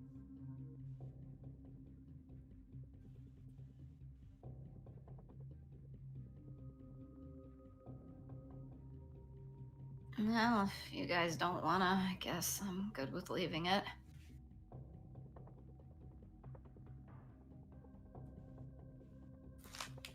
Okay, you guys want to proceed forward as a group? Is it similar at all to what we smelled when dealing with Dragoo, the Deathlock? The rotting carcasses and whatnot? It's a little different, but it is somewhat similar. That is reason enough not to go. Okay. You guys want to proceed forward? Let's go. Sure, why not? I want a survival check from Tanis first. Just to Here maintain your positioning. Here I. Here I. Here I. Is it not loading? Maybe you should refresh. If you cast like 50 guidances, I'm gonna be scared. Why don't you refresh? Maybe Do you want to cast guidance? Oh, hey, it went instantly for me. There you go. All right, here you go. Oh, you were waiting for me. Right, roll the guidance.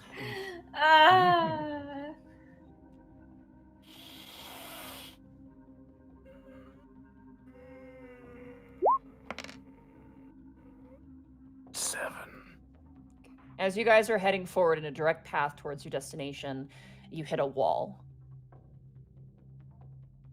It is a flat concrete wall that appears to also have barbed wire on the top as well. Meaning you have to go left or right. So which way do you choose to go? What is in either direction? Anything interesting? As you look to the left, it appears to open up to a less developed road. As you look to the right, it appears to lead to more, essentially just more open lots, essentially. So like undeveloped grounds that were cleared out in various different states. If we follow the road, we're bound to get somewhere at least. There is something to be said for following the path less traveled. Why did I have a feeling someone was gonna say that? While that is true, we're fishes out of water here. What do you think, Bryant? Oh, sorry, go ahead. So there's one that leads to a path and one that leads to Like Kind of back open road, direction. basically. like not So finished buildings. To give you a sense, the road would be more out in the open, but might be a better path to take. Whereas the other location would probably be less direct, but you have way more cover. Yeah, fuck it. We're not going to be stealthy anyway. I agree. Roads. Fair enough. I kind of agree with roads. Like, the cover is nice, but it seems like it'd be easier to ambush us out there. I mean, either way, but, you know, if there's more cover and stuff over there, it's easier for people to hide, too.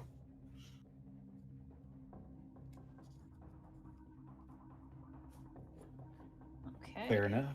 You guys are taking the road then. Yep. So assuming you aren't going stealthily, do you guys want to roll perception checks or do something as you're walking? I'd like to roll a perception check. Sure. Anybody else can do anything they want, I suppose, but Yeah. I have really good perception. I'm just opening up the options if you guys are like wanting to do anything else as you're walking. Trying to see if there is anything else I can do. 18. 18 as well. Okay. Aw, dude. 18. Bryant, is there anything you want to do or you just want to do a perception check? I can roll a perception check if you want. I think they got it covered, but I'm always down to embarrass myself. 10. I'll just do perception. I've got nothing else. I'm gonna stop rolling now. 6. Sorry, buddy. Yeah. Hey, Arcolf. Let's just let Connor and Sarah handle it. They got this. Yeah. We'll be all right. We are here for moral support. Yeah, you As got you this, guys guys. are walking, this area is like old plaza grounds. Like these are old businesses that have just been boarded up.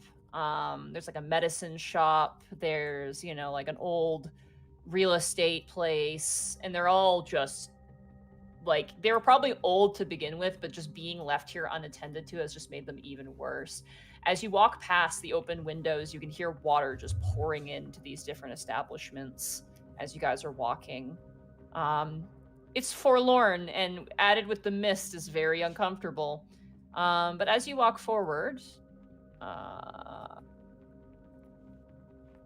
okay, yeah, that definitely would probably actually have to roll. Okay, Bryant, you see something. I do? Yeah. As you're walking past, you see curled up on top of one of the newspaper, like one of the old, like, you know, thing you open up and grab a newspaper out of, is one of those little palmels, a little spirit thing that you saw before. That Lady Odelia is following that girl around, the photographer girl. Why are there spirits here? Why wouldn't there be? Didn't That's a she good say question, they Mega only Man. last for a very short time? They vary. They don't usually last more than a year at least. They're very short-lived, maybe a few months. It was misconnections, wasn't it? Yeah, basically they occur if two people meet, and if their interaction would have been life-changing, then these things are made instead. But do they show up in the location that the interaction happened, or do they just pop into the world? Well, I'd say you're smart enough to know that these things followed around with, what's her name? With Haley. They seem to be kind of followed her a bit like ducklings. So that would indicate we're on the right path. in a way, yeah. But it is there. It is sleeping. Okay. Do you approach it? Do you leave it alone? Oh, I'm gonna leave it alone. I don't need to draw attention to us. But that's a good sign that we're on the right path. So hopefully forward as we move, we'll see some actual person. You do watch as you go, you're like, okay, there it is. You watch as it actually shoots up and looks really panicked and then moves. And something about that makes you go, something's coming. And Gibby and Tanis, you do hear the sound of something scraping around the corner of an alleyway. Now would be the time to hide with those perception checks. Sure, why not? Okay. Is that a stealth roll or what? I'll just say for the sake of this, because of the high perception checks, you guys got enough warning. You guys go and hide in one of the businesses. You jump through one of the broken windows and just kind of hide and put your backs up against the inside. The inside smells like rotted wood and rotted clothing. It seems to be an old laundromat. As you guys kind of press your backs up against the wood. It's wet in here. your hands get wet. But you do hear sort of a scraping and a heavy breathing noise round the corner. Stealth checks, those with armor with no disadvantage because you're sitting still. Guidance on Bryant. No disadvantage. So Mask of the Wild. It's a 16 for Brian. 13 for Tanis. 8. 4. Wow, that's a shitty fucking roll. Yes, it is. No, not for you. For me. Plus. Oh, there's no plus. Okay. Well. We have an 8, a 4, a 13, and a 14. So. Technically, that is a success. As you guys are pressed up against the wall, you hear a scraping and a breathing sound. You guys, in your hiding, can't turn and look at this creature. But you see the silhouette, the shadow of a very tall creature slink past you. It has elongated proportions of a human being, the neck being extremely long, and where there should be hands, instead are these long protrusions that you see in the silhouette. And it just slowly trudges by. And you just hear a...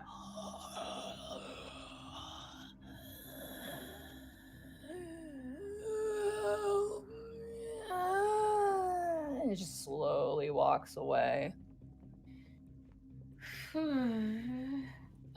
From the shadow we saw, could I roll Arcana on that and see if I can figure out what it is? Good luck, sure. 14. Surprisingly, it's not undead, but it's something. Okay, I guess that's not really much to be going on. You guys wait for about... Sorry, go ahead. What's it saying? Help me? Might have been.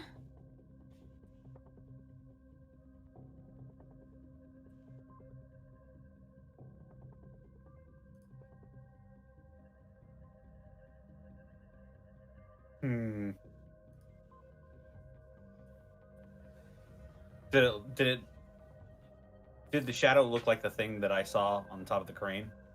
Kind of similar, but there's no way it could have gotten here by this point.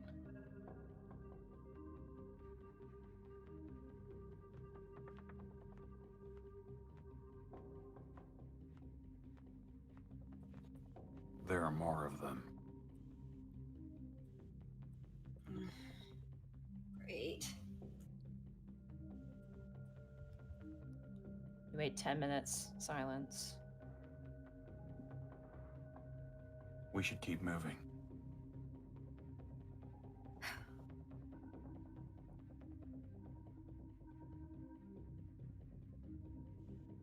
Michael.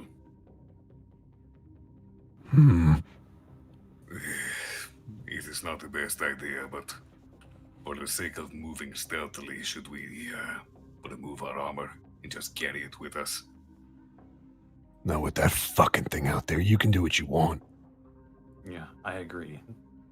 You should stay prepared for a fight.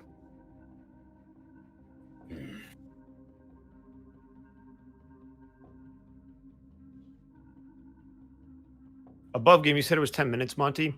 Yeah, you guys just gave extra time just to be sure that thing was fucking gone. Would Gibby be able to ritual cast Detect Magic while we're huddled down? Sure. Sorcerers can't ritual cast. Not in this game, they can. Don't you fucking rule lawyer me, bitch. I made that call. Forgot about that. Yeah. Sure, I don't mind hitting that up. Okay, so you take some time, coalesce your ability, and you cast Detect Magic. You don't detect any magic in this space besides what already exists on your companions, items, and whatnot.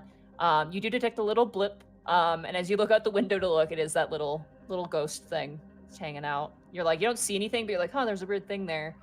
I will just, I'll point. I can't see it, right? I just sense it. No. You do see it, like a kind of a little silhouette of it, like with your vision, but it doesn't really have a form. It just looks like two balls, one smaller than the other. You're a little confused by it, but there's something right there, though I don't think it's dangerous. It's one of the fucking cotton balls that follows the girl around. Means we're in the right place. Should we go there? No. I don't know. Do you think it could lead us to where we need to go? If it goes back to her. We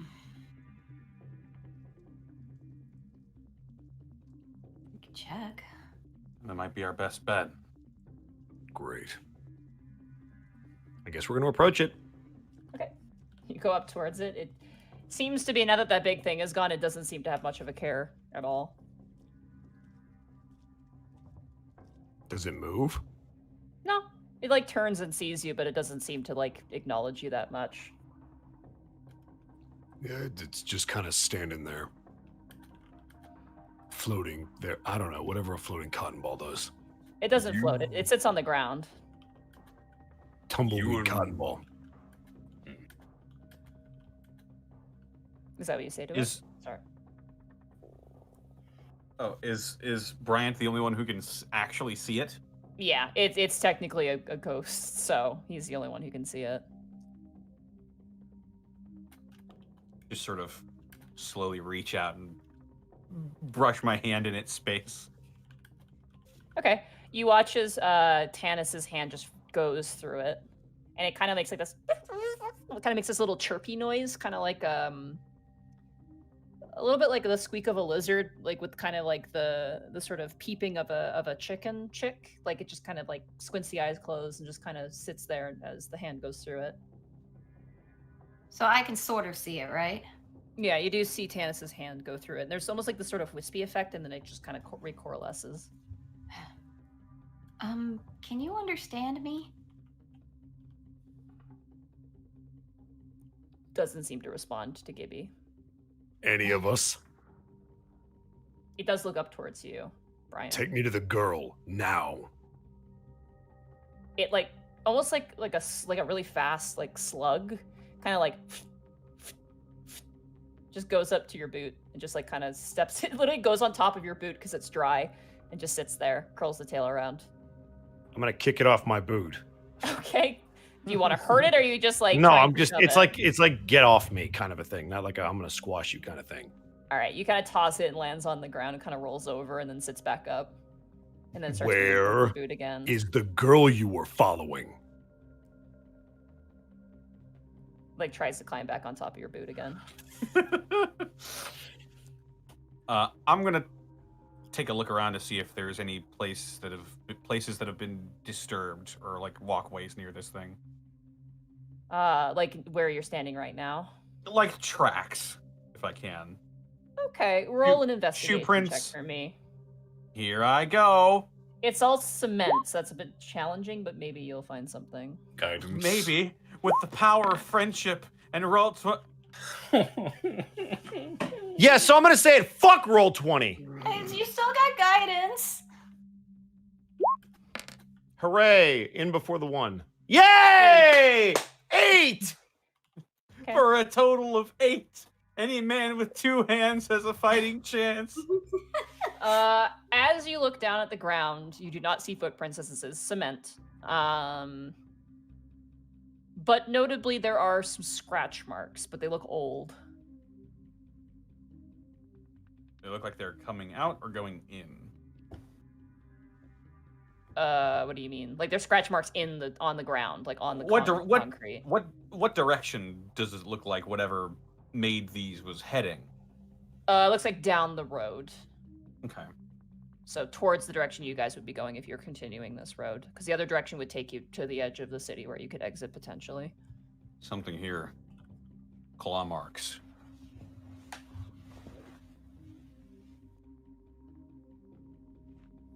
Worth checking out, I guess.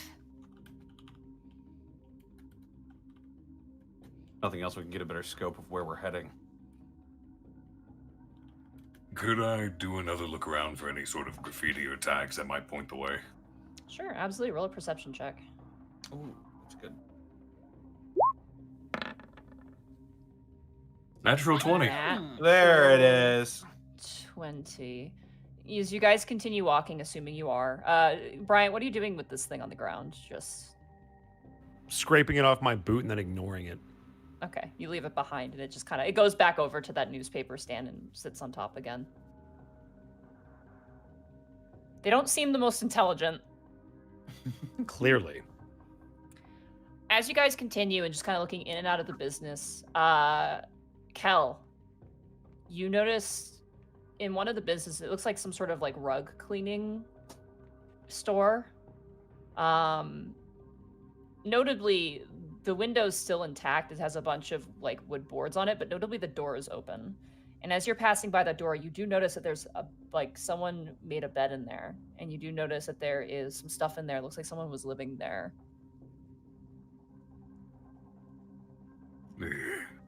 Everyone hold a moment if you would. It looks as if someone was living here recently. Khel will point to the building in question.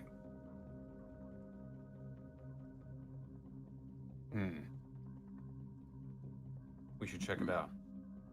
We should, yes. There may be things that can point us in the right direction. We're lucky someone's there. You guys enter inside. It's again, same similar smell.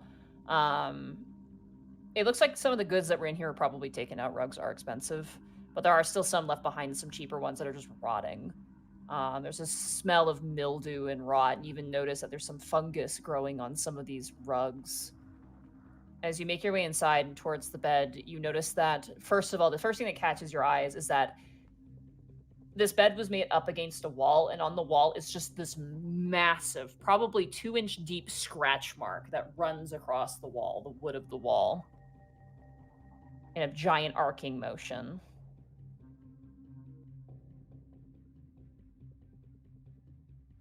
Arcing motion. Yeah. Like, from the top down. It came, like, from the top down. The other thing you notice is teeth. An entire set of human teeth on the ground. Like separate pieces of teeth or like a jaw? Bone. Separate pieces, separate teeth, just scattered about. Are there any elongated teeth in that pile? No, they are all human teeth. Okay. Or humanoid teeth at the very least. If What I you had to wager, said something those, was either attacked or transformed. Notably, there is a pillow, and Khel, with that natural 20, there is something beneath the pillow. Khel will look beneath the pillow. There is a piece of paper that is folded in half. Khel will take the paper and unfold it gently. Okay. It is kind of wet. Sorry, I just... This is what is inside, written in red ink. Notably, the pen is underneath as well, but it says this, and I'm just going to paste it into the chat box.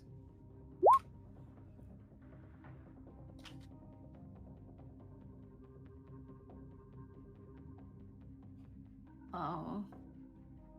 I think If you I wanna know read what it out that loud. told. Who? Any of us, or? Khel, This you wanna read it? says, I was me, but I'm not me. Please, Mom, I'm not me. I couldn't find the other half. My bones aren't my bones. My skin is still mine, but for how long? Help. Help. There's no cure. So transformed, then, as I expected. I think I know what that tall thing might have been now. Boy, I wish Bryant wasn't a fucking moron. Well, he might not be. You can roll for it. What would that roll be? This would be Arcana Religion. With guidance. Religion has a lower percent of, like, if you roll low with religion, you have a higher chance of success.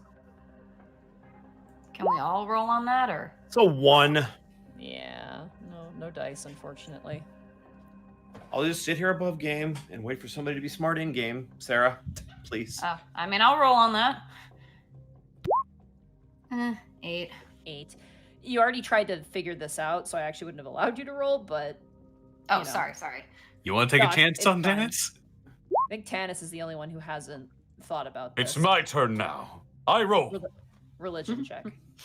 Believe in the heart of the cards. With the dice. You know said what I mean. you said religion or arcana, and arcana has a higher chance of. Religion has a higher chance. Has a higher chance of success. Arcana Well, could they're give both- you information, but it's, you know. They're both the same. I roll. 3. Yeah, none of you know. Could I take a shot? Wait. 6. You already did, Khel. You already made a roll, I think. Or Oh, did I you? tried history before on the Beasts of K. Yes, you did. So you did make a roll. So you assume that's what this is referring to, at least with your investigation. Like, it's gotta be. I So will say with the whatever. 8 and the 6, that's maybe is what it could be, and assumedly so. But that's all you gather from this space. There's nothing else here. There's some tattered clothes, but that's it. Whatever this curse is, it is very much real. That was the assumption. But as for what causes it, no idea. We should keep moving. Yeah.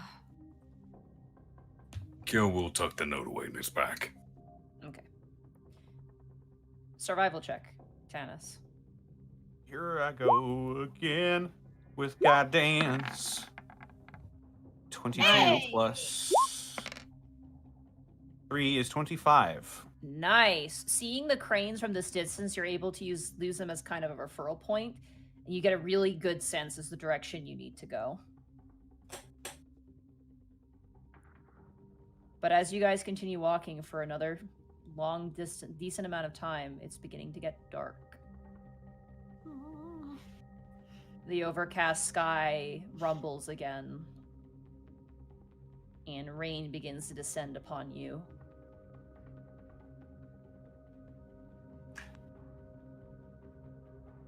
Ah, this is nice. The rain is refreshing. Not good, though. I think we need to consider finding shelter for the night.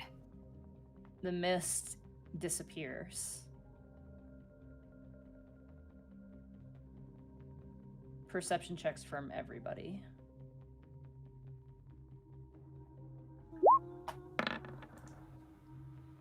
$15. 22. Okay. 11. 3. Okay.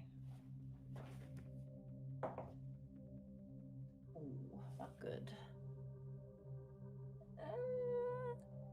Not good for us, or Tanis, Khel, and Gibby. You hear something running. Towards us? Mm-hmm. Very fast. Oh, Which good. direction? It seems to be coming from behind you. Do we have time to hide again, or? As you guys are like hear the sound of like a feet running up to you, you turn around and you see this staring down at you.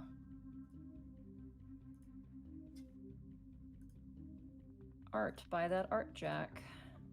Ooh. Here we go.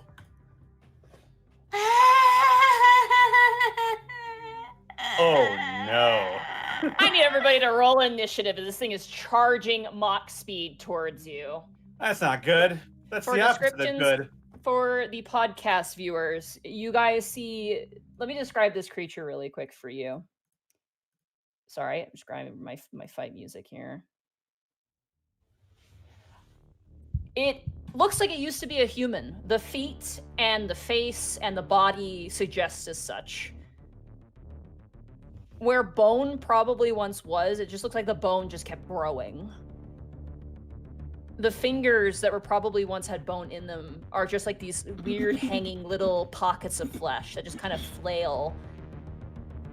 Where two fingers would have met, the pointer and the ring instead growing out as this massive just bone spike that comes out. The face is almost unnaturally stretched. into this giant smile, like it's smiling at you. The eyes are sunken in and white. The ears as well seem to have bone protrusions going through the lobes. This used to be a person. Bryant and Gibby, the look of this thing just like, it hits every single natural instinct you have to run. This thing is wrong. And it smiles towards you and roll initiative. 18.1. Okay. 5. 17. All right. 8.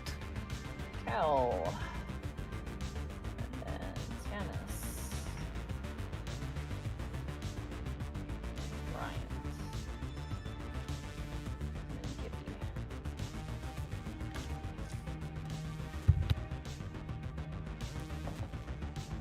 Ooh. Okay. All right, so as this thing runs, and when it runs, it's not like a person jogging. This thing runs very, very, very quickly. Its legs have been stretched and snapped to be somewhat bipedal to allow for a springier, lighter step. And this thing is charging right towards you, almost excitedly. Khel, it is your turn.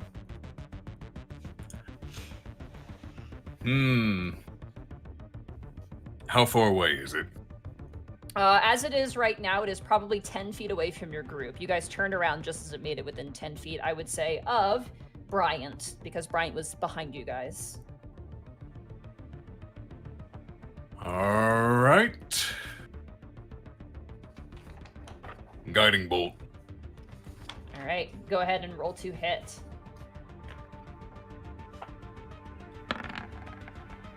$14. Misses. As you literally go, as this thing is like charging towards you, you fling around the bolt and it just like ducks to the side, unbreaking eye contact with Bryant. And unfortunately it misses. That is sadly all I can do. That's my turn. You watch as it just reaches up and kind of scratches towards its face and then twitches back into form. All right, Tanis, it is now your turn. Fuck. Oh god. Okay, so it's running towards Bryant. Yes, it kind of like ran up towards Bryant and then stopped when it dodged the guiding bolt of Khel and is like reaching up with its face. Like it's trying to like touch its own face, but the fingers don't work, so it's just kind of clawing around its own face, almost like a bug or a fly trying to clean itself. So it is at Bryant, but it's not touching him? No, that's how far it got on its turn when it saw you guys, because you guys were in the middle of the road. Okay. Yeah. So, Also, let me know if the music's too loud as well. So I will dash behind it. So I'm at its back now. Okay. And I'm going to thrust the pommel of my sword forward into its spine. I'm going to do a regular unarmed attack. Okay. As you swing around behind it, you notice that the shoulder blades actually come out, like it's just barely pressed up against the skin, almost coming out like axe heads in the back, being held in with the skin, and like where the spine would run down, it looks like spikes kind of jutting out. Ugh. Yeah. The tail itself is not a tail, it looks like the spine just kept growing down the body. All right, I'm going to try and hit this thing in the back. Unarmed strike. Okay. 9. No, you go and punch, you just hit bone, you're like, trying to hit it like a normal person, and unfortunately you do not get purchase. That's fine, I just needed the unarmed on that one. I am going to then pull out my longsword, both hands, and I'm going to try and rake it across this thing's back. Okay.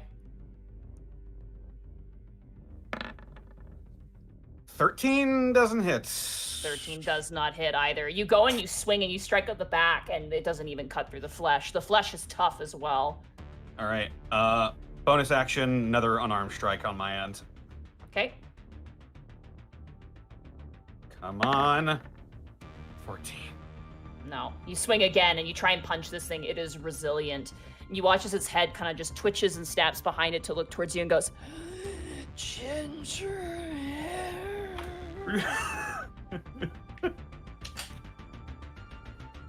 It is now the creature's turn. Fuck. It was going to go for Bryant, but now it's going to go towards you. Okay. It's going to swing with one of these arm spikes towards you. Okay. That is going to be 19 to hit you. That is my AC. Okay.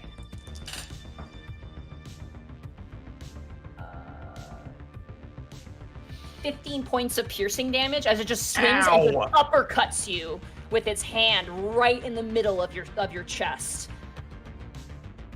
It doesn't puncture you, but it hurts like a motherfucker. Ugh. And it swings again. That is actually not good. That's 11. That will miss. It goes down for a downswing, and you just like roll out of the way as it stabs into the concrete a good probably 3 inches and then lifts back up. Let me kiss you. And the jaw snaps open. You watch as just a bunch of teeth fall out of its mouth, like human teeth fall out, and it lunges for you with its mouth. That is going to be a 16 to hit you. That will not hit. Okay, you bring up your sword as it snaps down on your blade. You hold the blade back as this thing is trying to chomp towards you. Ugh. It's like biting down. Like you swear, if your sword wasn't your Kensei weapon, you would see probably like strain, like some cracks in the weapon. This thing is biting down hard. Ugh. I think we might have found our culprit. Bryant, it is now your turn. Monty, Hi. roll a wisdom saving throw for me, DC 15. DC 15, okay. 13. That'll fail. It is now compelled to duel me, and I'm going to full defense. Turn. All right, so as it's biting down on you, Tanis, and immediately lets go of the blade, and you can see it like reaching up to its face and like peeling away, like with the claws, like trying to almost change its mind, and it swivels around and twists, hunched over, and looks towards you, Bryant.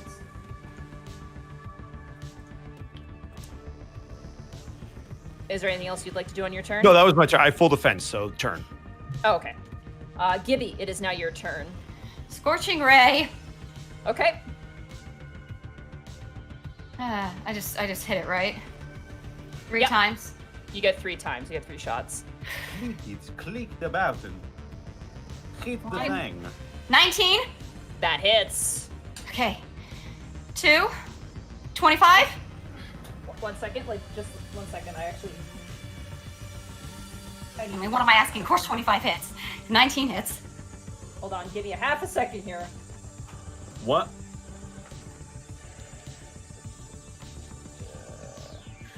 All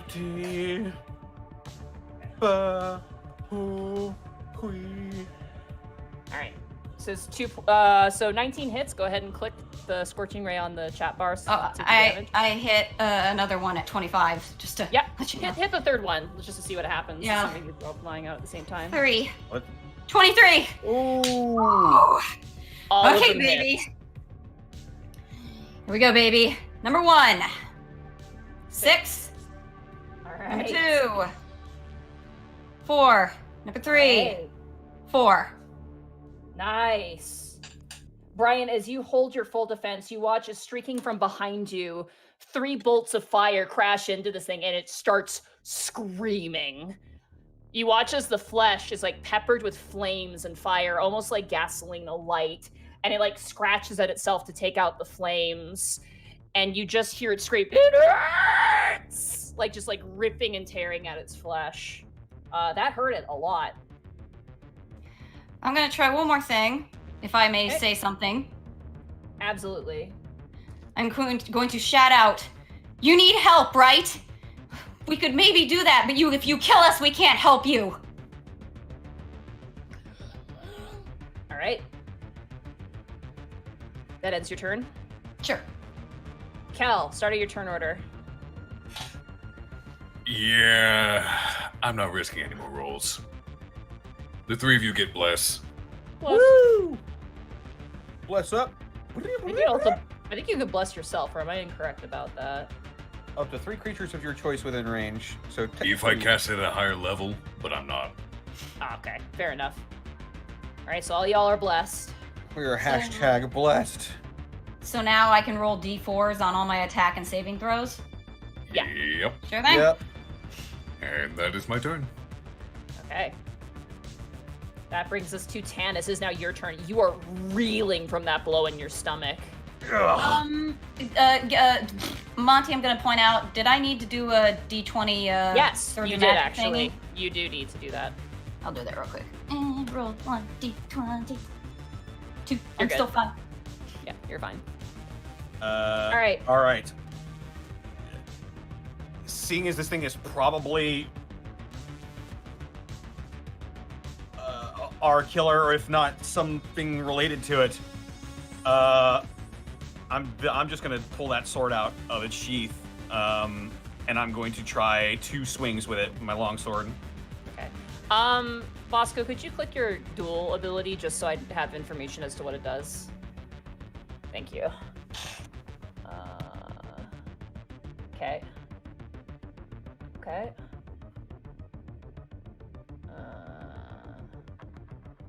Okay. All right. Good to know. All right. Go ahead. Roll to hit. Okay. Long sword, Wrong sword. natural 20. Nice. It's a thing of beauty. 16 points of slashing damage.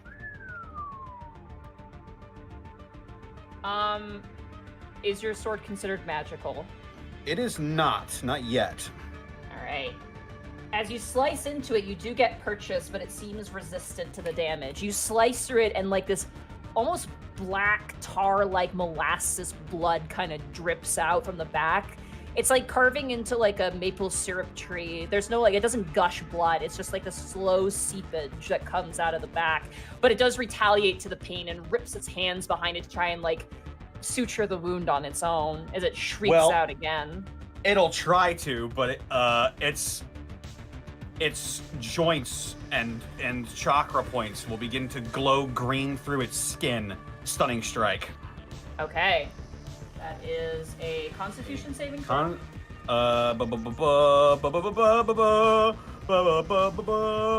Yes. Constitution saving throw. Unfortunately, that's gonna be a 19. It's one of its better stats. Gosh darn. That attack would also end the compelled duel. As per that last small little paragraph there. But I don't know that. If a creature friendly to you damages the target or casts a harmful spell on it, it ends. Yeah, unfortunately. I didn't know that. Still, you got a natural 20 out of it, so that's not bad. Second sword swing coming out. Oh, yeah. 17. 17 plus. hits. 17. What? 20, that hits. Yeah. For an additional 7 slashing damage. Okay. You cut into the back of its leg and it kind of buckles a bit and kind of re-stabilizes itself.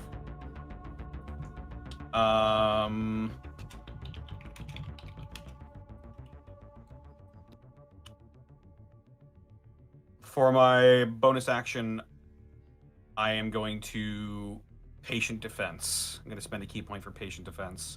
Okay, you bring up your fists. That brings us to the Beast of K. I'm going to...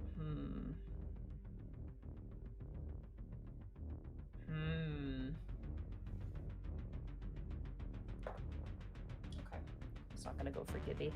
Gibby, as you yell out to it, you watch as it staggers and looks towards you and goes, "Cure me! Cure me!" and it's gonna just barrel down on you again, Tanis. Okay. Disadvantage on all of its attacks.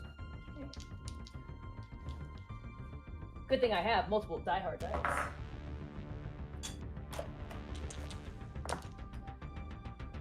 First swing is going to be a 16 to hit. Negative. All right, second swing with the other claw. That is going to be a 17 to hit. Negative. Thank you, Kensei. Okay. And the bite. It swipes twice. You just parry each blow, and it kind of brings down both and then goes for a bite. Oh, you are so fucking lucky. Holy shit. Was one of the natural 20? Yeah, one of them was a natural 20. The other one is a 19. That hits, yeah. Okay. This is gonna hurt.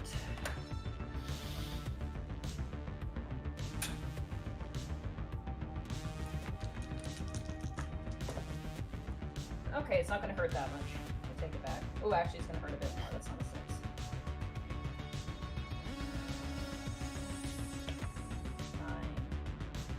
20 points of piercing damage. Fuck me! And you are now grappled. This thing bites down on you, and you watch as the jaw snaps down and locks on one of your bones, and you cannot get out. You are now frightened as you feel this anxiety build up in the core of your body. You guys watch as the creature turns around and is just holding Tanis by the neck in front of it like a meat shield. You just see the 2 claws on either side in the head. That will end its turn. Bryant, it is now your turn. Let's see. All right. He's gonna run over to why I can't remember Tanis.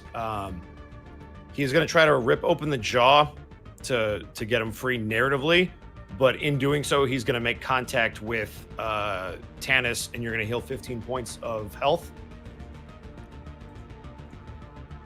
Is that your lay on hands? Correct. Okay. Roll a perception check for me, Bryant, as you're doing that. Okay. 9. Okay, you don't notice anything as you do this, but you do heal him. You watch as his wounds, the big bite mark, kind of heals over, and the blood doesn't gush out as hard. But he's And then still... I need him. Oh, go ahead. Go ahead. Oh no, I was Go gonna ahead. say I also need you to make a wisdom saving throw now. Okay, this is a bonus action because lay on hands Correct. is an action. No, incorrect. Sorry, my bad. Nope, you're 100% right. Yeah. I'm dumb. All right, turn. Okay. That brings us to Gibby. It is now your turn. Let's do Scorching Ray again. Okay. All right, first and foremost, I'm just gonna roll my d20. I'm fine. All right, Scorching Ray. Number 1, 11. Miss. Roll your d4.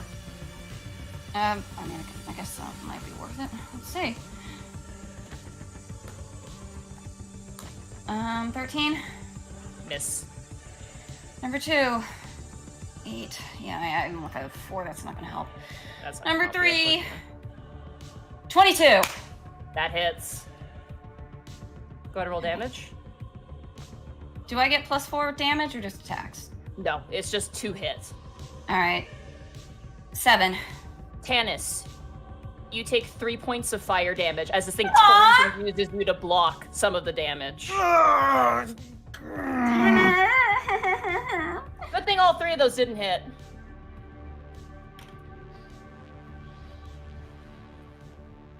Well, now it's just being a dick. All right, that ends your turn, Gibby, or are you doing anything else on your turn? Nope, I think I'm good. Okay, that brings us around to Khel. It is now your turn, top of the order. Khel is going to move around, so he's flanking this thing with Bryant. Okay.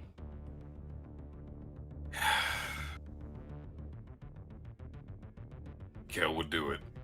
Khel's going to reach out to touch this thing and try to cast Remove Curse on him. Okay. Ooh. Roll a wisdom saving throw for me with advantage. He gets +4, right, too? 22. Nice. As you reach out and you touch this creature to cure its affliction of whatever this could possibly be, your mind goes black for a second. You just kind of leave the space of this fight, and you see a young woman kind of walking down a city street, and she kind of turns down an alleyway and kind of like walks to where her car is parked. And you see her click a button, like a fob on her hand, and you watch as she turns around, and standing behind her is this colossal, just mauve teeth and just black fur that looks like an abyss. And you hear her scream, but only silently, as she backs into her car, and this massive beast just aways into the dark and disappears. It's not anything like this creature you're fighting right now, but you watch as on the back of her hand, that mark that you saw in that graffiti, that warning, appears, and she begins to scratch at it and like hurries into her car and drives away, and you're immediately brought back. Your remove curse does nothing. It goes off and is ineffective. Khel's gonna be shell-shocked for a moment, but that'll also be his turn. Okay. That brings us to Tanis. It is now your turn. You are grappled by this thing. You are in its mouth. Is there any way I can try to escape the grapple? Yes, you can. You have to make a strength saving throw to escape. Strength saving throw? Okay. Yeah. But you have bless. You have a additional d4. I am also proficient in strength saving throws, so let's give it a shot. Will this be my action if I try to do this? It is your action, yes. Okay. The 16 plus 4, so 20.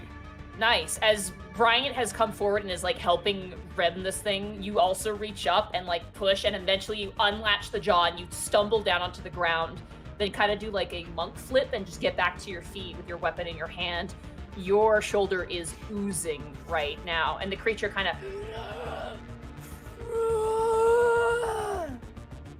You're free. You have your bonus action and your movement.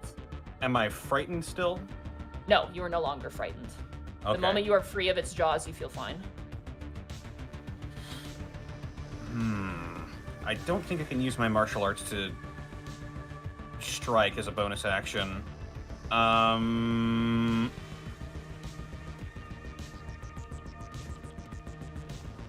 Yeah, I don't think there's anything I can do here. I don't want to. Oh, hang on. Ah, jeez. Wait a minute. Wait a minute. I'm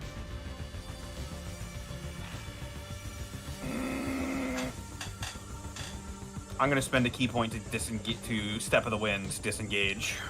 Okay.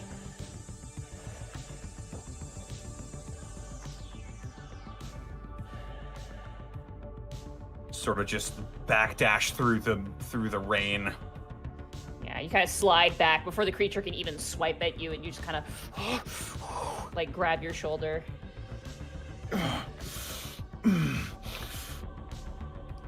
It is now the creature's turn, assuming you don't want to do anything else. Yeah. It turns down towards you, Bryant. Jack, I wore one. And it swipes down at you twice. Oh, God. Okay, at least it's the arm. That's a natural 20, I'm sorry. That'll miss.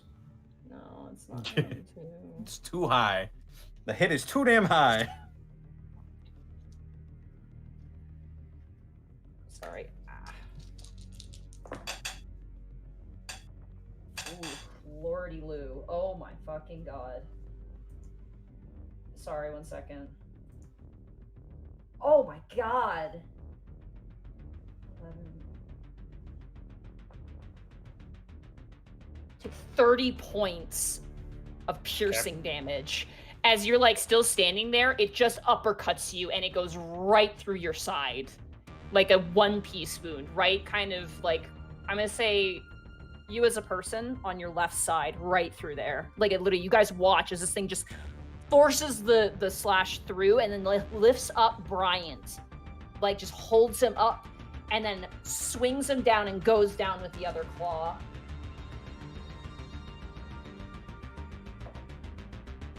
This is gonna miss. That's a 9. You, grabbing your wound, like, bring up your sword and just block the second strike, but it, like, goes down on all fours above you and brings down its mouth. That is going to be a 24 to hit you. That hits. Okay. That's not that bad. Take 18 points of additional piercing damage. You are now grappled and frightened as this thing lifts up Bryant now in its mouth. And you'll all see him go limp. You are unconscious. Even with the extra 10 from aid? Yep. Damn. Oh wait, no. Then I would still be up. I didn't think that. I thought that only increased the maximum. I didn't think it also gave temp hit points. No, it also gave you. It also gives you. Hit Increases points your maximum and current. Then I'm still up. Remember, guys, running is also an option in any D&D game. All right. I'm not saying it's expected of you, but it is an option always. That brings us to Bryant. It is now your turn. Okay. Narratively, he'll still go limp, but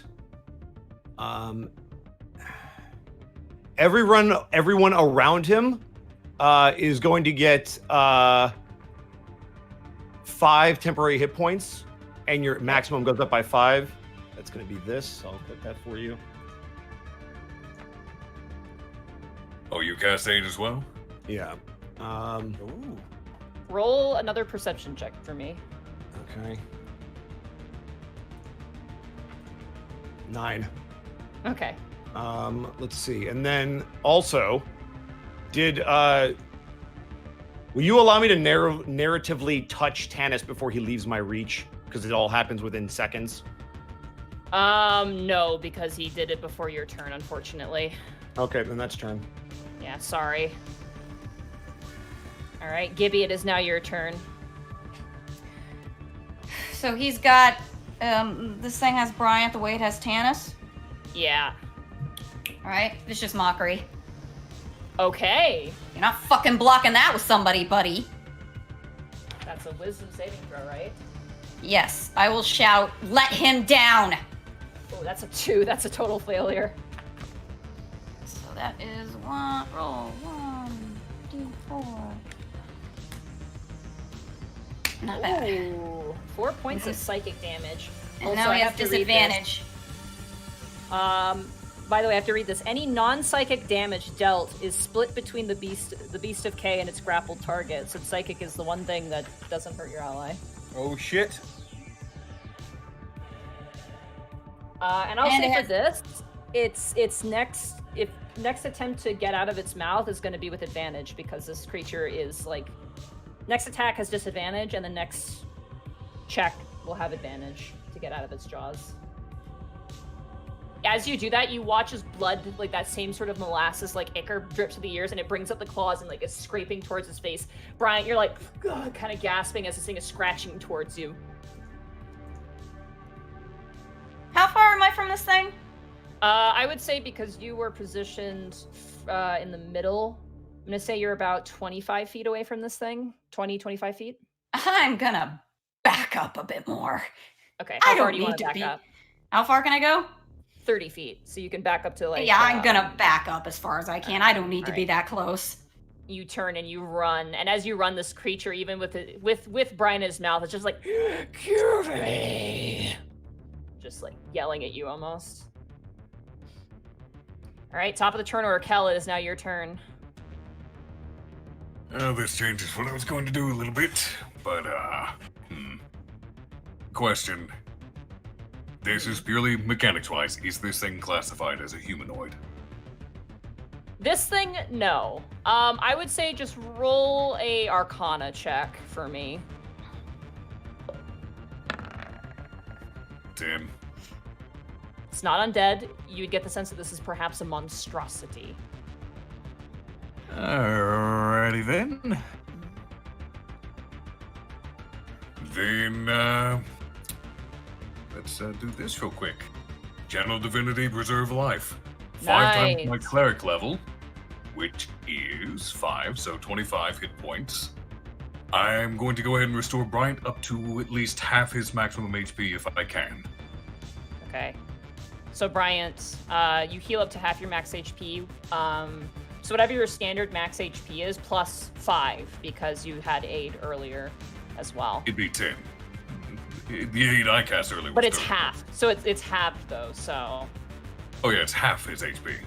yeah. So half of that would be just an additional 5 then. So it's half and then plus 5. Yeah. Is there anything left of that 25 after that? Yeah, how much did you use? So, if I'm understanding this, is that without the plus 5? We're just talking about the base 25. It's with the plus 5. How much Oh. of the 25 did you use? That you'd have 5 left over then. Okay, then that remaining 5 goes to Tanis. You cannot. I'm already above half health. Just Never. slightly. And that remaining And 5 is lost to the ether. Well, wait a second. So I can heal with this up to half and then 5 above half. Yeah, because 8. Okay. Because Oh, okay. aid increased your max HP plus 10, so half of that would be 5, so you would get a plus 5 essentially for the median. Okay. I'm so 1 that's- point above half health. So all the way up to half. Hold on, I'm doing math in my head. So I need half of that.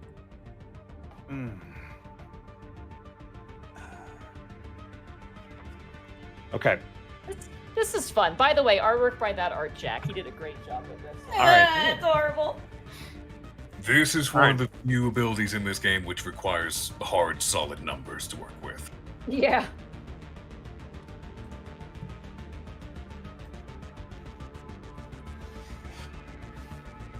All right, that was your action, Kel. Do you want to do anything for your bonus action? I don't have much in the way of bonus actions, except Healing Word 2nd level, also Okay. on Bryant. So that is going to be 2nd level, so that is 10 plus 4. You gain an additional 14 Nice. hit points back. Again, how much back? 14. 14.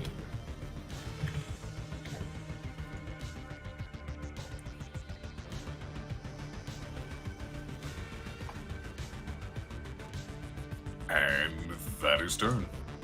Okay. That brings us around to Tanis. It is now your turn. Okay. I'm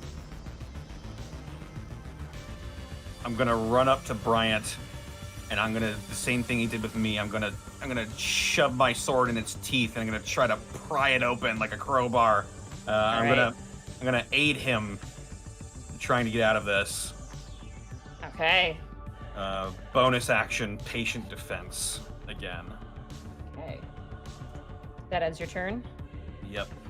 The creature is going to take 2 swipes at you with disadvantage. First, armed spike attack. That's going to be 23 to hit. That hits.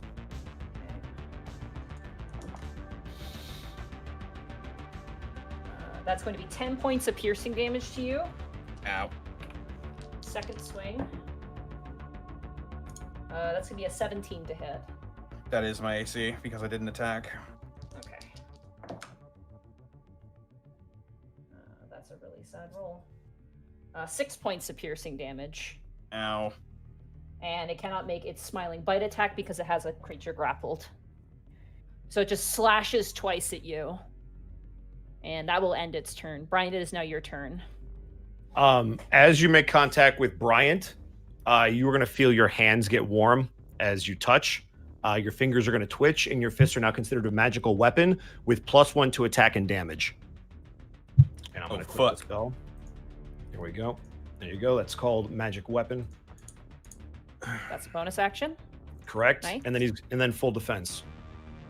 Okay, full defense.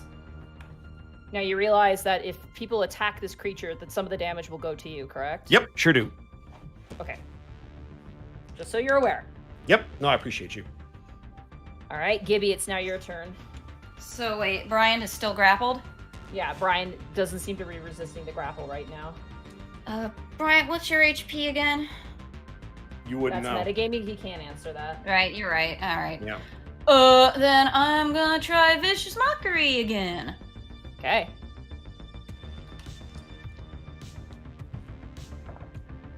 Ooh. 11. I forget, do I? You just click the spell, they have to make a saving throw, a wisdom saving throw against you. What's your spell save DC? 14. Yeah, so it fails. It takes another 4 psychic damage. Almost like a concussive blast going off in its head, it retches and scratches towards its face again, trying to find the source of what's hurting it, but not wise enough to know where it's coming from. Actually, you know what? I'm gonna twin spell that shit. Yeah, I think you need a different target to twin spell. You do. We actually covered this before. No, when you cast a spell that targets only one creature, you can hit it as target a second creature. Really? Oh, fun. Yeah, so that's be a different creature. We had this discussion when we were fighting the Bodak. Bodak horseman. Okay, I guess I'm done again. But he gets another disadvantage roll. He is, yeah. Oh, actually, shit. Tanis, you should have had disadvantage on that first attack against you. Yeah, Fuck. Well, he did already because of your patient. and I defense, also okay. patient defensed. Yeah, so he hit you anyway. Sorry. He rolled an 18 and a 16, so I'm sorry. A 16 would have missed. What plus his bonuses, though? That was the dice roll. And then his bonuses after that. All right, Gibby, that ends your turn. Khel, it is now your turn. I'm sorry, Bosco. Khel does not know what else to do. He sees friend in danger. That activates the bad touch. Oh my god. Oh boy. Oh boy. That Oh boy. hits. This is second level, too. 16 necrotic damage. You take 8 points of necrotic damage. Tanis. Or sorry, Bryant. My bad, Tanis, you're fine. Got it. This thing retches as it keels over as black veins kind of run through its body. It like kind of swipes backwards, completely missing you, Khel, but it seems to be enraged as Bryant is just swaying in its mouth. I know this is not your fault, but you will release my friend. Does that end your turn, Khel? Yep. I got nothing Okay. else. Tanis is now your turn. Your weapon is glowing with an awesome power. Okay. Its loud roar tells me him to defeat it. I look over at I look at Bryant and I nod. And I shift around to its back again. Okay, you switch or swivel around. I'll say you can flank with Khel. If you'd like to. Well, Bryant is still up, so technically wouldn't I be flanking with him? He's grappled, so I would say he doesn't really give you the bonus, but you can just do it, Khel. Okay. There's no map All on the right. screen, so we're just using Theater of the Mind, but you can flank with Khel easily without incurring any penalties, so. I'm so sorry. We'll have to. Longsword's coming out. Okay. Hiya. 22. That hits, and it's a magical weapon. 6 slashing damage. The slashes now are not getting resistance as this thing screams out.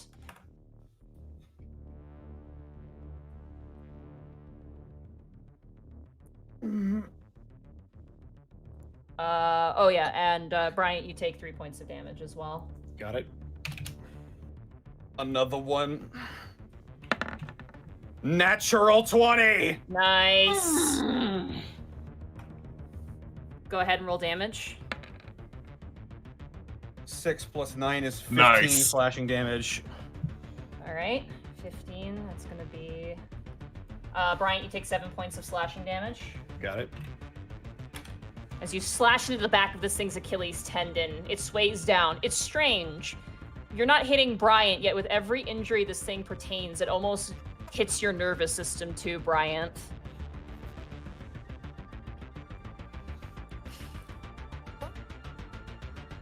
All right, is that... I need him to let go. I'm gonna spend a key point to flurry of blows. Okay.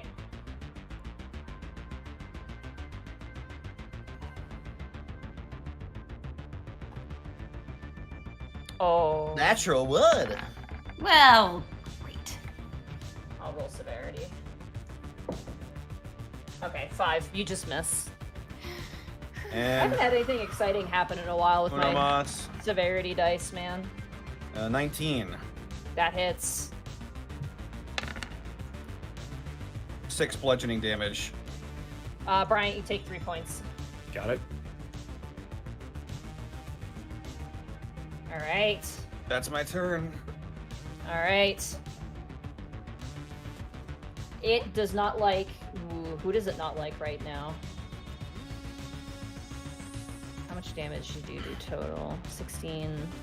6 is 20... You guys both did the same amount of damage to it.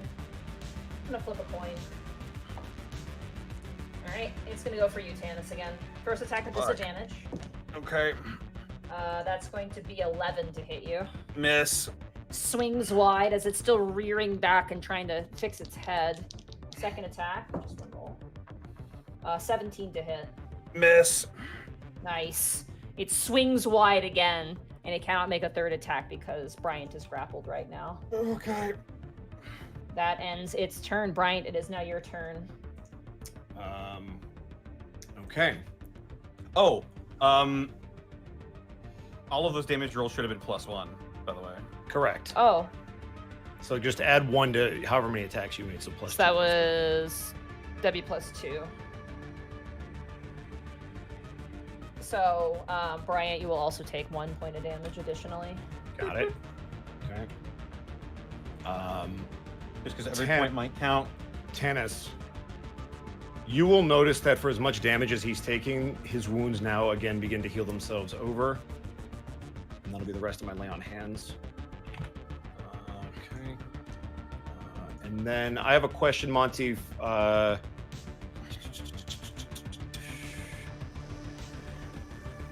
second.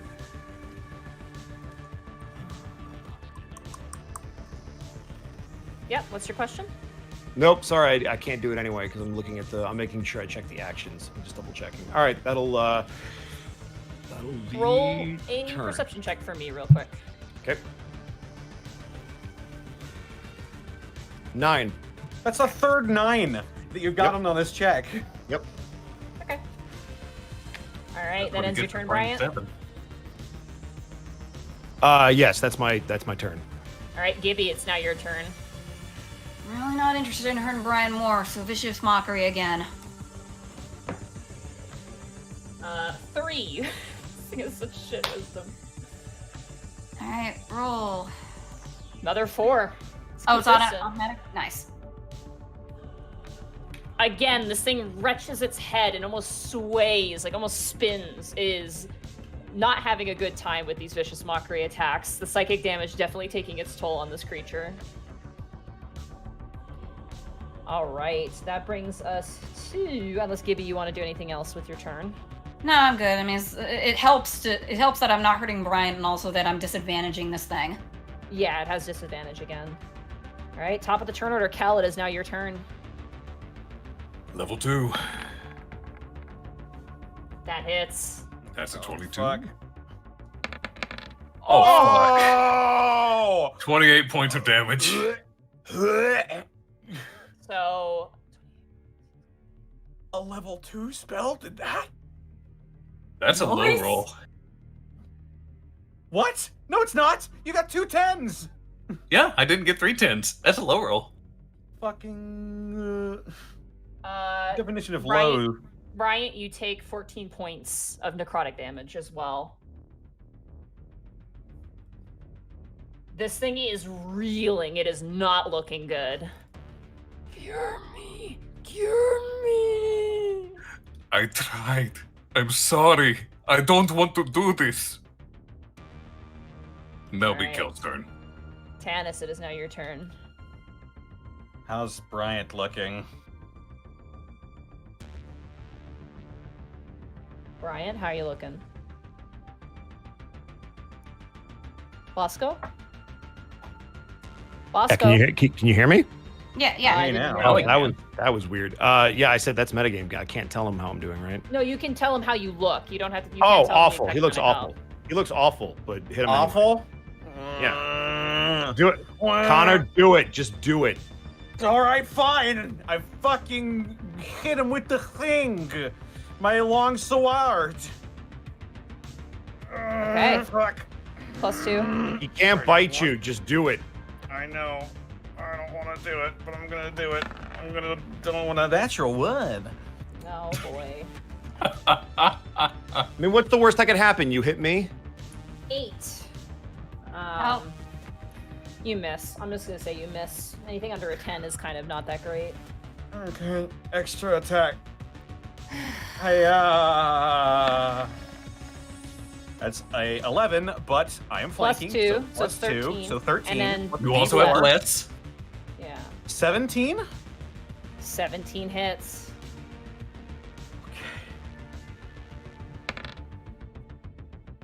For 7 slashing damage. All right. You take 3 points. Yep. Bonus action, unarmed strike. Hiya! 18. That hits. 7 bludgeoning. That is technically 8. Right. Bryant, take 4 points of additional damage. Got it.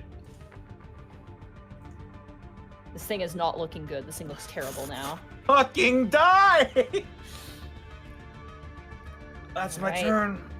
Brings us to the creature. Has disadvantage on this first attack. AC is 19. Still going for you, Tanis. I'm sorry. Oh, wow. Double 2s for a whopping 9 to hit. Nope. All right. It swings completely wide. Second attack. Also not good. 14. That misses. You duck under the first one, jump over the second swing as this thing is just flailing and it's just screaming, "Cure me!" That ends its turn. It can't bite anybody else. Bryant, it is now your turn. Let's hope this works. Monty, I need a wisdom saving throw. Okay. DC is 15. Add again another 3. Terrible. So the command is to drop me, to release me from the grapple. Okay, it does so immediately. Just opens the jaw and you fall down in front of it. You As see it's- you see Brian bleeding out on the floor, and he's just gonna look up at you, Tanis. No! And that'll be turn. Gibby, it is now your turn. Scorching ray. Okay. Here we go. 1, 22. That hits. 2, 18 That- plus 4. That hits. 3, 14. Even with the D4 rolled, it will not hit, but those first 2 will hit. All right.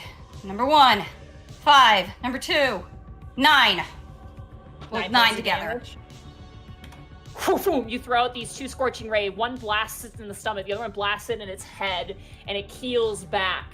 It flips onto its back, but immediately scrambles back up to its feet, almost whipping the tail around. Khel and Tanis and Brian, you kind of have to dodge out of the way of the tail as this thing whips back to its feet, screaming. Die still already! standing. God! What is this thing's deal? That ends your turn, Gibby. Sure. Khel, it is now your turn. Please, Khel, can you kill this thing? Not with that roll. Plus That's 2.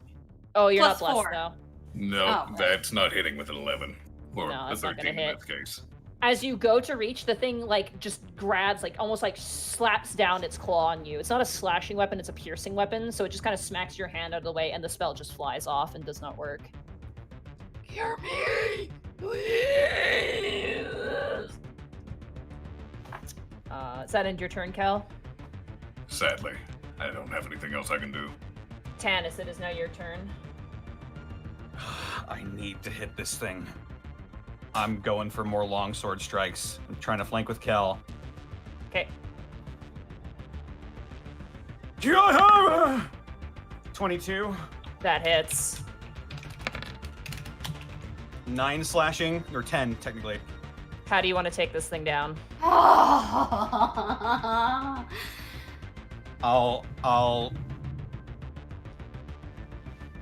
will grind the heel of my shoe into this thing's foot to get it to turn around and look at me. And the glasses are down, and Tanis just has this sad expression on his face, like he's putting down a sick animal. I'm sorry. And if it blinks, it will see that Tanis isn't there, and now Tanis is behind it. And with a little sheathing of his sword, its head slowly slides off its body. The body collapses into the ground. Even with that strike, the bone does not buckle to your blade. Oh, fuck. But you can now see the entirety of the bone in the front. As a thing. One of two, the eyes did meet, twist my bone and make me monster say. The twitching stops, and the body Monkey, goes limp. could you write that down later? You'll have to listen to the recording and grab that later. As you guys are standing there, the sound of combat, you begin to hear howls in the distant, wheezing shrieks. I think we need to hide. I run over and I pull Bryant off the ground, and I hoist him over my shoulder. We need to go now. Khel will grab the other shoulder. And while doing so, he will cast Cure Wounds. So that is 4 plus 3, 7 hit points back to Brian. Okay. Narratively, he is just going to be knocked out while you guys carry him out. We need to move. We need to get to our destination quickly. Are there any buildings here? As you stand right now, you guys went probably, I want to say 2 blocks down the street, maybe 3 before you were jumped, but you do notice there are some more decrepit buildings up ahead. Old infrastructure, probably where you might find the synagogue. Let's go. Running right there. All right, you guys continue running with your wounds. And as you run in the rain and in this desolate, godforsaken place, that is where we're going to end the session for tonight. As you search for your witness. God. Bye, Austin. Bye, Austin. Goodbye. Holy fuck. Holy Jesus. Wow. Okay. That's good. I love it. I'm glad I tried that remove curse. That gave you some information. Yep. Man. What episode is this? 29? Yep, episode 29. Oh my god. Also, 29. even if Brian had been downed by any of our attacks, Lady Odelia already did her thing. He wouldn't have gone to Casmodius. Khel would have just picked him up with a healing word. No, wait, does that count for any death you suffer, or just the death by the Bardock? Any death. Okay. But you got that Well, lifted from a lady. Yeah, she got that lifted. So Yep. If you never severed yourself from the procession, then the procession would take you, irregardless of how long it's been since you saw the procession. so long as Khel has spell slots, if any of you go down, It's- as long as you do not die instantly, he will just pick you back up. Yeah, but if you still had the procession, what would have happened is if Khel went to go revive you, you would have been taken to some you don't know, but Casmodius would have you, and there'd be no hope there. Yep. So it's a good thing we got that lifted. So Yeah. is this 28 or 29? 29. It's 29. Yeah. 29? Well, that's fun.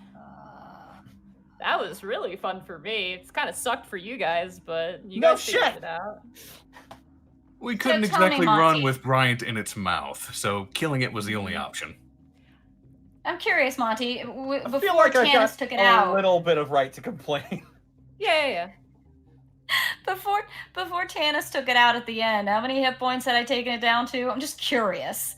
I wonder how close I was to getting it on my own. I was so close. Yeah, you're really 2 close. lousy fucking hit points. That's the second was time like- in my D&D career that's happened. I'm sad that Uh, inflict wounds did I not was hit. so mad. I played a game where KG Tang was DMing, and I apparently did this amazing thing. Like, he literally described what I did as an Omni Slash, and he's like, "Sorry, it's still got like 1 or 2 hit points left." And I'm like, "Are you kidding me?" And he's like, "Okay, Laura Post, it's your turn." And Laura Post, who's like literally on her DS at the moment, kind of looks up and she's like, "Oh right," snaps her fingers. She's like, "And it's dead." I was like, Why are you playing DS at the table? Laura Post, I'm calling you out. I've been really taking time to try and improve my monster creation lately and really create some tense fights. I think that's where I really want to improve with my DMing, is making the fights a bit more, a little more stress-inducing. That might be a bad thing, but I think it's a very fun. Congratulations, Monty. You Only- succeeded. The only way this fight would have been more stressful is if it also got half the healing its target received. It does not. No, it only uses its target as kind of like a weird like meat shield thing. That's what its ability is. it's like I was prepared for the most part to run, but there was never a good opportunity because it kept having someone in its goddamn mouth. The idea is that like your bones are like, this is kind of weird, but like the mentality is that its teeth are bones and it's biting into your bones, so you share in the damage essentially. Which is why psychic Creepy. damage doesn't split, but it's literally called meat shield too. That's what the ability is called. To be honest, it was honestly the smartest thing was to have one person tank while also being held by it. Like the moment I realized what Bryant was doing, I'm like, this is actually probably the smartest way to tackle this. I was really glad to be like, I'm just gonna keep psychic damaging this shit and disadvantaging it. That's a good idea. Realizing what Bosco was doing was precisely why I went in with the inflict wounds. That was really good, guys. That was fun. I think this thing has sunlight sensitivity. This thing does not. No. It seemed to I have know it- fire sensitivity. I know what you're looking at, and no, I did use it as a basis for inspiration, but I No, when Khel cast the guiding bolt, that's what would give me the initial idea. Somebody, Admiral Buttloaf in the chat just is like, my only regret is that I have bonitis. Can't Yay, believe- Futurama. That is Can't believe. that is a beast of K, quote unquote biped. Oh boy, and it sounds like there are more. Specifically biped, that means there's quadrupeds too. Oh, goody. We should get inside. It's like, We'll have let's to. We're gonna spend 2 weeks running away though, because next week's gonna be Prince Division or something else. I don't know. Gateway. Right, Gateway or something said else Prince. because Yeah. I know. Because there might be some scheduling conflicts, and we'll have to see. But yeah, I have something prepared though, in case we do have to go over, and I think it'll be pretty fun actually. Something I've been working on for a while. But Monty, where can they find you when you're not making horrible abominations that are trying to kill us? Making horrible abominations to kill everyone. So, you can find me at Monty Glue on Twitter. I'm hoping to try and finish my helmet here in the next couple weeks. At least like the head portion of it. I've got the electronics done and like the main part of it done, but I need to finish the hat, which will be one of the more difficult parts. But you can also find me at twitch.tv/MontyGlue. Tomorrow will be Monster Hunter Rise. I'll be streaming Monster Hunter Rise like literally everybody else. But too bad. It's a video game I want to play, and I'm going to play it live on stream. So if you got a problem with that, you can fight me or the monster I create, preferably those. And then Thursday will be still Ocarina of Boy where I'm just a horrible, horrible little goblin. And I forgot to grab the link to the thing I want to promote before we end, which is a Kickstarter. Nutcase, who did all of our emotes for this channel, is doing a Kickstarter for this really cute pin set that Sarah will absolutely put money towards, right, Sarah? I'm just joking. I have to buy a pin board because I have no pin board for my pins I already have. I have really- trope guide pins. I have all sorts of pins. They're great. Yeah, I have some Nutcase's pins. They're really, really, really cool. Very stylish too. So definitely show some support to Nutcase. They're a great artists. They're really awesome to work with, and they made these beautiful pictures that you're spamming in our chat all the time. So show them some love. Woo! That's it for me. All right. Arcolf, where can they find you? You can find me over at twitch.tv/Edward Bosco, where this coming Friday is a special pay-per-view event for Flashbang. Just had a show yesterday, went over quite well. Community-driven storytelling with community's characters. That's You can also find me on twitter.com/EdBoscoVA. technically not correct. It's Sunday. It's Easter Sunday. Right, Easter Sunday, yes. Dang. Thank you for correcting me. Mm-hmm. And Edward Bosco, where can they find you other than Twitch.tv/Arcolf at Arcolf on Twitter. Egg salad. Sarah, where can I find you? I'm at Twitter at Sarah with an H and with an E, Willia. I'm stressed, Yeah, but in a good way. Yeah. It's okay. I'm not. You can find me on Twitter, Twitch, and YouTube.com/Distortion Devil. I stream Tuesdays, Fridays, Saturdays, and Sundays. Tuesday, tabletop wargaming day with my buddy Luke. Fridays, Friday Funhouse, where I play a bunch of games with my friends. They decided to stop by. Saturday, I'm playing through the Yakuza series. We're moving on to Yakuza 3 Remastered.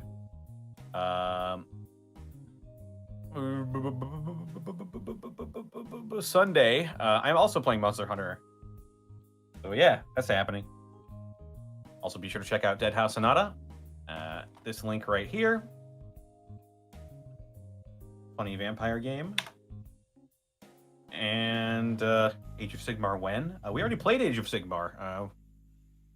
You have to tune in to Tuesdays and see if we're playing Age of Sigmar. Tune in every Tuesday. Watch my shows. Give me presents. Look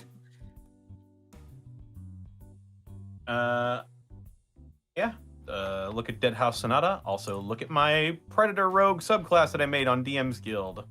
Appreciate people leaving reviews and dropping discussions. It helps get it a bit more noticed.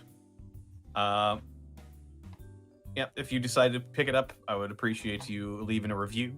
It also helps me when I'm making future updates and additions to my thing.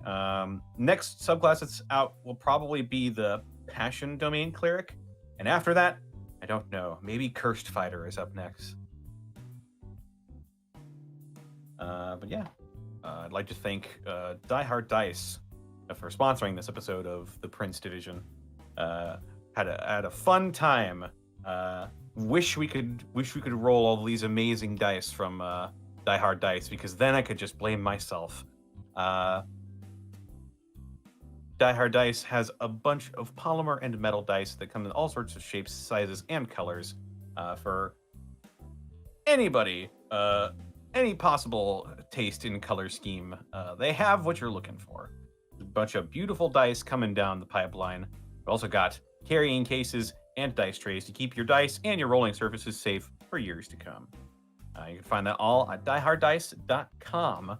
And if you use the affiliate code expect MAR for the month of March, then you can get 10% off your order price. I need to talk to people about what's happening in April, because I don't know. But other than that, only people I have left to thank are all of the amazing, wonderful people watching us right now. Read off some bits and subs before we have to take it home here. From Lord Sparhawk 74, thank you for the 12 bits. Probate, thank you for the 1,000 bits. Monty's imagination and Jack's skill always combines for the most pleasant nightmare fuel. Yeah. Yeah. I had a sketch I sent Jack, and I gave him a very uncomfortable description. And he absolutely fucking delivered. It actually was scarier because it was much darker and way more creepy and way more horror. And I wanted a bit more highlight so you can actually fully see it. But Jack did an absolutely fantastic job on this art piece. Be sure to check out his streams as well at that Art Jack. He takes commissions on occasion too. He's always willing to do creature work and whatnot. His artwork's very, very, very good.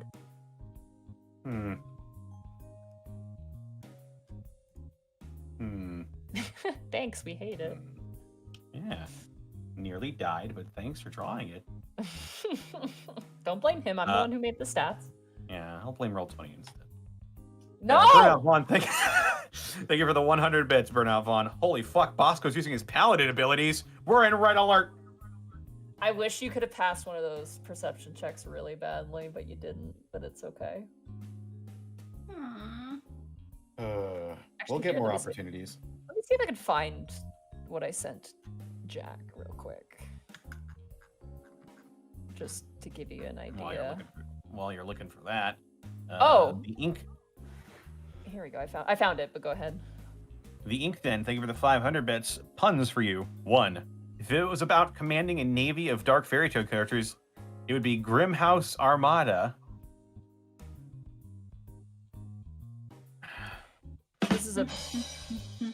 This is the brief description that I sent along with a drawing, which is pretty fun. But cursed humanoids, perhaps a curse that made their bodies mutated to become twisted and sharpened. Bone elongates in part of the body to which the skin does not follow. From forearms to legs, the pelvis, neck, and teeth can elongate to egregious lengths. A consistency is the bone structure. The face twists to a smile. And then I gave details as to what it did, like physically, just so it can be conveyed in the design. So fast attacks, stabbing with the claw. Originally it was slashing, but it got switched around, made it a bit more blunt. Anyway. Yeah. If it was being bought by a mouse and living a carefree life, it'd be Hakuna Matata.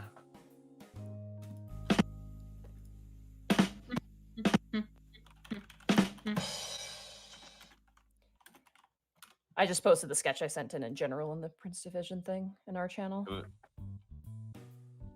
If it was about an underrated swordsman and his talking sword, it would be Dustin Sword Ara.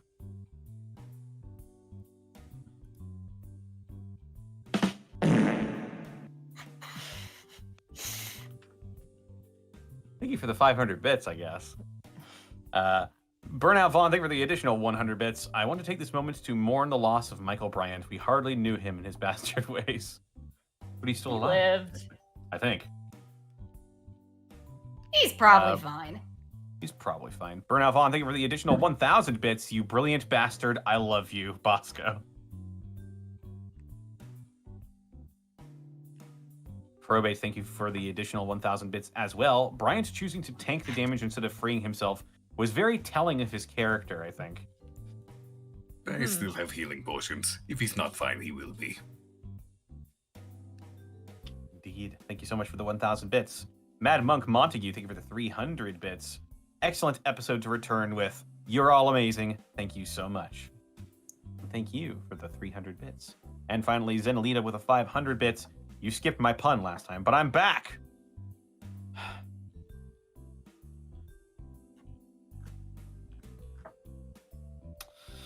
If you guys partnered with Taco Bell, you could sell a red sauce tostada.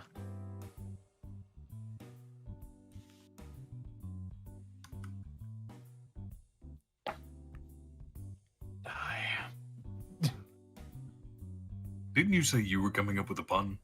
That was going to be the be-all, end-all. I did, but apparently it wasn't. It was there's a mouse that wears crimson suits in the movie Sing, and he sang "I Did It My Way." Call that a Red Mouse Sinatra. I don't get it. I'm sorry. I see. There was a movie called Sing. Yeah. Had tiny little animal creatures, and they sang. That sounds really entertaining, actually. Maybe. Is it like Cats Don't Dance? More like if you made a movie about an animal version of America's Got Talent. Yeah, Or- that's No, thank you. That's more like it. Yeah. Oh well. Well, I guess that's The it. storm's back. Hee. Wow, perfect timing. All right, are we good to raid someone? Yeah, let's do this. Who should we raid? I have Draco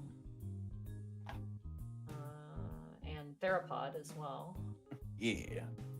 Speaking of Nightmare Fuel Draco, I unless you guys have anybody else you want to raid. don't think anybody else is on for me. My list is not showing anyone. Huh, not even showing Sarah, Therapod or anybody for Draco. you? Nobody I know, really. Let's bully Draco. She smells like butts. Draco is apparently Yeah. doing Valheim.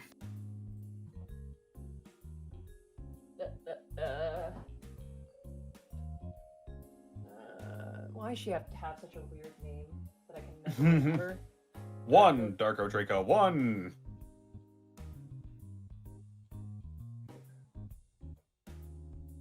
Darko Draco 1. What should our raid message be? Monty is just still upset that she tied with Draco last week in Mario Kart. Do not bring that up! Sorry. What do we want our raid message to be? Sorry. Our raid message will be nobody bring up Mario Kart. No one bring up Mario. Fucking. Alright, whatever. Get out of here. You come into my house. We don't speak of the incident. Don't speak of this. Bye! Goodbye, everybody. See you next Wednesday.